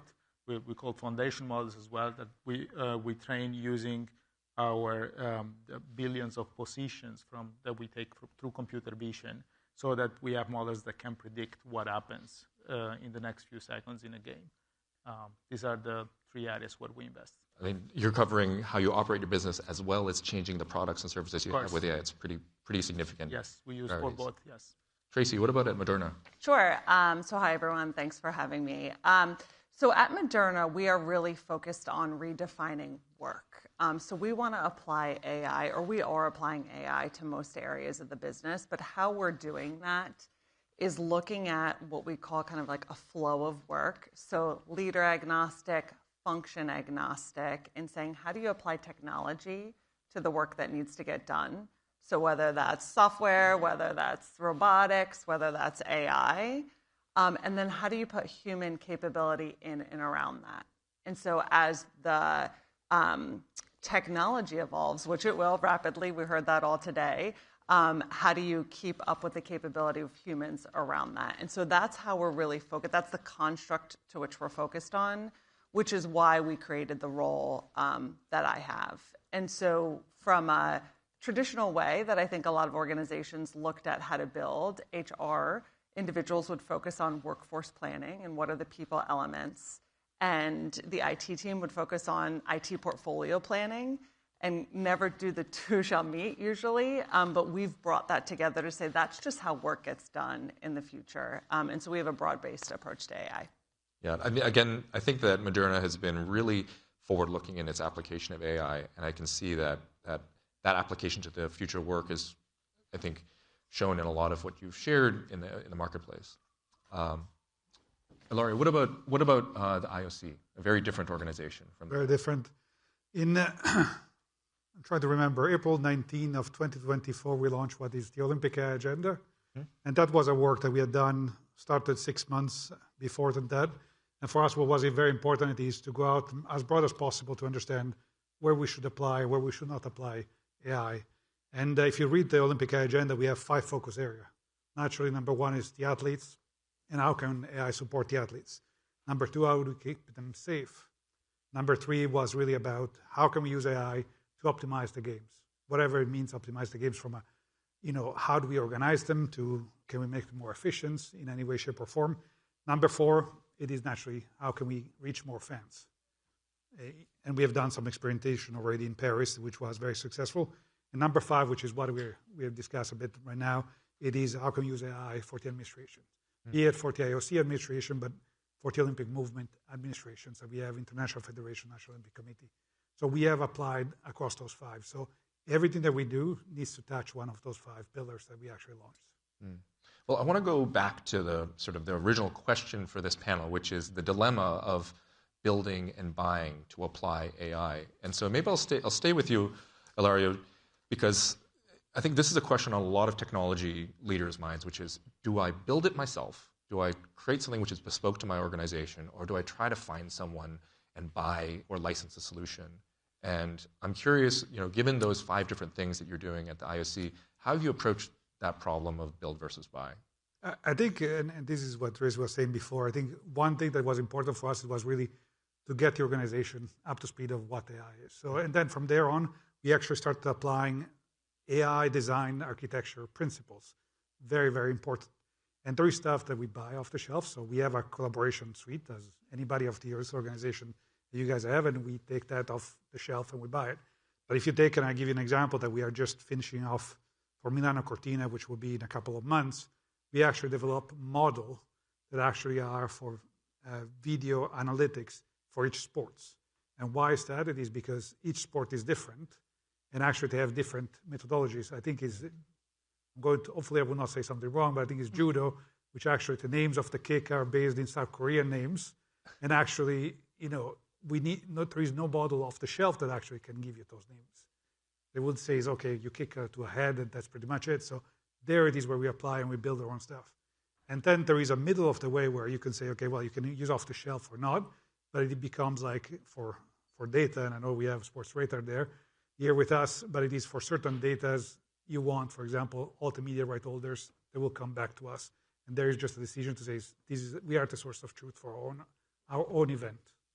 I think it's really fascinating, the choice to build your own models for that use case, for video processing. I'll come back to you on that. But Tracy, same question, this build versus buy dilemma. How does Moderna approach this question? So we were an early adopter of AI. We have a partnership with OpenAI, and we moved quickly to democratize that across the organization. And so every single employee started to use AI, and there's a lot of building that was happening, is continuing to happen. We've refined our strategy, though, to say the answer is both, right? So we're looking at what are the big software, so SAP, Workday, et cetera, that we have in the company, and what's their AI roadmap. And so we work with those companies to understand what's coming and what we're able to leverage that's already existing that would be lower value for us to build. And then we're identifying what's unique to our company and where can we focus our effort and our time and our engineers to really have that unique advantage. I think that's a common thing that we're hearing from a lot of our customers and from others in the marketplace, which is trying to find what's special about your organization and then building for that. So I absolutely hear that. Nicolo, Sportwriter, you mentioned applications of AI across the entire business. Again, how do you approach the build versus buy question? I guess I will just confirm what we already heard. I think if I want to make like a more specific point, it's very hard, or unless you're a company completely dedicated to it, to compete with the large language model builders for the generic use case. You might even succeed today, but they keep moving and they will continue to invest in very huge numbers. And so it's just very hard and non-convenient, in my opinion, to do it for that. So I would just discourage anyone to do that. But for specific use cases with your data, for something that you need very specific, and for very specific use cases, then it's worth building if you can make a difference. And this is what we do with our foundation models to predict, sports, and is what we're also hearing from the IOC and Moderna. In our preparation, you talked a little bit about some of the perspectives you have on these general versus specialized models. Like, what do you see? What are your forecasts, or what do you foresee happening in 26 and 27 from those big model providers? What do you expect them to give you? Well, I mean, of course, the technology race will continue. We see improvements in pre-training, in reasoning, in post-training everywhere. So what we see is that these models will become better. What is maybe more interesting is that the smaller model, the Gemini Flash, the GPT Nano, and the Claude IQ, all of them will become good enough to be applied in day-to-day applications in technology. And that's where we will probably see more adoption and more scale. Basically, we'll see good quality at a much lower cost of inference. And that can make a huge difference. We're looking forward to really being able to do a lot more with cheaper models. Besides, fancy advancements and AGI achievements, I think that will continue to work, and we will need more years and more breakthrough. But I think for industry adoptions everywhere, the smaller models are going to be making a big difference in 2026. So just to play that back, it sounds like you're saying that as that cost of per token or the cost of inference goes down, then you just open up a broad set of use cases because it becomes cheap and easy to Correct. do that. There is almost every company offers two layers, a good and expensive one and a cheaper one. The cheaper one is becoming good enough for many use cases. That's what's going to happen in 2026. Ilario, just to maybe reflect on some of the use cases you talked about, do you see the same kind of expectations? What do you see as being some of the future expectations from the big model providers? I totally agree. I'm not going to disagree with that statement. I think that's what we're seeing ourselves as well. I think you saw it already in 2025. I think it will accelerate in 2026, but that's pretty much what we see ourselves as well. I think maybe the only thing that I would add it is the open source models are really picking up. And I think that's maybe the one additional thing that I will say. It'll be interesting to see what will happen in 2026. And they're also very, very cheap. Yeah. Maybe let's shift a little bit towards this future of work question. So Tracy, you had mentioned redefining work. You've had some great success rolling out AI tools at Moderna. What lessons learned can you share with the audience around what's worked, what's not worked? How should people think about the change management around applying AI and changing work? Sure. So I think there are things that are obvious that you probably are all doing in your organization. I think tone from the top is really important. Access. So I had mentioned we gave everybody access to go and play around with the tools and to spend time on it. But I think that there's a couple of things that are critically important. One is you have to build it into your culture. It has to be the way that you operate. If it's important to you as an organization, you want to advance it, it should be critical that you develop your culture around the use of technology and innovation. Absolutely do not lead with cost. So no one gets excited about cost and cost savings. That's not a driver of an employee. A driver of an employee is innovation. So where we've seen the most uptick, it hasn't been around them playing to write a speech in Pirate. It has been about them actually looking at how can I innovate the work that I'm doing? How can I upskill myself? These are things that are motivating to employees. It's like, look what I've done. I've worked for a company that's allowing me to innovate the work that I have, that I can upskill. And so I think that's critically important. Yeah. I'm curious, though. I mean, I think CFOs in the audience might disagree and say that, hey, those cost benefits are real. And we're hearing a lot of pressure going into 26 that you've got to do both. You've got to innovate and you've got to hit the cost targets. So what does that look like, inside an organization when they start to hear that from Wall Street? We have that, right? So we have cost targets from a company perspective. We're working to rebuild our organization. But I think the specific use of AI, I think people get motivated and want to lean in when they can think about how to do work differently. They can combine two roles that didn't exist before. They can break down a barrier within function or cross-functionally. They can get product to patient faster. When you tell them, go reimagine your work because we want to save money, they're like, no, that doesn't feel exciting. So it's not that it doesn't exist. I just think the messaging around how you manage those two things that are both equally important matters. Yeah, I mean, the cost savings is a side effect, right? Yeah. It's really what you can't cut your way to innovation. And so that's a fact. And so if you want, and maybe some companies just need to cut, right? But if you want to be an innovative company or you need to be an innovative company, you can't just cut your way there. You have to allow for the freedom for people to experiment and to be bold and innovative. Yeah, and Nicola, you mentioned a strong focus on applying AI into your development teams. Like, what does the change management look like right now for your engineering teams? Again, as a technology organization. That's very big. I think it's a huge topic for many technology companies. We have a high percentage of our employees which are software engineers, but of course also product manager, QA testers, etc.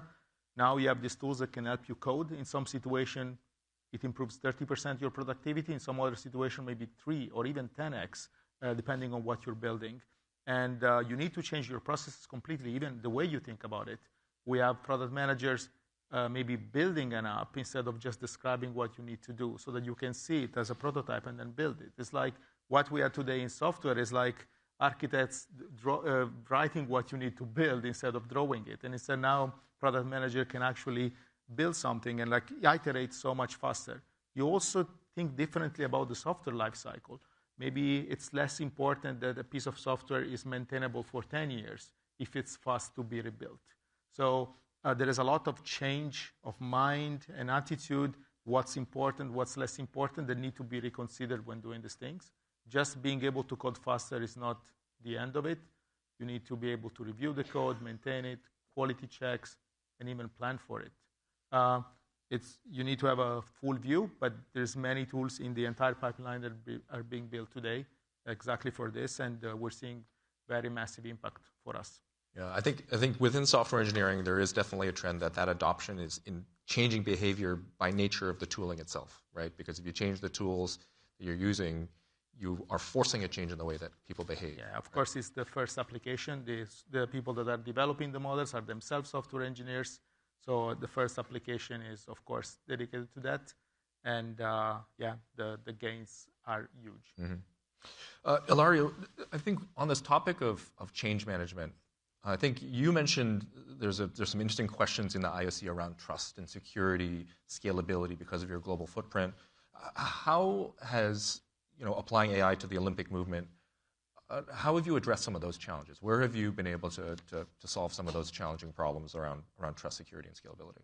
I think we tried a three-pronged approach. Naturally, I go back to the Olympic AI agenda. What we did is first, I still remember President Bach at the time came down to me and says, well, you're in charge of AI now. And I says, okay, well, great.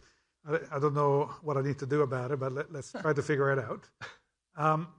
It was very important first to admit and say, we know what we know, we don't know what we don't know. And so actually what we did is we went out to university, to everybody to say, listen, what is our role? How should we apply it to ourselves? And there it is, we set up the roadmap.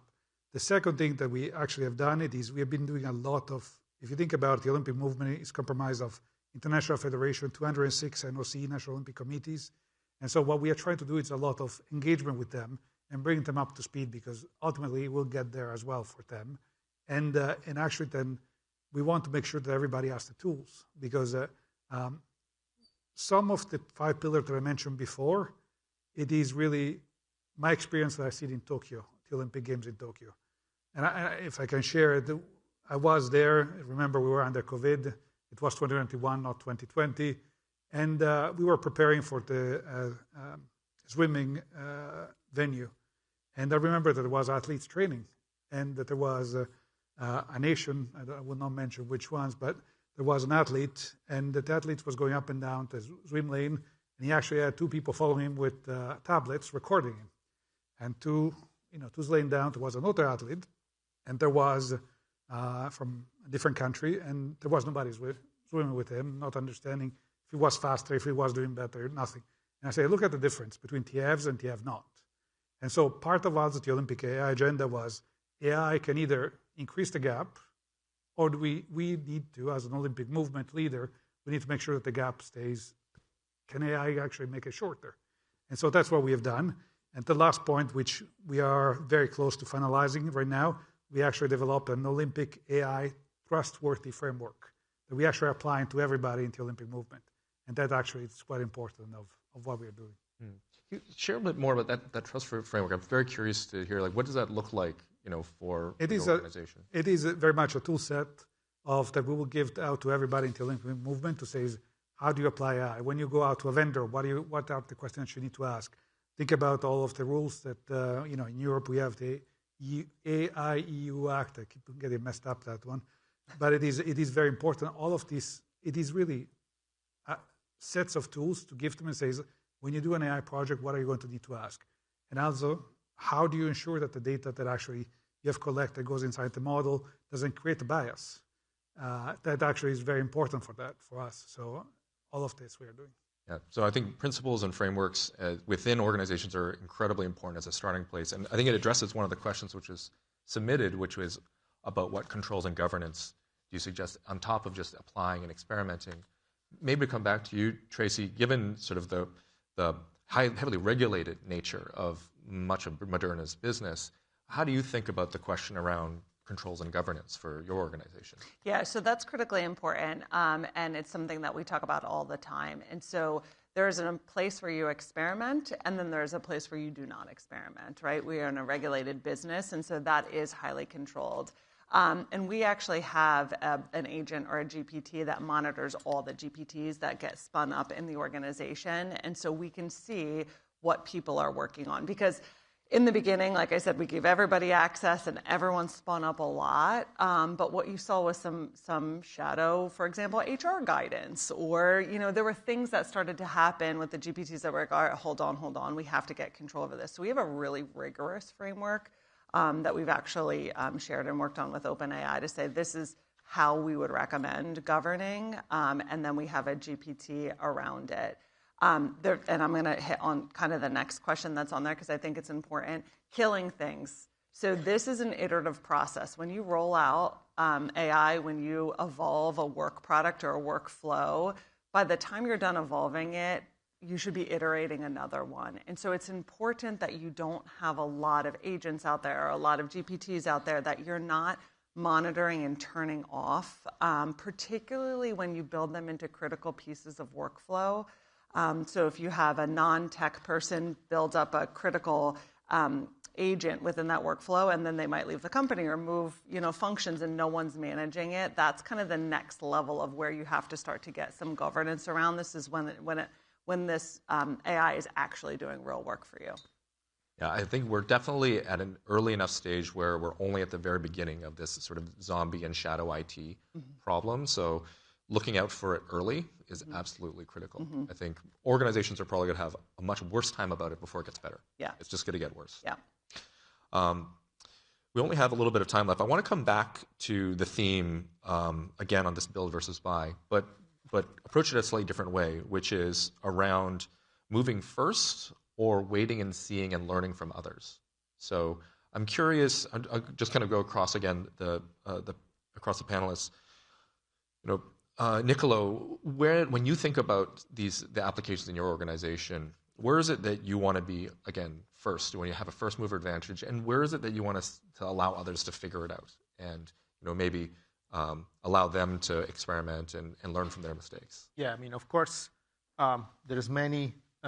These models are evolving quickly, so being first today doesn't mean that you're first tomorrow. Right. And there's many areas. All of this developer productivity, for example, for sure, we're not the first. There's many companies that are adopting earlier. But what we care about is our products. There, we really want to be first. We really want to be the ones leading.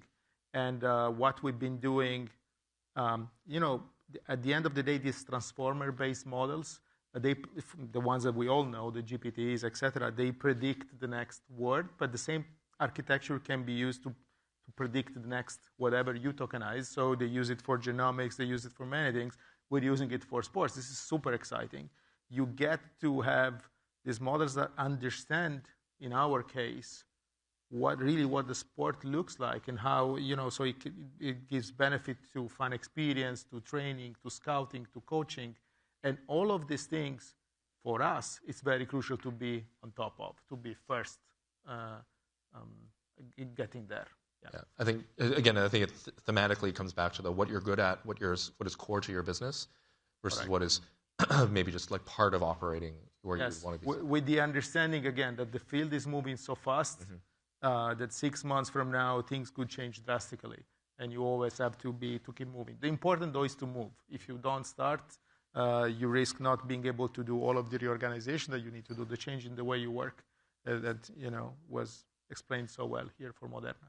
Yeah. What about at Moderna? I know you moved very quickly first with OpenAI in many respects, right? Adopting, ChatGPT Enterprise broadly across the organization. And we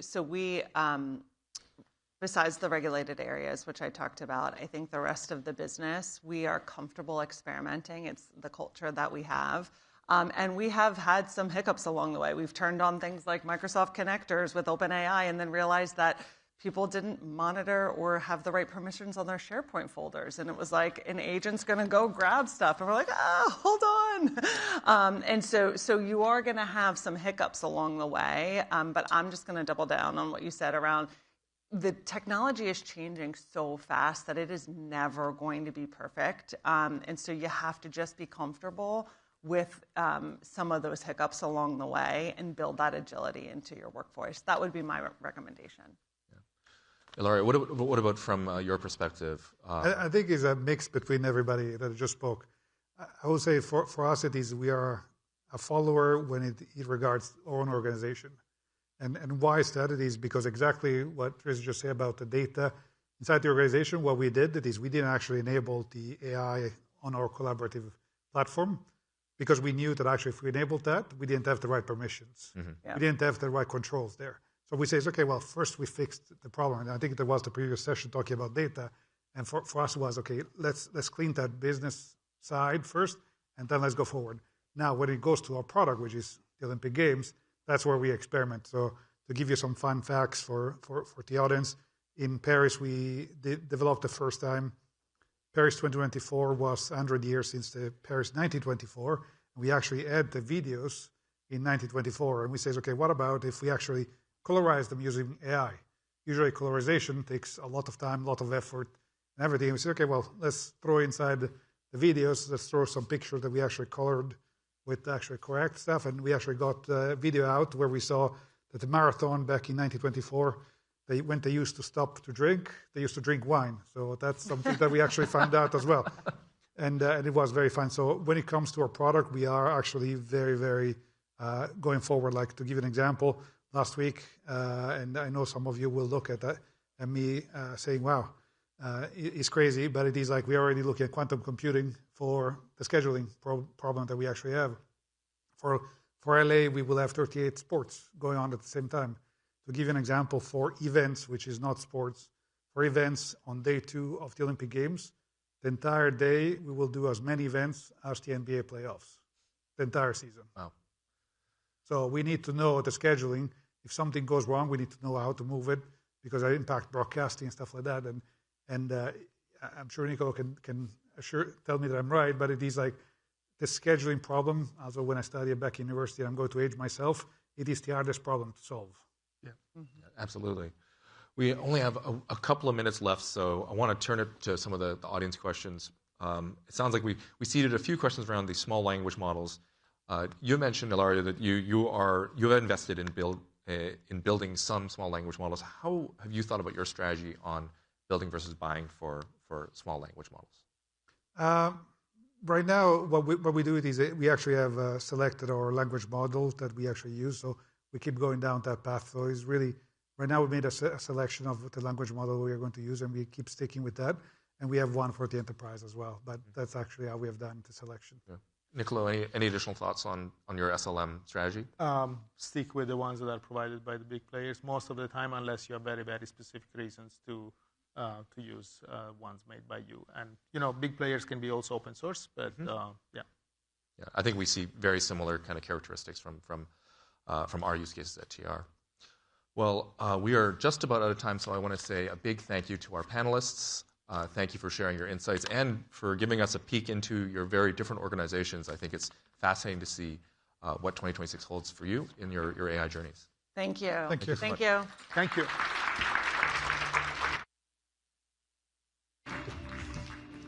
All right, make sure you come back after the break. We've got Jimmy Wales, Wikipedia founder, and SJP, as I call her, Sarah Jessica Parker. So we'll see you shortly. Enjoy your coffee.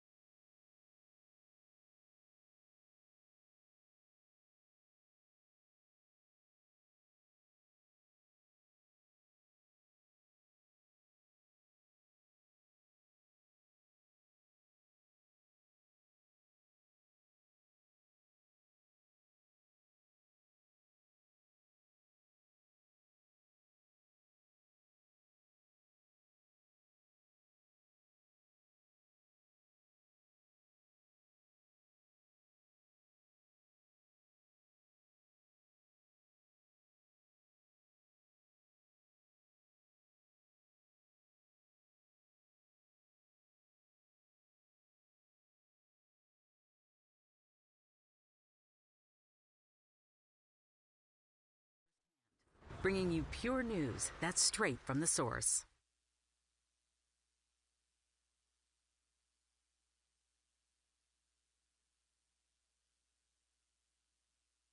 Three, you can hear me now? You can hear me now. Welcome back, everybody. Round of applause to make sure you're awake. It's helping me as well. Thank you so much. Right, we've got really an amazing lineup this afternoon. We're going to have a good time. First up, we have the future of news, how creators and influencers are reshaping journalism. Of course, we know the future of news is not just being shaped by journalists, but by these creators and influencers who really command massive audiences. They set the agenda. They do things that traditional media, sometimes struggles to do, but it does all raise new questions about accountability and about trust. This panel is all about that. So without further ado, I'd like to welcome to the stage the moderator from the Reuters Institute for the Study of Journalism, Director Mitali Mukherjee, who will introduce the panel. Let's give them a round of applause.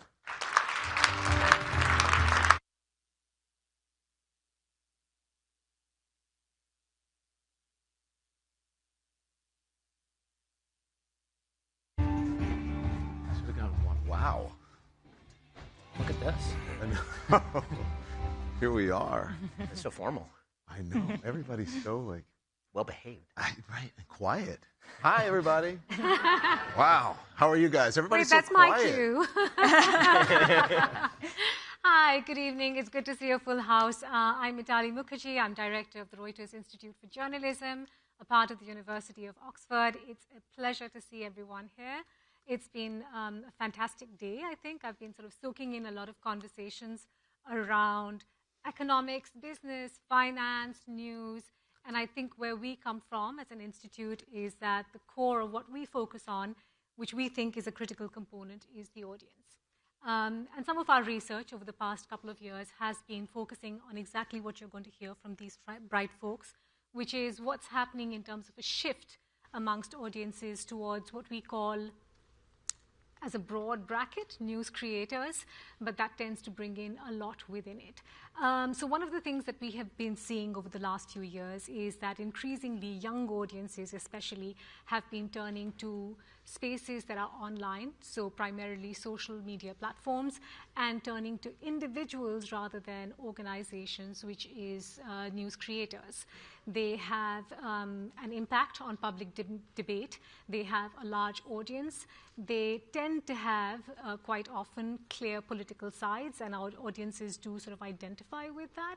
And this isn't a phenomenon that we're seeing worldwide, but it is something that is beginning to grow in terms of its heft. So you certainly saw that in the pre-election campaign with Donald Trump, and you are beginning to see that in countries like France. You're seeing it in other parts of global majority countries like India as well. So very, very fascinating trends. That's what we're going to dive into over the course of the next very snappy 40 minutes, and I've got some bright stars here, some of whom did the introductions for themselves. But maybe I will give this a shot.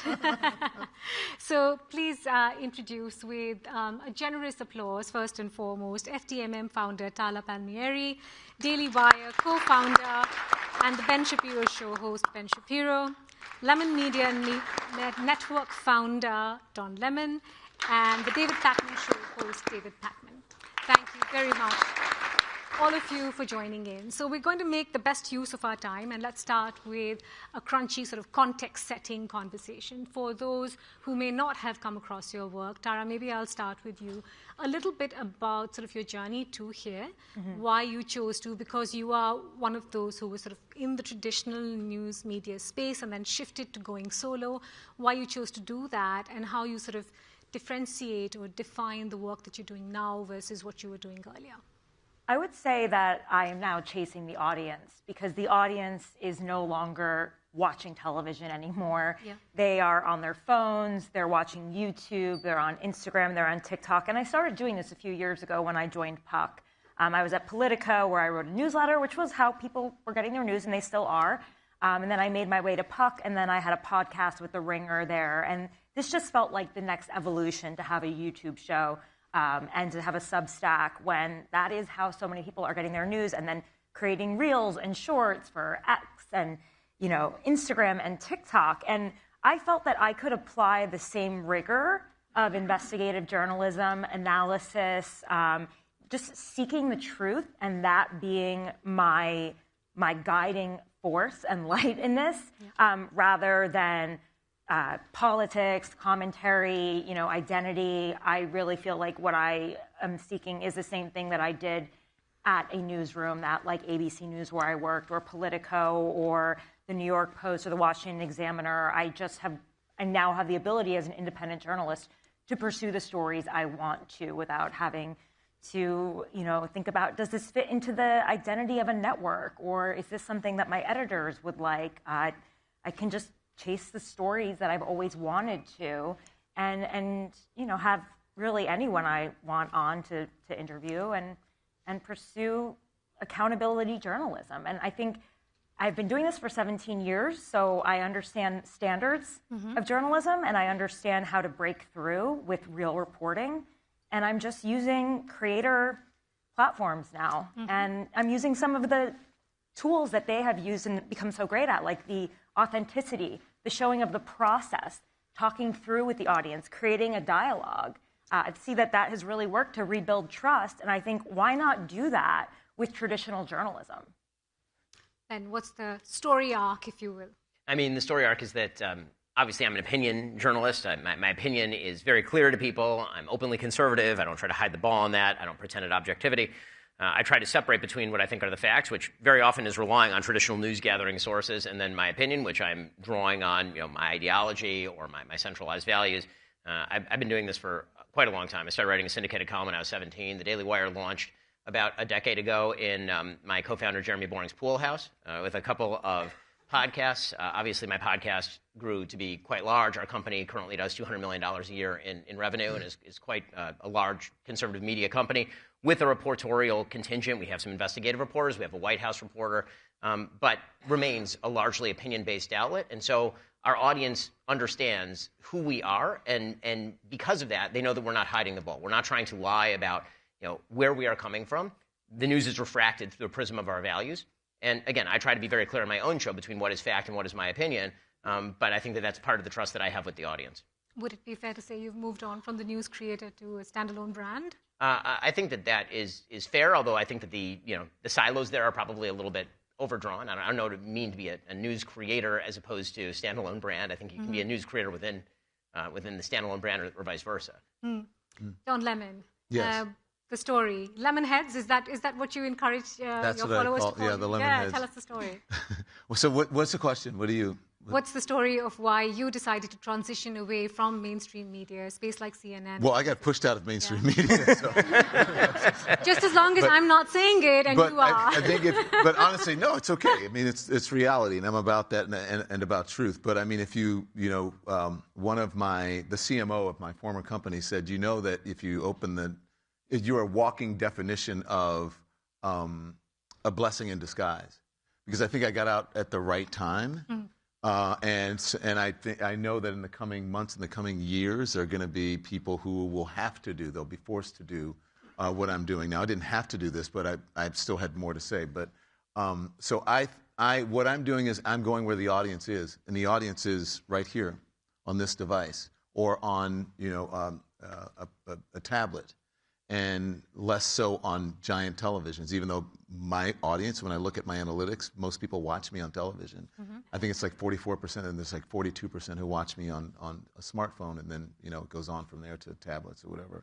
But I'm going where the audience is, and I think that people want personality now. They're not getting news from a brand or letters or whatever. They're coming for people who are authentic, people they trust, people they like, and they don't need the filter of a face full of makeup or a cocktail dress or a suit or hair that's over hairsprayed and a shiny desk and flashing. They want to get their information from people they like and trust without all the filters. And so that's what I'm doing right now. I'm just leaning. I don't even have a desk anymore because I don't want that between me and my audience. No barrier. David? Were you thrown out? Did you write a newsletter when I you were wasn't thrown out, no. Very different path. I wasn't quite thrown. I was like pushed. No, I came more from the business world, actually, and I saw a lot of my MBA colleagues becoming bankers, financial advisors, private equity people, and that did not appeal to me. So I was able to take a year and say, I'm going to try to see if this could be a viable business. And if it's not, maybe I'll end up as a financial advisor after all. And fortunately, for me, that didn't happen. And I started early enough that it's been interesting. You talk about the desk. There's been this transition where there are these communicators of authority and credibility that have really changed over time. Because there was a point when I started where if it didn't look like you were on a CNN set, there was an instant judgment from the audience that this is not credible. And that has really changed over time. In fact, to the point where audiences like mine and maybe some of yours, they see that kind of more traditional staid look, and they say, this feels stuffy. I actually want something different. And I think that we've benefited from timing and also technologically widespread high-speed internet access, a 95% reduction in the cost of the audiovisual equipment that we used. All of those things happened for me at an incredibly convenient time where I was able to take a shot at this that would have been impossible 20, 30 years ago. My channel was stagnant when I started. I rented this big studio in Midtown and spent all this money on cameras and lights or whatever. And so it was fine, but it wasn't growing. And one day I said, you know what, I'm just going to sit in my living room in front of the fireplace, and I'm going to do a show every day called Live at 5. It wasn't new. Anyone remember Sue Simmons and Chuck Scarborough back in the 80s or whatever, 70s, doing Live at 5. And that's when the audience started to grow. When I put on a sweatshirt and sat in front of my fireplace and just started talking, not at them, but kind of with them and taking the comments and doing stories that they were interested in doing. And that's when my channel started to grow. Do you have a sense of the demographics of your audience mix? What does it look like? My audience is heavily women, mostly women, but probably it's about 60% women, maybe even 70% women, the rest guys. The interesting thing is that people in traditional media, corporate media, they're constantly chasing the young demo, which is great because I do have a young demo, but I guess a blessing for me is coming from cable news where the demo is much older. So now when we have like open enrollment for healthcare, they're looking for me, or in Medicare, they're looking for someone who has an older demographic. So I just think right now is a boon and an opportunity for us, and I don't think I know it's not an opportunity for people who are in traditional corporate media. Yeah, and I want to keep dipping into our research just to provide some perspective to this conversation, which is that in the US as a market, around a quarter of the audiences that we surveyed said that they turned to news creators for the news, which is almost equal to the number of people who said they turned to traditional news brands. So very much neck and neck in the US as a market. And that still puts it in the middle of the range. There are markets where news creators have sort of outpaced. And of course, there are markets where news creators still remain far behind from traditional news brands. But Ben, let me ask you this. If you were to drill it down to what you think is the USP of what you present and what's resonating with your audience, what would you point to? Values authenticity. So I think that the word authenticity has come up a lot, and obviously I think that is the correct word. The problem with authenticity is that it is not really a substitute for credibility, meaning there are lots and lots of people on the internet who are authentic and who are absolutely non-credible and spew bullshit all the time, for lack of a better word. And their authenticity can be pure. I mean, absolutely pure. They absolutely believe the bullshit that they're spewing at any given time. And so if an audience links up with that, they're going to get a bunch of bad information. And so actually, I think that the sort of moral duty of people in our space is actually higher than maybe it would be in a system that has more checks and balances, like a major news network or some sort of outlet. And so something that I personally try to take very seriously is the idea that I do have an audience. I'm speaking to them. It's my job to make them smarter, not stupider. It's my job to provide them with some level of context and knowledge, and not just to say the things that may affirm their worldview, even if it feels good to them and feels good to me, and may even, in fact, be helpful to the numbers to sort of just reaffirm whatever the viewer wants to hear. How do you construct that firewall, if you will, of what sort of the rules of the game are, or what the moral rules are? And are you transparent about communicating that to the audiences? Is that something you sort of work at? I mean, sure. I mean, my audience, I think, has known me for a while. Again, I'd be sort of the legacy side of the new media because my company is now a decade old, which means it's actually one of the older new media companies in many ways. Because of that, I think that, as I said, my broadcasting and my coverage is refracted through a set of values. I prize my values more than I prize political victory. And so what that means is that I'm willing to call out my own side when I feel that that's necessary. I obviously am conservative. It means I'm going to be more critical of people who are on the left because I disagree with their ideas more. But I think that what my audience expects from me and would be disappointed in me if I did not do is speak the truth even when it applied to figures who are purportedly on quote-unquote our side. Tara, talk to us a little bit about the platforms and this video storytelling, which happens even in sort of very audio-native formats. It's still streaming live on YouTube while you're doing a podcast. Was that an interesting shift to make? Why do you think there is the need to do that, to sort of play to both tracks while speaking to the audience? I think Tara's streaming now, aren't you? I am streaming. I am streaming right now, yeah. I think... One wave. I mean, if you're already recording a podcast, why wouldn't you just put the video on? Yeah. People don't really demand, like Don said, a higher quality in terms of... I mean, I do it out of my house as well. I actually got the advice from Don, don't get a studio. It's a waste of money. I have some lights. Could pack them up in a car, and you could do a traveling studio. I do think that the audience, they appreciate seeing you in your home. I mean, I'll get notes about my plants and stuff like that, but they see pictures of me, my journey through life behind me, my ancestors, my trips, my reporting journeys. I just think it's a way to get into your world. I mean, they're kind of buying into you whether you like it or not. And since I'm newer to the independent media world, people are still getting to know me. And sometimes I think like the audience can be disappointed if they think, oh, well, you seem to be too tough on someone who was on the left or too tough on someone who was on the right, and they're confused. And I think like the audience is trying to understand. I'm like, no. I'm not here to reaffirm your worldview. I'm not here to feed you content that you want or only present facts that reaffirm your point of view. I'm just going to interview the person in front of me the same way that I would no matter who they are.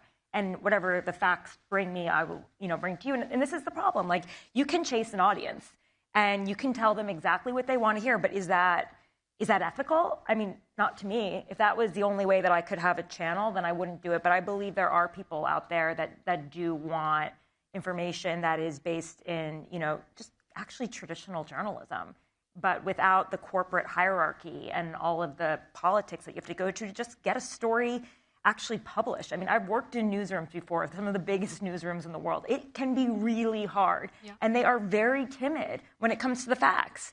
And sometimes you just need to be able to say the facts. And the audiences, they'll figure out if you're for them or they're not. But last time I checked, there are millions, 200 million people on YouTube.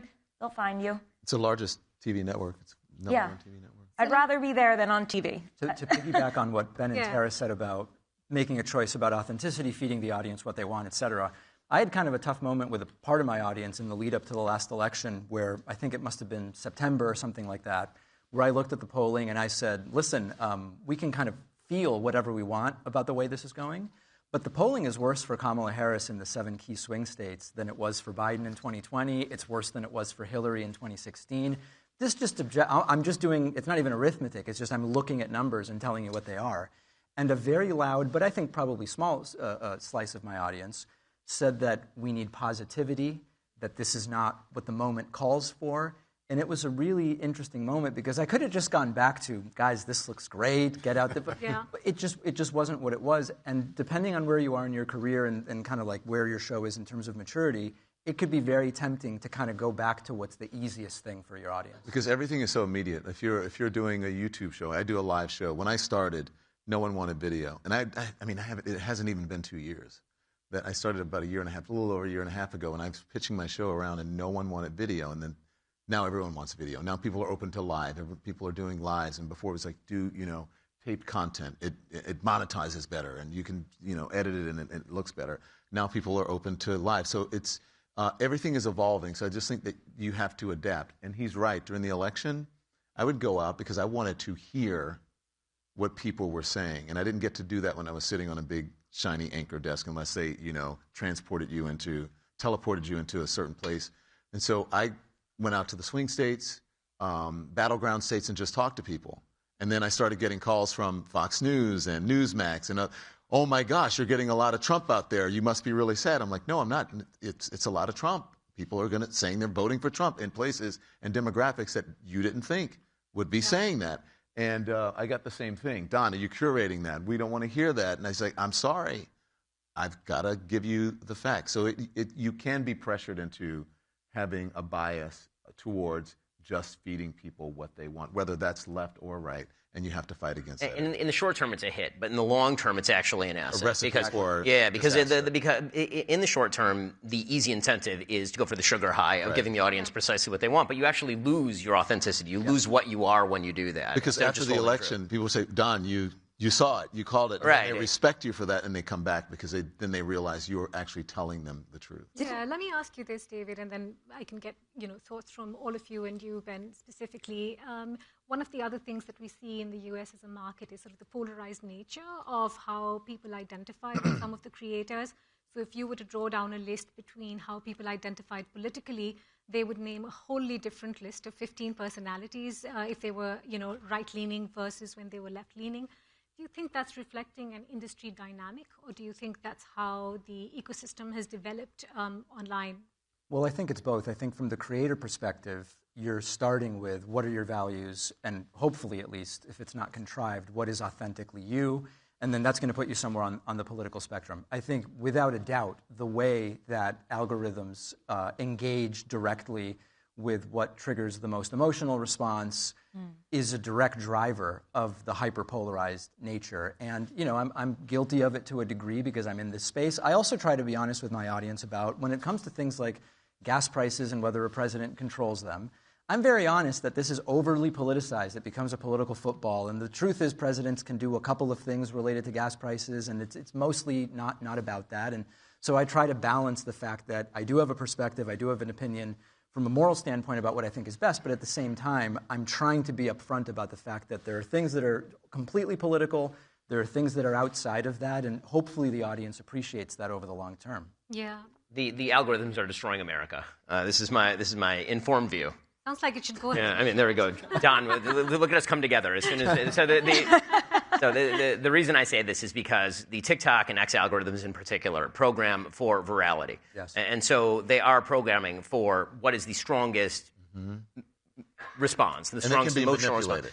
Absolutely can be manipulated by outside actors. You've actually seen quite a bit of this on both TikTok as well as X. But people who are then in the real world use that as a substitute for polling, for example. So you see politicians, and if they get a lot of retweets, they think what they're saying is popular, and then they do more of it. And so you'll see it bleed over into the real world. Trends that you would never get if you just walked around and talked to normal humans suddenly start popping up when you talk around with normal humans because they've been watching it online and it's been really, really pushed. And so when people say, how do we get back to normal, my first recommendation is to do something that actually is the opposite of what our industry should be saying, which is get offline. Like actually turn off your phone and go to a place with actual human beings and have conversations with those people. And this is where I make my non-religious pitch. Everybody needs a form of Sabbath. You should get off your phone on Friday night. You should get back on your phone on Saturday night and just be completely disconnected from everything that's going on and be in a place where everybody who you know is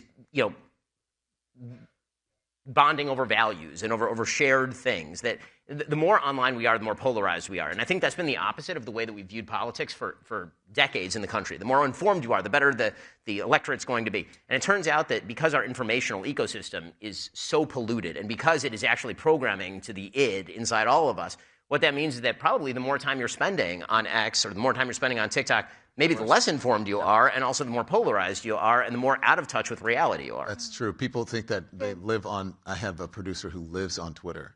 And every time I ask him for something, he goes to Twitter. And I said, do you ever do research other than Twitter? Like touch some grass. Yeah, touch some grass. But I do. It's interesting that, Ben, you say that because I do every single day. I tell people, because I go live at 10 and 5, and I tell them between that, they can be informed without being inundated. They can read. And until then, I tell them, until I see you at 5 o'clock, turn the TV off. And only watch you at 10. But I mean, turn the TV off or turn your and read and pick your moments. But I rarely do content. Every once in a while, I'll do weekend content because I think it's important to give people a break. And I do think that people should be in community with each other, and that's something that we should all be pushing. It doesn't, you don't make that much more revenue or become that much more successful by constantly pushing, even on the weekends, content. Yeah, I think you give people a break and make them want you, And the two big platforms in the US are X and YouTube. That's kind of the spaces where people are driven to the Although most. TikTok's enormous. TikTok's enormous, but it's probably got a bit more. It's not sort of hardcore news, if you will. It's people looking at lifestyle, culture, other things as well. And within X and YouTube, there is sort of a primary preponderance, if you will, of right-wing identified voices. Is there a reason you think for that? Do you think they've sort of moved ahead of the curve and there's more faces emerging from the left? What do you put that down? I mean, I think that you see this quite frequently in terms of new technologies, that the right is the first to adapt because they feel shut out of traditional spaces. So, for example, the right was very shut out of TV spaces. Cable emerges, Fox News emerges because the right's like, okay, we need some place to go. And then after cable becomes more balanced, MSNBC comes up and CNN. And once you have all those outlets, then the right is like, okay, well, maybe we'll have to try talk radio. Talk radio is now going to be our new things in the 90s, the early 90s, you get that. So the timeline's off here, but that's basically the idea. When the right feels squeezed in a particular legacy space, they're the first to adapt to a new space. And so for me, my op-eds weren't going to be appearing in the New York Times. And so the idea of start your own online outlet is a lot more attractive than somebody who is going to have access to the New York Times. I mean, I'm old enough to remember when Tara's former employer, Politico, invited me to write a newsletter for Politico, and there was basically a riot in the newsroom because how dare I write the holy and sanctified Politico morning newsletter. And so the right is the first to adapt, and then what happens is that people realize there's a market there, and they move into that market, and then a new market emerges. So I think there's definitely something to that for sure. I think that's true, but the left has also been very hesitant to really fund a lot of these operations at a bigger level. And that, I think, has held back also the independent left spaces, where it's mostly people like me who are just building slowly over time, and there really hasn't been any large influx, or especially with younger people as they get into the age where you might think about starting to produce content. It's been missing, and a lot of my colleagues have said we all could have gotten going far more quickly on some of these platforms if someone had recognized the potential more quickly, had come in more rapidly to fill the gap that was then subsequently created as the right came in. There just really hasn't been that funding. It's a short side on the left, or even center. If you're on the right, what is it? Red Seed Ventures or something like a Red Seed? You're talking about the company that's associated with Fox News. Red Seed Ventures, and you have pouring money into conservative spaces, and you don't see that on the left or even center left or even center right. They're starting to. They have these like PACs now. What is it called? All of these creators are part of Chorus. They're all getting supported through these But PACs. not nearly to the... No, they're behind, but they didn't need it because they could just go to cable news and get interviews over and over again. This is really the key, is that a lot of people who would be funders for these sorts of enterprises are like, well, why do I need to fund that? We already own CNN or MSNBC. That's true. I think they were behind the curve in realizing that the power of that was diminished. I totally agree with you. Yeah. Tara, one question to you before we move from sort of context setting to challenges, which I'm sure there are many of. What also sort of comes through in a lot of our research, and this isn't unique just to the US as a market, is that if you were to map out the top few creators, most often it would be men. And particularly with sort of the political op-ed style of communicating to audiences. Is that a challenge as you see it? Is it a kind of a state of play? How do you approach it? I just don't think there are as many women doing this yet. I hope to be, there's Megyn Kelly, Candace Owens, there are some on the right, and now there are women on the left that are doing it. The Spare is like a huge star under the desk news. I just think it's maybe taking a little bit longer, and I think eventually it'll be more balanced. I think there will be more women, but all of the polling and everything says that men still will listen to women. Actually, a huge audience of mine is men. Yeah, I was going to. It's actually disproportionately more male than female. Men like politics. That's correct. So I hope that in a few years from now, it's way more balanced. But I just look at it as the news industry evolved as well. It started off with all men. And I think if you were to widen from news creators to alternative news creators, people who do other things but also talk about the news, you'd probably have a wider mix gender-wise there. Yeah, you're also asking us to go out on our own and create our own businesses, create our own platforms, independent media, small businesses essentially is what you're starting at. And so, women have to be incentivized to see that there is revenue there for them. And I think they are seeing it, and I hope to one day be a model for other women who want to do this. I think you are already. I think you are really a trailblazer doing this. Thanks. It's interesting, though, because in America you don't see a lot of women on the news side. You do, you have like Alex Cooper, right, who does, sort of entertainment. No shade to, but it's a whole different thing. It's more of a creator than a journalist. But I find that, I think in Turkey and in other countries, women who give news and information are huge, have independent voices and independent roles, and they're doing really, really well. It's just interesting here in the United States. it hasn't really happened. So I think when cable news starts to lose more and more journalists, as they continue with their layoffs, as they seem to do, more women who have. I had a unique background. I was a White House correspondent for a network. I already knew how to do broadcast journalism. I was a podcast host. I wrote a newsletter. It made sense. For a lot of people, they may have only been a print reporter their entire life, or they've only been a broadcast journalist. So it was an easier leap for me to do this.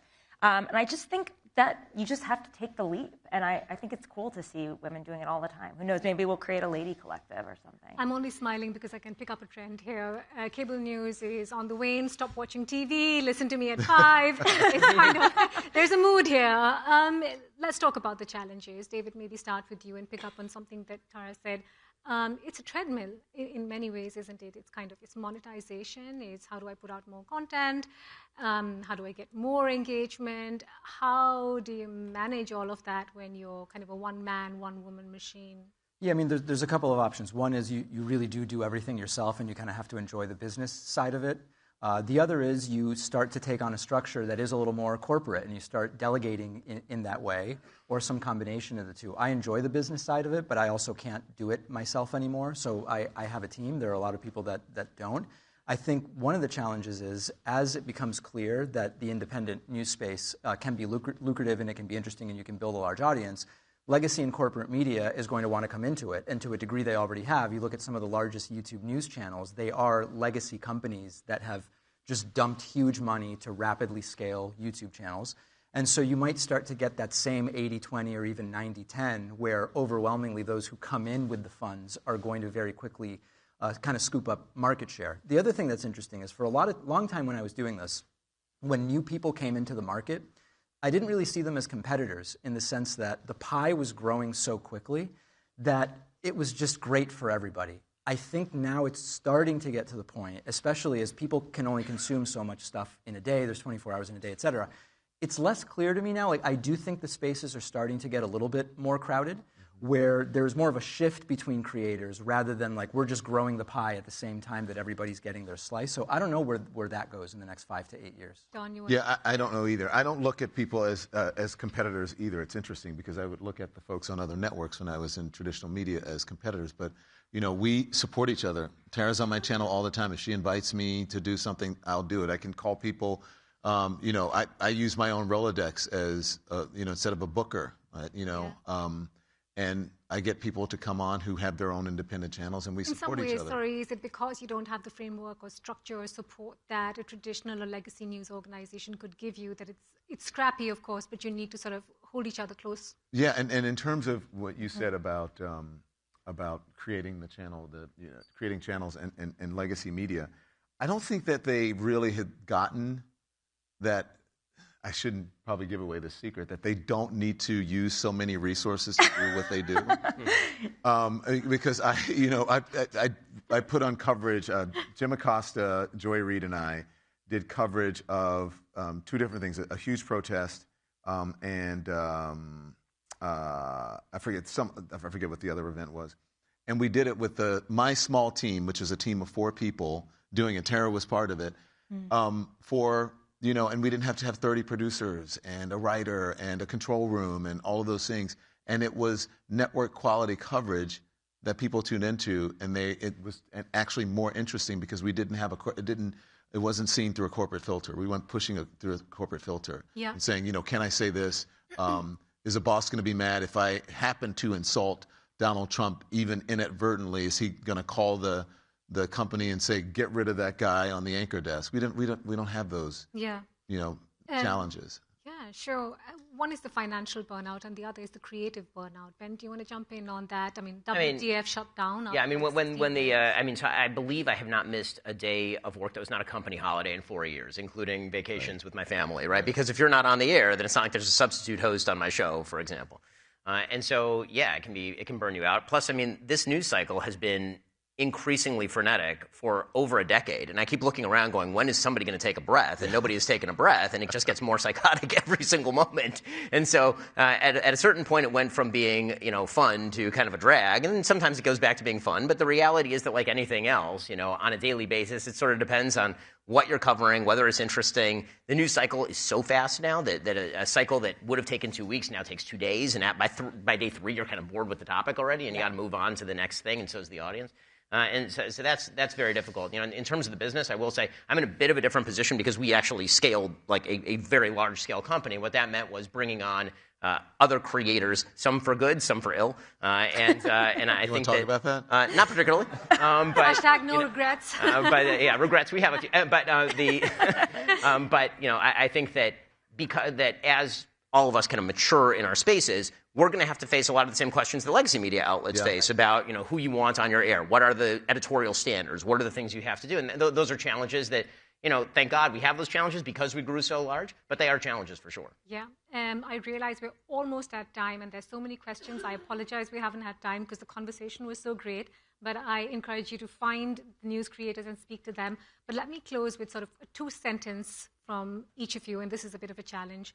One, how do you respond to the observation that news creators are essentially remixers? And the second, if you had kind of a top tip, aside from don't blow up so many resources, what would it be for traditional news media organizations? Do you want to Oh boy, kick it starting off? with me. Well, I think, so on the, tell me the first one again. I want to go. First one is, are news creators essentially news remixers? Oh, yeah. Yes, they are. Yes, absolutely. But I see that as a feature rather than a bug. And I think the audience appreciates that there is still this kind of underbelly of close to straight news reporting.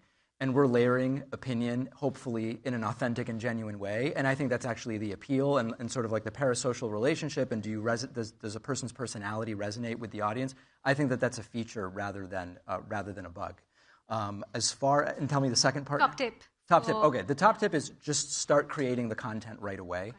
There's so many conversations I have with people who want to start, and they're asking me about publicists, and they're asking me about microphones and lighting and who can print their merch, and all of this stuff is completely irrelevant. The number one thing is get the content onto the platforms as quickly as possible, start getting feedback, iterate based on that. That's really the big thing you have to do. Yeah. Super. I'll say what he said. I do think that certain creators are remixers, and I see a difference between a creator and a journalist. And as long as you say what you are, then I'm okay with it. But there are some journalists who aren't doing journalism, and there are some creators who are actually doing a good job at journalism. So I don't think that there's one or the other. I just think that both can coexist and that we have to adapt to the new environment. What I would say is perfection is boring. And so if you're going to do it, again, what he said, just do it, and don't worry about it being perfect. And don't let, perfect be the enemy of the good? I think that's, and have integrity. So, yeah, I mean, as far as us being remixers, obviously, we're not the ones who are doing a lot of the core reporting. I think that's always been true. And so sometimes we're spotting a buried lead in paragraph 19 that may be, not elevated in a way that we might find interesting. And I think that is a real service. But to pretend that the legacy media doesn't have a continuing role is silly. I think the question you asked was about tips for the legacy media, yes. Correct? So the tips for the legacy media, and I think the number one thing for the legacy media is acknowledge your bias. I think that the legacy media are constantly suggesting that they're fully objective, floating above the fray, fully capable of removing themselves from the sort of day-to-day politics. And I admire the attempt by many people to do that. I actually do think that that's a useful thing, and I think journalistic practices are necessary. But it also happens to be that if you want to know the number one critique of legacy media from the right, and this has been true for decades, all the errors fall in the same direction, and yet we keep hearing about objectivity. If all the errors are going in one direction, and we keep hearing how objective the journalists are, we start to doubt that you're telling us the truth, not just about your own objectivity, but about everything you're saying. And so I think one of the things that, I'll mention my friend Barry Weiss, I think what Barry is trying to do at CBS News is quite good, actually. I think bringing on people of openly political views from different perspectives to discuss issues is really important, and I hope that more legacy media institutions would acknowledge how polarized we are, and the way to solve the polarization is not to ignore it, is to host conversations between people who disagree. Tara, yeah, I would say I still do think about I still think about what I can offer that's new, that hasn't been reported, and why you might find value in my channel. So I do actually call sources. I do try to break stories. Some days they're big, some days they're not. Some days it's news analysis. Some days I'm just calling sources on the Hill and trying to make sense of the last election. And I'll write something on Substack and I'll host a show. Obviously, the Epstein story has been really big, but I also was covering that really closely when a lot of people weren't for the past 6 years. So I've been able to offer new reporting, new analysis, and exclusives. But yeah, I believe the legacy media has a huge value. I do use their reporting as support for my reporting, and often it leads to future reporting. And in some ways, yeah, we're remixers. But like you said, people want to feel like there is, they like you. They like your personality. They like the way you call shots. I think we need more referees, honestly, than we need to have people on tribes online. And I try to be a referee. That's how I see myself in this game. And yeah, I'm a person, of course. We all grow up with our biases just by the fact of, being a first-generation American. I'll have a bias because of that, and it's subconscious. But I try not to bring it, into everything. So that's my angle for this world. And my tip is to do it. Exactly. How many people? I'm sure it's the same thing. People ask all the time. I want to do what you're doing. Okay, well then just put a camera in front of your face and start talking. That's the first step. I didn't hear the question. You said what was legacy advice to legacy media? Oh, well, my advice. I agree. Don't fire an online. I agree somewhat. Well, that's true. Thank you very much. We agree on a lot. And I do agree somewhat of what you said. So this is a conversation that we used to have when he would come on my show. But I don't think that journalists are as biased, maybe as you think. I have a different opinion of what's happening at CBS. But my thing would be for the corporation to get out of the newsroom. Because the problem is not with the journalists, it's with the gatekeepers. And if the corporation becomes the gatekeeper, then there's going to be constant influence from the people that we're supposed to be holding accountable, like the people in Washington, D.C., the people who own things, the wealthy people, the oligarchs, the billionaires. Those are the people that we're supposed to be holding accountable. And if they are filtering, if we are getting information that's filtered through them, and we must do that, or legacy media, then the game is over. And also just the deal making for just to get the interview, the scoop, it's just so political right? inside of the newsroom. And that's the great thing about what we're creating. We create our own newsrooms. And lose the desk. Completely at time. Big round of applause, please, for our news creators today. Thank you all very much. All right.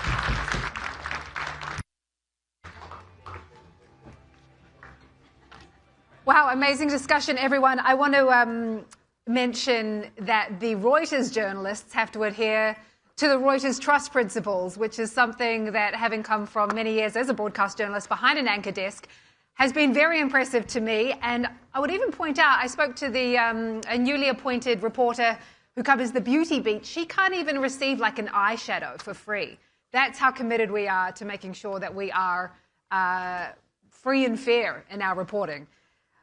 Next up, a fantastic discussion, more to come. Next up, we have Reuters editor-in-chief, Alessandra Galloni, who is returning to the stage, this time in conversation with Wikipedia founder Jimmy Wales.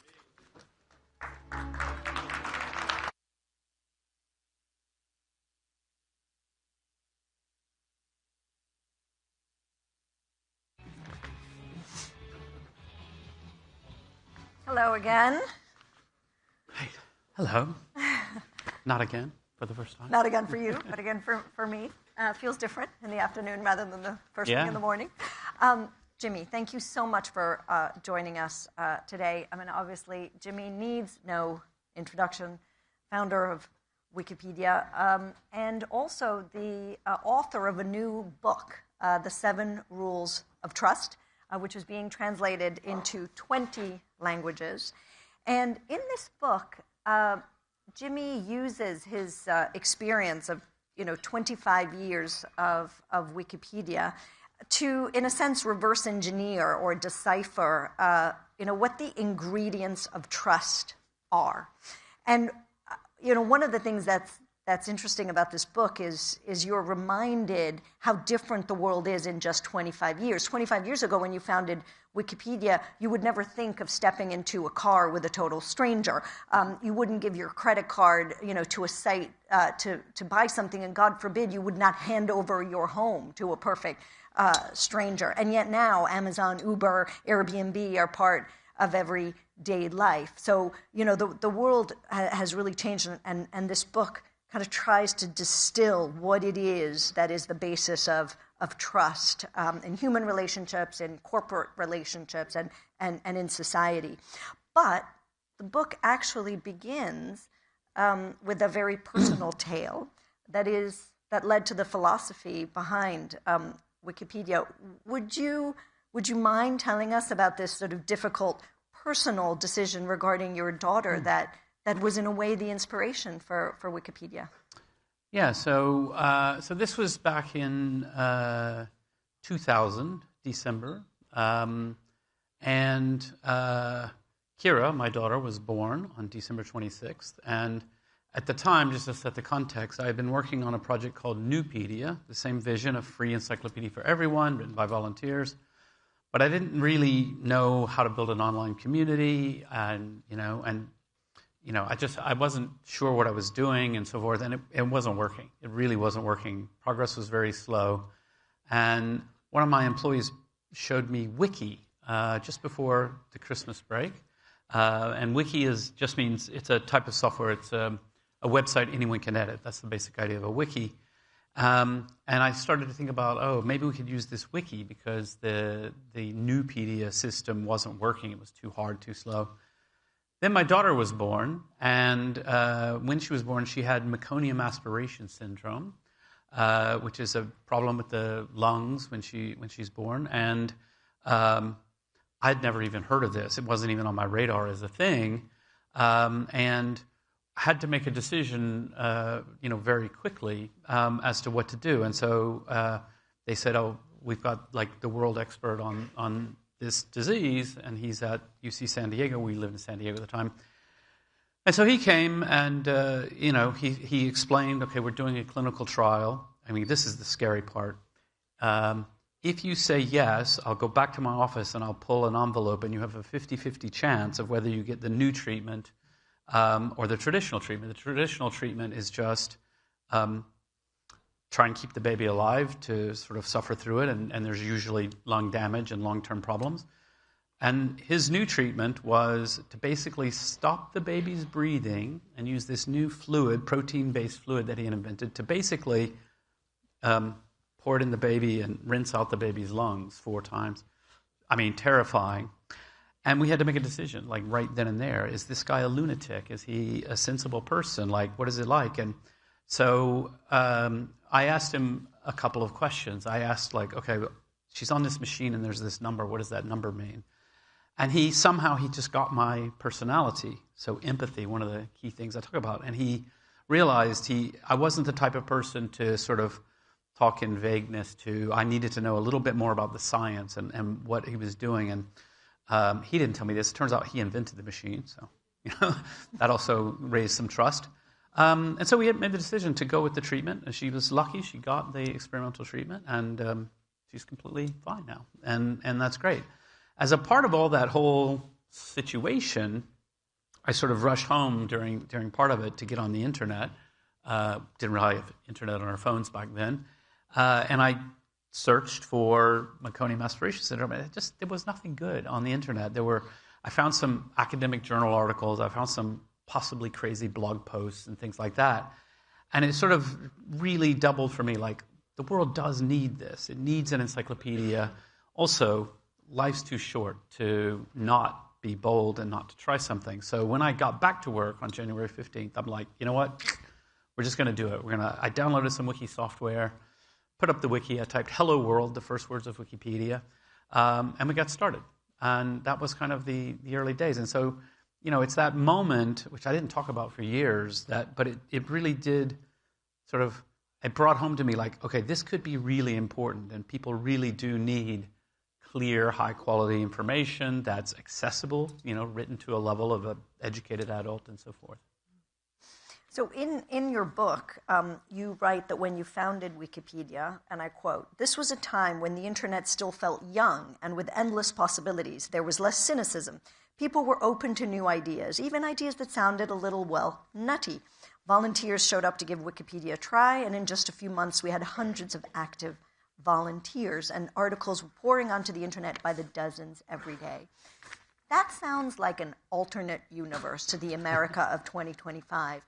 In today's political climate, war on facts, historic distrust, right, of news, and not only, could you still create Wikipedia today? Well, I think so, yes. But I'm a pathological optimist, and so I always think everything's great. But I use the word pathological to acknowledge I'm not always realistic. That's just how I am. I think everything's going to be fine. That gets shaken from time to time these days. But, I think, there was that moment of great optimism and, all of that. But we also have to remember, even going back before Tim Berners-Lee invented the World Wide Web, there was this giant message board system called Usenet, which was mostly unmoderated and unmoderatable because it was a distributed system on lots of different mainframe computers and so on. And it was unbelievably toxic. It was horrible. I mean, it turns out people don't actually need algorithms to be horrible to each other. We can just do it for free, And there's a lot of reasons. There's a lot of the elements that we have a better understanding of now. Anonymity doesn't always lead to toxicity, but it is a component often. A lot of atomistic interactions. It's like a drive-by trolling, and you're never going to see the person again, and people don't behave. So there was that moment of great optimism, but you could already see actually the internet could be a horrible place as well. And so, when I reflect on this, I just it's really hard to think about, okay, what if Wikipedia hadn't started? Could you start it today? Well, gosh, what would the world be like without Wikipedia today? I mean, what would the internet be like? It's become such a part of the infrastructure of how things work from, searching online. You search because you're going to find something. And when you find something, it's probably Wikipedia. And AI is being trained on Wikipedia and all of that. And so it's hard for me to even imagine a world without Wikipedia now. So. I'm going to go off script here. How many people use Wikipedia in this room more than 10 times a day? Oh, more than 10 a day. Come on. More than 5 times a day? You're slackers. You're all slackers. Not curious enough, people.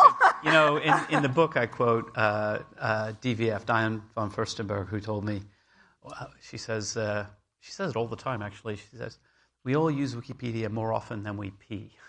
That was pretty good. I don't think that's 10 times a day, but I mean, if it is, go see a doctor. But maybe people aren't drinking enough water is the moral of the story here. Anyway, but it's interesting in what you're talking about, sort of toxicity on the internet and with people you cannot see. That is a theme that you explore in the book, which is it's very easy to be toxic, just sort of in an ether, as opposed to people who are next to you and human beings. And that, I mean, I don't know if you ever thought you would be in agreement with Ben Shapiro, but that sounds remarkably like what Ben was just saying just in the panel before us. Yeah, I was backstage listening, and I don't know much about Ben Shapiro. I've heard of him, and I just thought, oh, well, what's this guy going to say? And I sort of tune in and start listening. I'm like, oh, yeah, that actually completely makes sense. And in fact, when he suggested doing a sort of non-religious Shabbat and taking Saturday off from social media, I chuckled because because I'm a geek, I've just been redoing my internet at home and a new network and I've got a new router and a new blah, blah, blah. And I said to the children, I'm like, oh, look, I was thinking about maybe I can set a schedule. And I'm thinking maybe we'll do like a family Shabbat, and every Saturday we'll automatically block all social media. And they nearly threw me out the window. Like, it was a very conscious. They're like, what? Saturday is our only day that you're allowed to. Da, da, da. So I'm like, okay, well, just take it easy. Maybe we'll just try 1 or 2 things, or an hour on Saturday morning or something. But anyway. I think it's not a bad idea. These are the same kids, by the way, who just now, behind the scenes, Jimmy was online fixing internet for them back home remotely. Yeah, That's the last time you're going to do that. I mean, it's I am sort of IT support at home. Once my wife was on a call with Sadiq, the mayor of London, and her internet was messing up, and so Jimmy, come and help with the internet. And I'm like, oh, hi, Sadiq, I'm just IT support, So. So in the book, you talk about several controversies, that have sort of played out on Wikipedia, and that, extreme positions that have been debated and battled on. But one thing I found interesting is you say that often it's not the biggest, most controversial issues, like, I don't know, like abortion or, big ticket, hot ticket issues that get the most off kilter because, and this proves your point about community, lots of people pile in and there's a balancing out. It's the smaller, sort of more obscure topics that become these big issues. What is the most controversial debate that was the most instructive to you and that played out on Wikipedia? I mean, there's one that I think not many Wikipedians would actually remember, but I remember it very well because it caused me to think about things in a slightly new way. Someone said to me, you've got to go look at this article because there's a massive fight and it's been brewing for a week and people are really getting upset and so on. And it was about a particular breed of dog. And it was a breed of dog that has not been recognized by the American Kennel Association or whatever it's called. But some people are trying to get it recognized as a breed, and some people think it's nonsense and it shouldn't be recognized. And anyway, these people were having a huge fight. And I went in and I'm like, this is really unusual. And what was unusual is as I looked through it, I was like, I don't see anybody I know. I don't see any regular Wikipedians. And, the people who are real regulars at Wikipedia, who are there all the time, they're quite good at conflict resolution and trying to calm people down, talking about policy, talking about, it's not up to Wikipedia to decide this issue, so what you need to do is write fairly about the controversy and so on. And I thought, that it's really interesting because where did these people come from? Turns out they came from, I don't know, I don't remember now. It wouldn't have been Twitter. This was too early on for that, but some dog forum somewhere. And it's like, people don't automatically come to Wikipedia understanding what it is. And we still see this today. Like, it's very common. Somebody will sort of launch an attack on us on Twitter or somewhere, and then all these people rush in, and oftentimes they're just completely confused about what they're doing, and they're completely misguided about how to talk to people and how to sort of think about these issues. And like the classic kind of example is, I can't believe Wikipedia has an article about this person. We hate this person. Let's get their article deleted. We'll go and start a vote, and we'll all vote and get it deleted. And the way we vote in Wikipedia is we call it a not vote. It's like we don't vote. We have these discussions that look something like a vote, but when when somebody comes to close it, they actually just look and they say, are there policy-based reasons being given and all of that? And so you can come and say, delete, this person's a jerk, and whoever's closing it will go like, that's not a reason. In Wikipedia, there's a lot of jerks, and they're, Adolf Hitler, he was a jerk, and he's listed in Wikipedia, so that's not really how you do it. And so it is like this, there's nothing automatic that happens if you get people to come and work on something. It does take a lot of ideas, a lot of philosophy, a lot of coaching, and people do get it. Actually, people get quite enthusiastic about it because finally it's like, we're not just going to bash each other. Great, actually that sounds a lot more interesting. I think I heard Ben Shapiro talking about the need for, of diversity of opinions and discussions and discourse as opposed to just whacking at each other. It's very instructive, even though it was about a silly dog breed. Yeah, exactly. So, I shouldn't say a silly dog breed because half of that group. You're going to get into trouble for that. Clearly Ben Shapiro has made an impression here, but Wikipedia has often been the target of conservative critics, right-wing influencers, many sort of Republican congresspeople, accusing it of being too liberal, accusing you of being too liberal. How do you respond to that? Yeah, so I think broadly, if you when Elon says that we're Wokepedia and that the site's been hijacked by left-wing activists, this is just not true. I know the Wikipedians, they're mostly super nerdy people, not particularly political and so on and so forth. And so broadly, no. However, my sort of approach to this is to say okay, anytime we get a criticism, our response shouldn't be just to be defensive and say, no, we're neutral. No. We should say, okay, let's talk about it. Let's help us figure out how do we improve? Where have we got it wrong? What are the issues that we may have? And, some of it can be, the way Elon puts things is always a little dramatic, but when he says things like, Wikipedia just reflects mainstream propaganda. And I'm like, that's a really odd pair of words to put together, mainstream propaganda. But if you say, gee, you know, like the media broadly may have a left-leaning bias, lots of people think that, therefore Wikipedia would naturally also be susceptible to that. And that's like, yeah, okay, like actually we should grapple with that. We should make sure that we're not doing that, make sure we're getting it right. Then there are other cases where, you know, in the case of really difficult emotional conflict in the wider world, then obviously it's harder for people to be sort of that calm, reflective, neutral Wikipedian because it's really personal. So I think you wouldn't be surprised if you know, sort of looked very closely at Ukrainian Wikipedia, and probably it's a little bit more negative about Russia than it might have been otherwise, and that's just human. That doesn't mean I think that's okay, and I don't think the Ukrainian Wikipedia shouldn't just go crazy and start bashing Russia everything. But you can understand it, like it's human. And so it takes time. I mean, you know, when we've had Wikipedia volunteers killed in the war, probably on both sides. I don't know about Russians. But actually, you know, the community tends to do a pretty good job, even under those tough circumstances. But that's where it gets really hard. We're going to come to some of the questions from the audience, but let's just quickly turn to AI.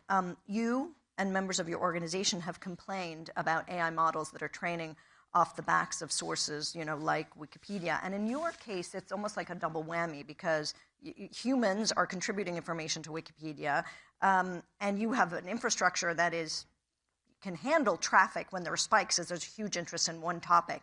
But when you have bots crawling, you know, not only are they taking information from those people who have voluntarily, you know, given it, but also it costs you to manage that spike in traffic. Mm-hmm. So and you're having to pay for that. I know you've signed a deal with Google, which now pays you. Are you working on other deals with the big tech?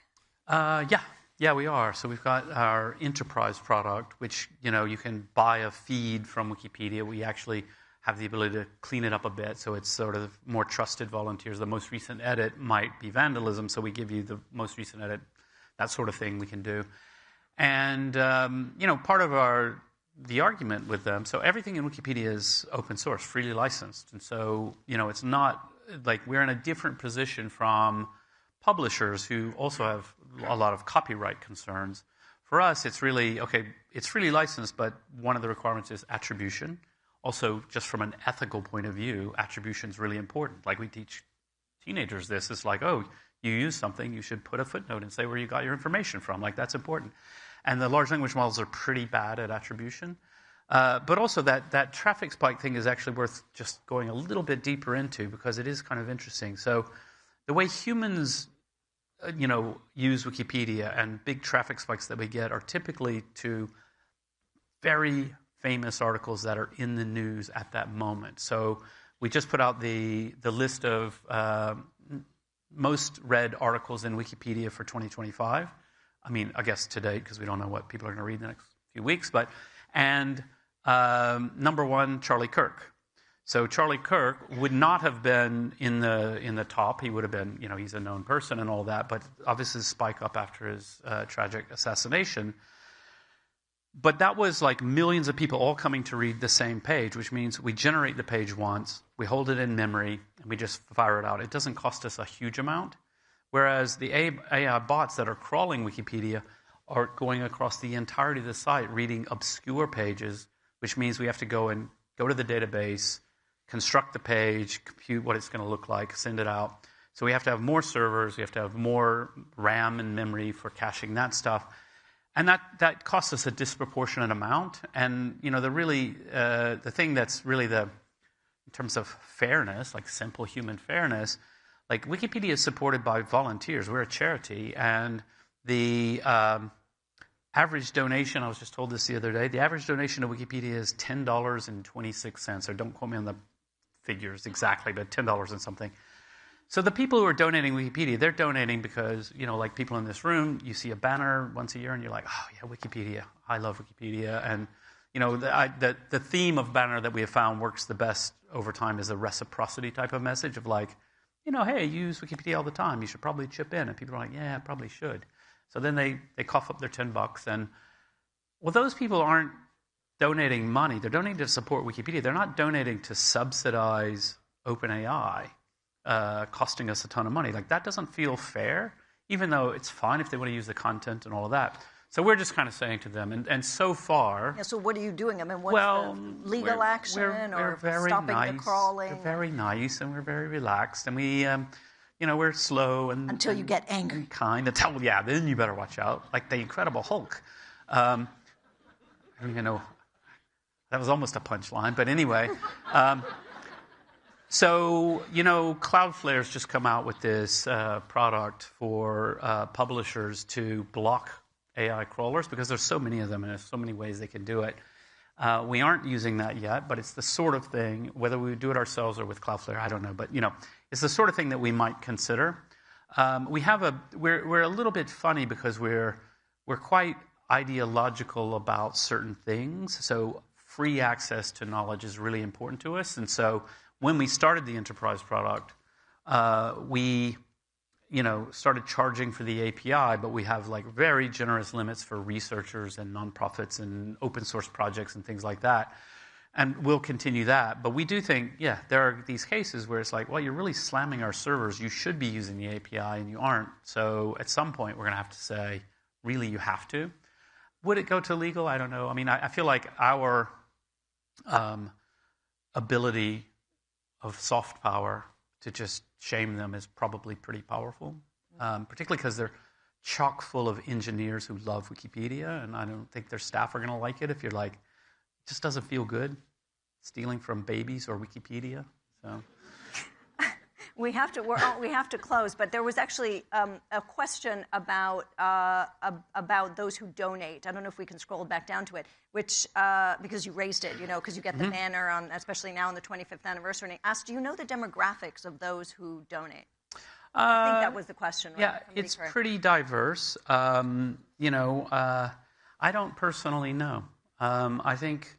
I would say the thing I do know is geographically, the majority of the money comes from the U.S., and I would say per capita more from the U.S., and that's partly because the U.S. has a much stronger culture of giving and donating to philanthropy and so on, whereas a lot of Europeans think the government should pay for it, and that's just a cultural difference.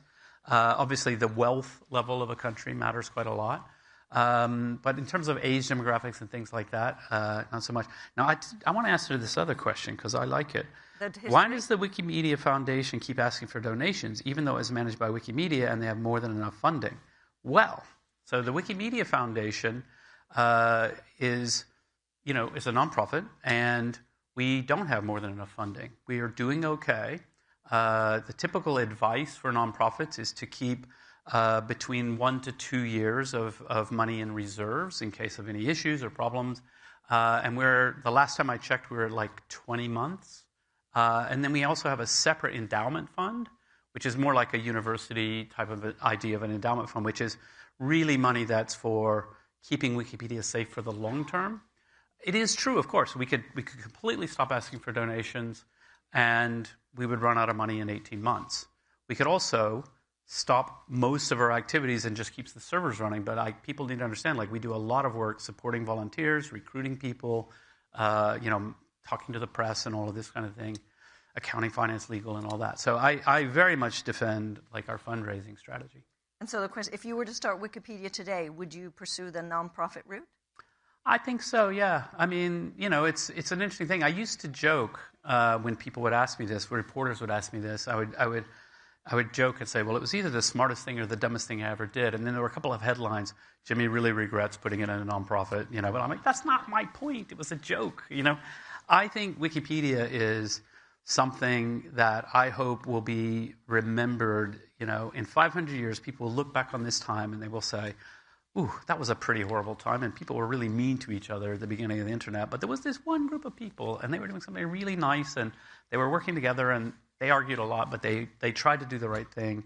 And I think that's great. I mean, I think it's really a wonderful thing to be a part of. And so, yeah. Well, and the perfect way to end. Unfortunately, we're out of time. Thank you. Okay. Thank you so much. Thank you. Okay, thank you.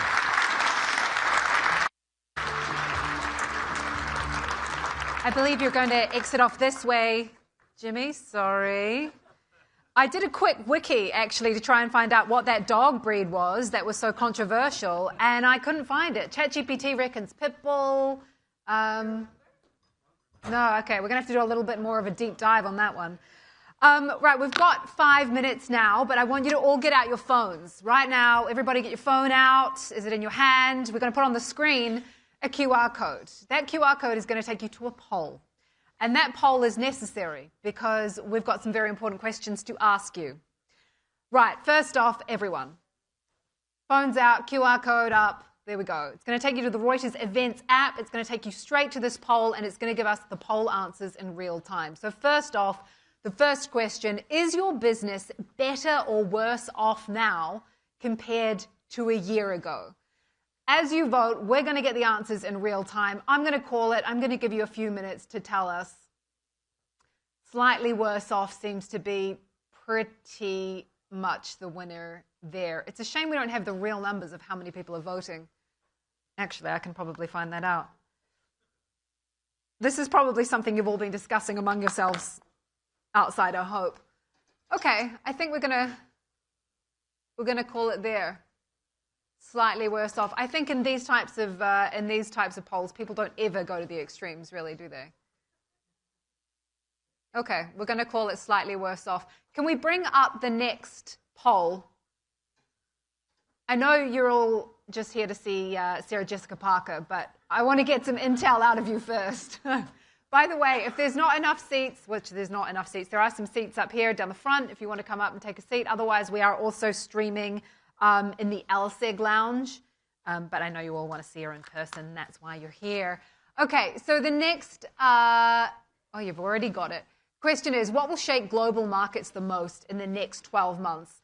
Try and put in like 1 or 2 words. I think they call this a thought cloud, to give us your sense on what you think is going to happen. AI crash. All right, interesting. Bitcoin. AI, pretty significant there. Trump, yes. I don't mean to just fill time, but also, What is World News is a great podcast, and if you're not already listening to it, make sure you do, wherever you get your podcasts. Actually, earlier, Don Lemon was saying perfection is boring, and interestingly, we segued from doing audio to video in the space of about a month, and it now is recorded in my back garden in a shed in Wanganui, New Zealand. And you wouldn't know it. You wouldn't know it. But you can watch us on Spotify. So check that out if you think perfection is boring. Okay, yeah. AI, Trump, war. It all makes a lot of sense. I'm going to go on to the third and final poll question of the day. This one, we need a little more info from you. So where do you get your news? And we want you to rank these answers. So what you do is you just drag your answers to the order you want them in, and then you hit submit, and then we'll get your answers on screen. None of you should be looking at me. You should all be looking at your phones. Which brings me to another point when I think it was Don saying, we don't want to see cocktail dresses or over hairsprayed hair. I was kind of like, oh, God. Okay. Am I in the wrong place? Okay, so we're still going to traditional news outlets. We're also, I want to see podcasts and video channels a little higher. But it makes sense, traditional news outlets, that we also want, trust in our news. Okay, we're almost ready. Yeah, traditional news outlets. I think we're going to call that as the winner. Fantastic. Thank you. Thank you all for participating. Give yourselves a round of applause. Thank you. I appreciate it. Before we move on to our new session, our last session, a few reminders. We have drinks in the gallery at 5:10 in the Grand Gallery, so please join us for that. Tomorrow we have a packed agenda again. We've got NBC Universal Chairman Perlina Igbokwe and the producer of The Good Stuff and Parks and Rec. If you're interested in that, if you like that show, I love it, Mike Schur. We've got discussions on the geopolitics of space. We're talking about luxury, how that market is expanding. Is it AI ethics? We've got insights from the CEOs from Estee Lauder, The Honest Company, Tapestry, SAP, Cohere, and many more. So that is going to be a fantastic day as well. I'll be helming the tech and AI stage. So that's everything dedicated to those two things. Sure to be a really interesting morning. We wrap up there at about 2 p.m. tomorrow, I believe. But without further ado, I'd like to welcome to the stage someone who feels like a very good friend of mine from the amount of time we've spent together, but I'm on one side of a screen and she's on the other. So we have actor, producer, publisher, and businesswoman Sarah Jessica Parker alongside Reuters editor-in-chief Alessandra Galloni.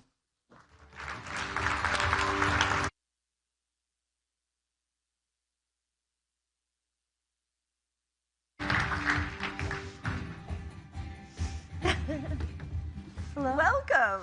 Thank you. Thank you for having me. What a treat to have you here. We'll see how you feel afterwards. Oh, yeah, we'll see. Well, I'll see. So, obviously, Sarah Jessica needs no introduction, but those of you who have been living under a rock for the past many years, Sarah Jessica Parker is an actor, entrepreneur, book publisher, Booker Prize judge, film director, style icon, and mother of three. I didn't miss somebody. Three, but not a film director, just a producer. But, yes. And of course, books are a major character in Sex and the City. Yes. You know, basically by the end of the sequel, which finished this year, Carrie Bradshaw, the main character, has written 7 books and spends a lot of her time in the series writing, admiring the smell of old library books, attempting and failing to get married in the New York Public Library. Yes. So books are a big theme in Sex and the City. Yes. And so in a way, it's fitting that your first foray into documentary production, right? We've done a few, but we've done 2 this year, and this one's sort of just been birthed. So it's of the moment. Of the moment. So is The Librarians. And it focuses essentially on a group of resistance fighters, if you will. Freedom, F-R-E-A-D, librarians who are fighting against book bans by local school boards and in school libraries. And in some case, you know, coming under extreme duress because of refusing to ban the books. And of course, I don't know. I mean, I did a bit of research on this. Actually, there's a rich history in the U.S. of book banning back to the Puritans. In the 50s, Catcher in the Rye was targeted for promoting communism. Other classics, Charlotte's Web, Goodnight Moon, New York Public Library, I think, The Wizard of Oz, The Hobbit. So, you know, there's quite a tradition. But anyway, this is a remarkable documentary. I really do urge everybody to look at it. And you've pointed out in interviews, some people don't realize, you know, how much book banning actually exists. And so I guess my first question is, why was it important for you to be involved in this documentary? I think, first of all, because perhaps like many of you in the room, I was sort of raised in a library. I lived in Cincinnati, Ohio until I was about 11 years old, and we had a wonderful public library. We went a couple times a week. It's where all of our books came from. We didn't have a television in our home. We had to have a book with us at all times, whether we could read or not. My mother was an educator. She grew up in a library, and so libraries were just very much a sort of a necessary and fundamental part of our lives. And the idea that there would not be available to me books that I might reach for, want, need, you know, don't even know about, that might change the course of my life, or, I don't know, maybe cultivate compassion, curiosity, interest, help me know people far away, people who are different religions, political beliefs, ideologies, any number of things, all the ways in which information and access to information can change a person's life. The idea that that wouldn't be a possibility for perhaps millions of readers in our country seemed devastating and dangerous. And so when the filmmaker came to me with a producer and asked if our company at HBO would participate in producing and fundraising, I was immediately interested. They had some footage. There was a representative in Texas in the State House who, a man named, I think his name is Representative Krause, who had released a list of, I believe it was 850 or 880 books that he deemed inappropriate and therefore was banning from public school libraries. And it was at that point that these librarians in Texas got together and decided on their own, in the face of, yes, danger, personal risk, professional risk, to fight for the fundamental right for freedom of information. And thus the story began. It took us across the country back and forth to the state of New Jersey, to Florida, I mean, every place in between. And I think the film probably finished, it was edited and done by December 9th of last year.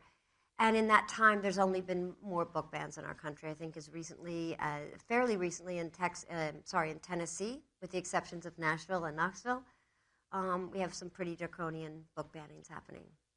One of the things that's remarkable about this documentary is the books that are actually banned, and because many of them are children's books. So we're talking about schools, right? And cartoons even.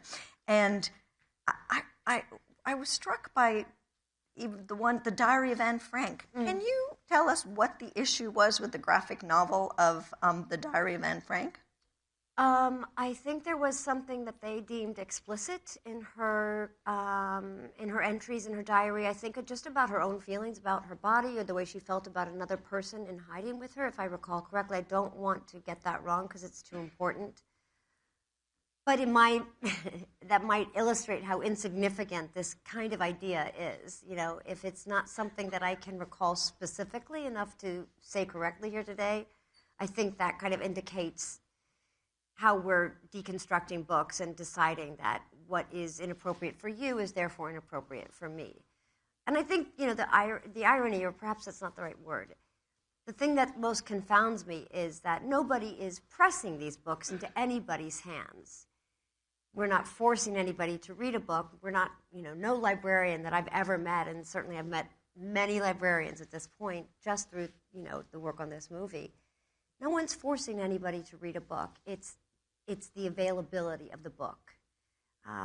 And that's what I think we all thought was kind of who we were as a country. This idea of access to freedom, the freedom to read and know other people and perhaps know ourselves better. I think in the documentary, if I recall correctly, and I may be wrong here, there is an image from the Diary of Anne Frank of Anne, and you see her back, but she's in a garden, and there's classical and I think there's, kind of Michelangelesque statues or something, naked. Yes, and they're interpreting that as lewd. Is it? Yes, something like that. I think that was I think you have to question the person who's seeing something like that. Maybe that's the concern. I don't know.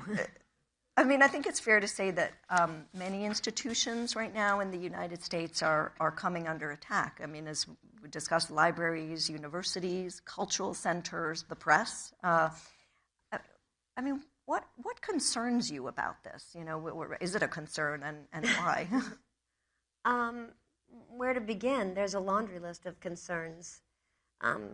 Cultural institutions, it's problematic because when you start defining what is art and what's appropriate, and then you threaten dollars, and you threaten access, and you threaten what can be produced and how, and the kind of language that can be used, not just on stage or on a canvas, but the way we talk about it. I just think it's really dangerous, and I think it doesn't allow us to be this rich culture that we should be. Cultural institutions are one very specific thing. Nonprofits are one specific thing. University, it's so complex that I don't want to take a stab at all the ways in which it's been handled poorly. And I think in some instances there are people that might, that have concerns for probably legitimate reasons that they think are sensitive and compassionate, humane. I think it's the way in which we've gone about talking about it, and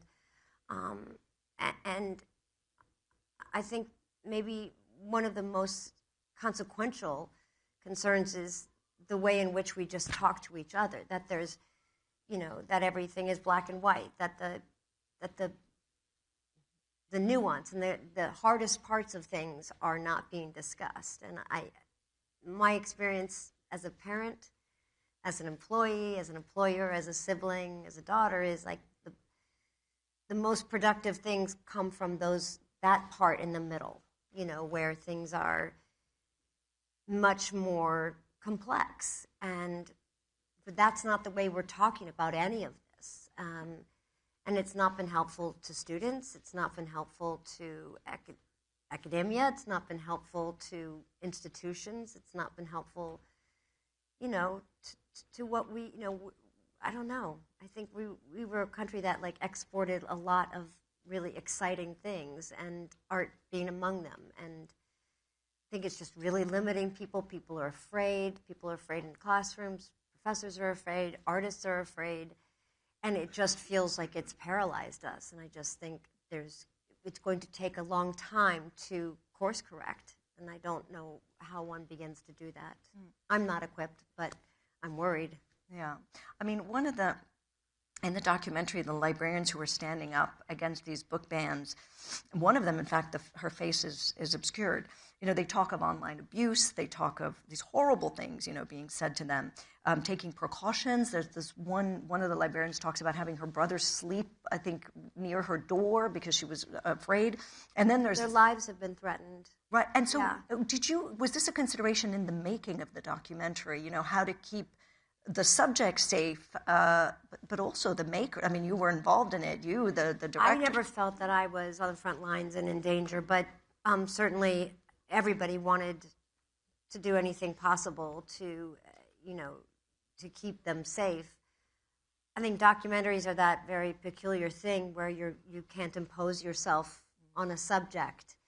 But if anything, I'm certain if anything had ever felt dangerous or unsafe or threatening in some way, everybody would have been there to provide the kind of shelter that would be required to keep those subjects safe. But I think it really is a portrait of how very real these threats are. And in many instances, inside their own communities, they didn't have support. They didn't have support even if they had just been, awarded best librarian, not just in the county, but in the state. All of a sudden, they were alone with nobody speaking up on their behalf and allowing them to be called all sorts of unthinkable names.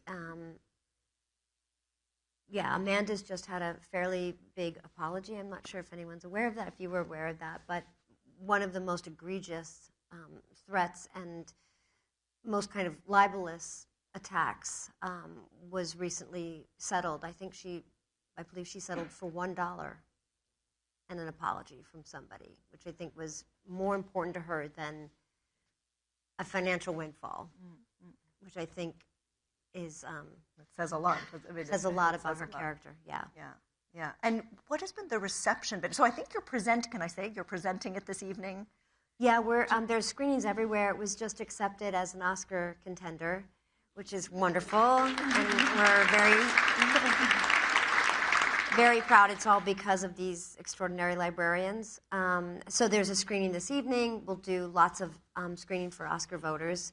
And then it will premiere. It's been in theaters and it was held over here for 3 weeks in New York City at Film Forum. And then I think it's going to be available on Independent Lens on PBS, if PBS can keep their funding, but they will. And these librarians are 12 or 13, I think. We tell the story of, I can't recall if it's that many or less, but there's many more like them. And there's been a lot of support for them because of people seeing the movie all over the globe. In the UK, it's had a huge, wonderful reception because of their own political climate that they're also dealing with. It's not unique to us anymore. unfortunately. Just checking if there were any questions, in the audience on this. What would you say to the next generation of librarians? I mean, my mom was a librarian, Yeah, my mom was a librarian, and I think it's a beautiful thing in Italy. In a public library in Italy. Wow. Yeah. When I was where? Born. In Rome. Well, I'm from Rome. Yeah. So, but what would you say to a new generation of librarians? I hope that they're all willing to put in the time. It's really, really difficult to become a librarian. That's a very hard degree.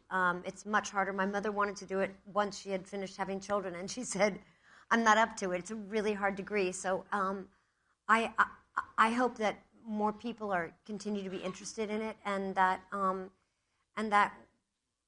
we do right by them, that the ways in which we can support our local libraries, our local librarians. Also, supporting American Library Association is an amazing organization that stepped in, especially in the last 4 or 5 months, with cuts to libraries and librarians, cuts to hours and services.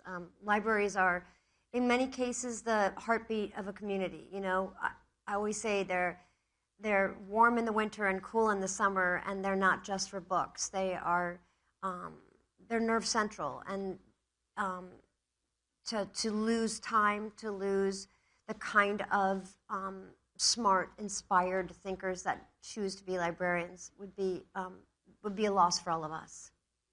So ultimately, as we've been discussing, Librarians is a documentary about First Amendment, about culture wars in the U.S., and I think it can be said that, you've waded right into those culture wars throughout your career. I mean, well, maybe not as Annie on Broadway, but of course, Sex and the City was such a huge success, in part because it tackled, sometimes vividly, the concept of women treating sex more like men do. And now your publishing company, SJP Lit, recently published a book called I Am You by Victoria Riddell, which I've read and is also brilliant. And it's this beautiful, sort of searing novel that takes inspiration from the story of a Dutch painter, Maria van Oosterwijk, and the complex relationship she has with Gerta Peters, who's her maid, her assistant, her lover. What did you love about this book? Oh my gosh. Why did you want it? I know you wanted it. Yeah. I got that book. It was submitted. I stayed up all night reading it. It was submitted by an agent who I admire so much, and I knew it was dead serious if he was submitting it, and I knew we'd have a lot of competition. I think the period of time is so exciting. It's the golden age in Amsterdam, the greatest painters. And this woman moves there to try to be a painter. She brings her servant from home who is behaved as a boy in order to work, from a very, very poor family, is revealed to be a girl. This young servant becomes her mixer, which at that time in Amsterdam was a very skilled and very hard job. She becomes incredibly skilled at it, and over time starts painting for Maria van Oosterwijk, whose first painting was just hung in the Rijksmuseum in Amsterdam, who was a massive success in all the courts across the globe and had great success, but becomes ill and can't paint. They have this really colorful relationship. There's a plot twist I'm not going to tell you because it's pretty amazing. But just Victoria is a researcher. She's a poet. So, she spent so much time. These are two real people. All the research is there, but it's so effortless and it's so vivid and it's such a dramatic story, but it's based on real lives in a real time. And I think it's just spellbinding because of her talent. She's just an incredibly talented writer, and I think the book is a great achievement. And it's had so much success, and I'm so thrilled for her. And how do you now choose? You've obviously done a lot, on stage and publishing and judging the Booker. How do you now choose your ventures, like your next ventures? Do you, what do you think about primarily in saying, yes, I'll do this, and, no, I won't do this? I think things that are completely foreign and scary, what is going to take me away from my children and for how long, and is it worth it? And I feel very fortunate that I can ask that question, because I know millions and millions of working parents cannot make decisions that way. They don't have that freedom. So I take it really seriously, and what feels like something I haven't done, and where do I get to go? What food do I get to eat in another country? And things like that. Who will I be working with? Is it somebody new? Is it someone whose work I've admired? Will it ask something different and new of me? Kind of a curiosity that seems like never quite sated is, kind of the way I make decisions. Sex and the City, of course, and the sequel, and Just Like That, just ended. And I know it's very important for you because it's been such an important part of your life. And Just Like That was met with mixed reviews. Some of them, including bruising, it was variously called. I don't read reviews, so you don't have to tell me. Oh, okay, I won't tell you. I know you don't actually. And it was a great success. So it was a great success. What are you gonna do? That must have really bugged them. You also don't actually look at the series. Yeah, so you've never actually. I don't look seen at my work, and I don't read reviews. But what would you say that do you think that And Just Like That, just putting it into the context of now, right? Because and sort of some of the culture wars that we've been talking about, in a way, would you say that Sex and the City, the first one, was easier than putting out something that dealt with it? No, the first one, people always shared with me how poorly it was received and how much people didn't care for it and how much they enjoyed, bickering over its merits. It's just, I think, the nature of particular kinds of programming and originally had never been done, and women weren't talking that way, behaving that way, being intimate in that way. And it was very curious this time round that people didn't want women of a certain age on television, and they didn't like the kind of problems that they were communicating or the kinds of conversations they wanted to have. On the margins, like on the periphery. But the truth is, there's always been this extraordinary, gang of 10 million plus who were there, for 27 years. And I think it's hard to ignore that there was a real connection. And I think that's kind of the greatest gift of all. You don't want to work for yourself. You're doing something every day, 16, 18-hour days, 100-hour weeks, because you're wanting it to be as good as it possibly can be and make a connection with somebody. And so much work as an actor doesn't get seen, it doesn't kind of cut through all the noise. So we always felt so lucky and so touched and so appreciative of the kind of connection the show made, and didn't really pay attention to the peripheral chit-chat because it didn't really penetrate what we were doing every day. So notoriously, you got to keep all the outfits. I did. I mean, that lawyer, we should all have that that agent who suggested. That was my lawyer. And I imagine that it's a hard question to ask you, sort of, which outfits you loved the most. So I'm going to ask you, was there one sartorial faux pas or wardrobe malfunction, something that you were like, well, you don't look back, but you don't look at them, but was there one that you think, No, because even the ones that I can recognize might be considered a miss. I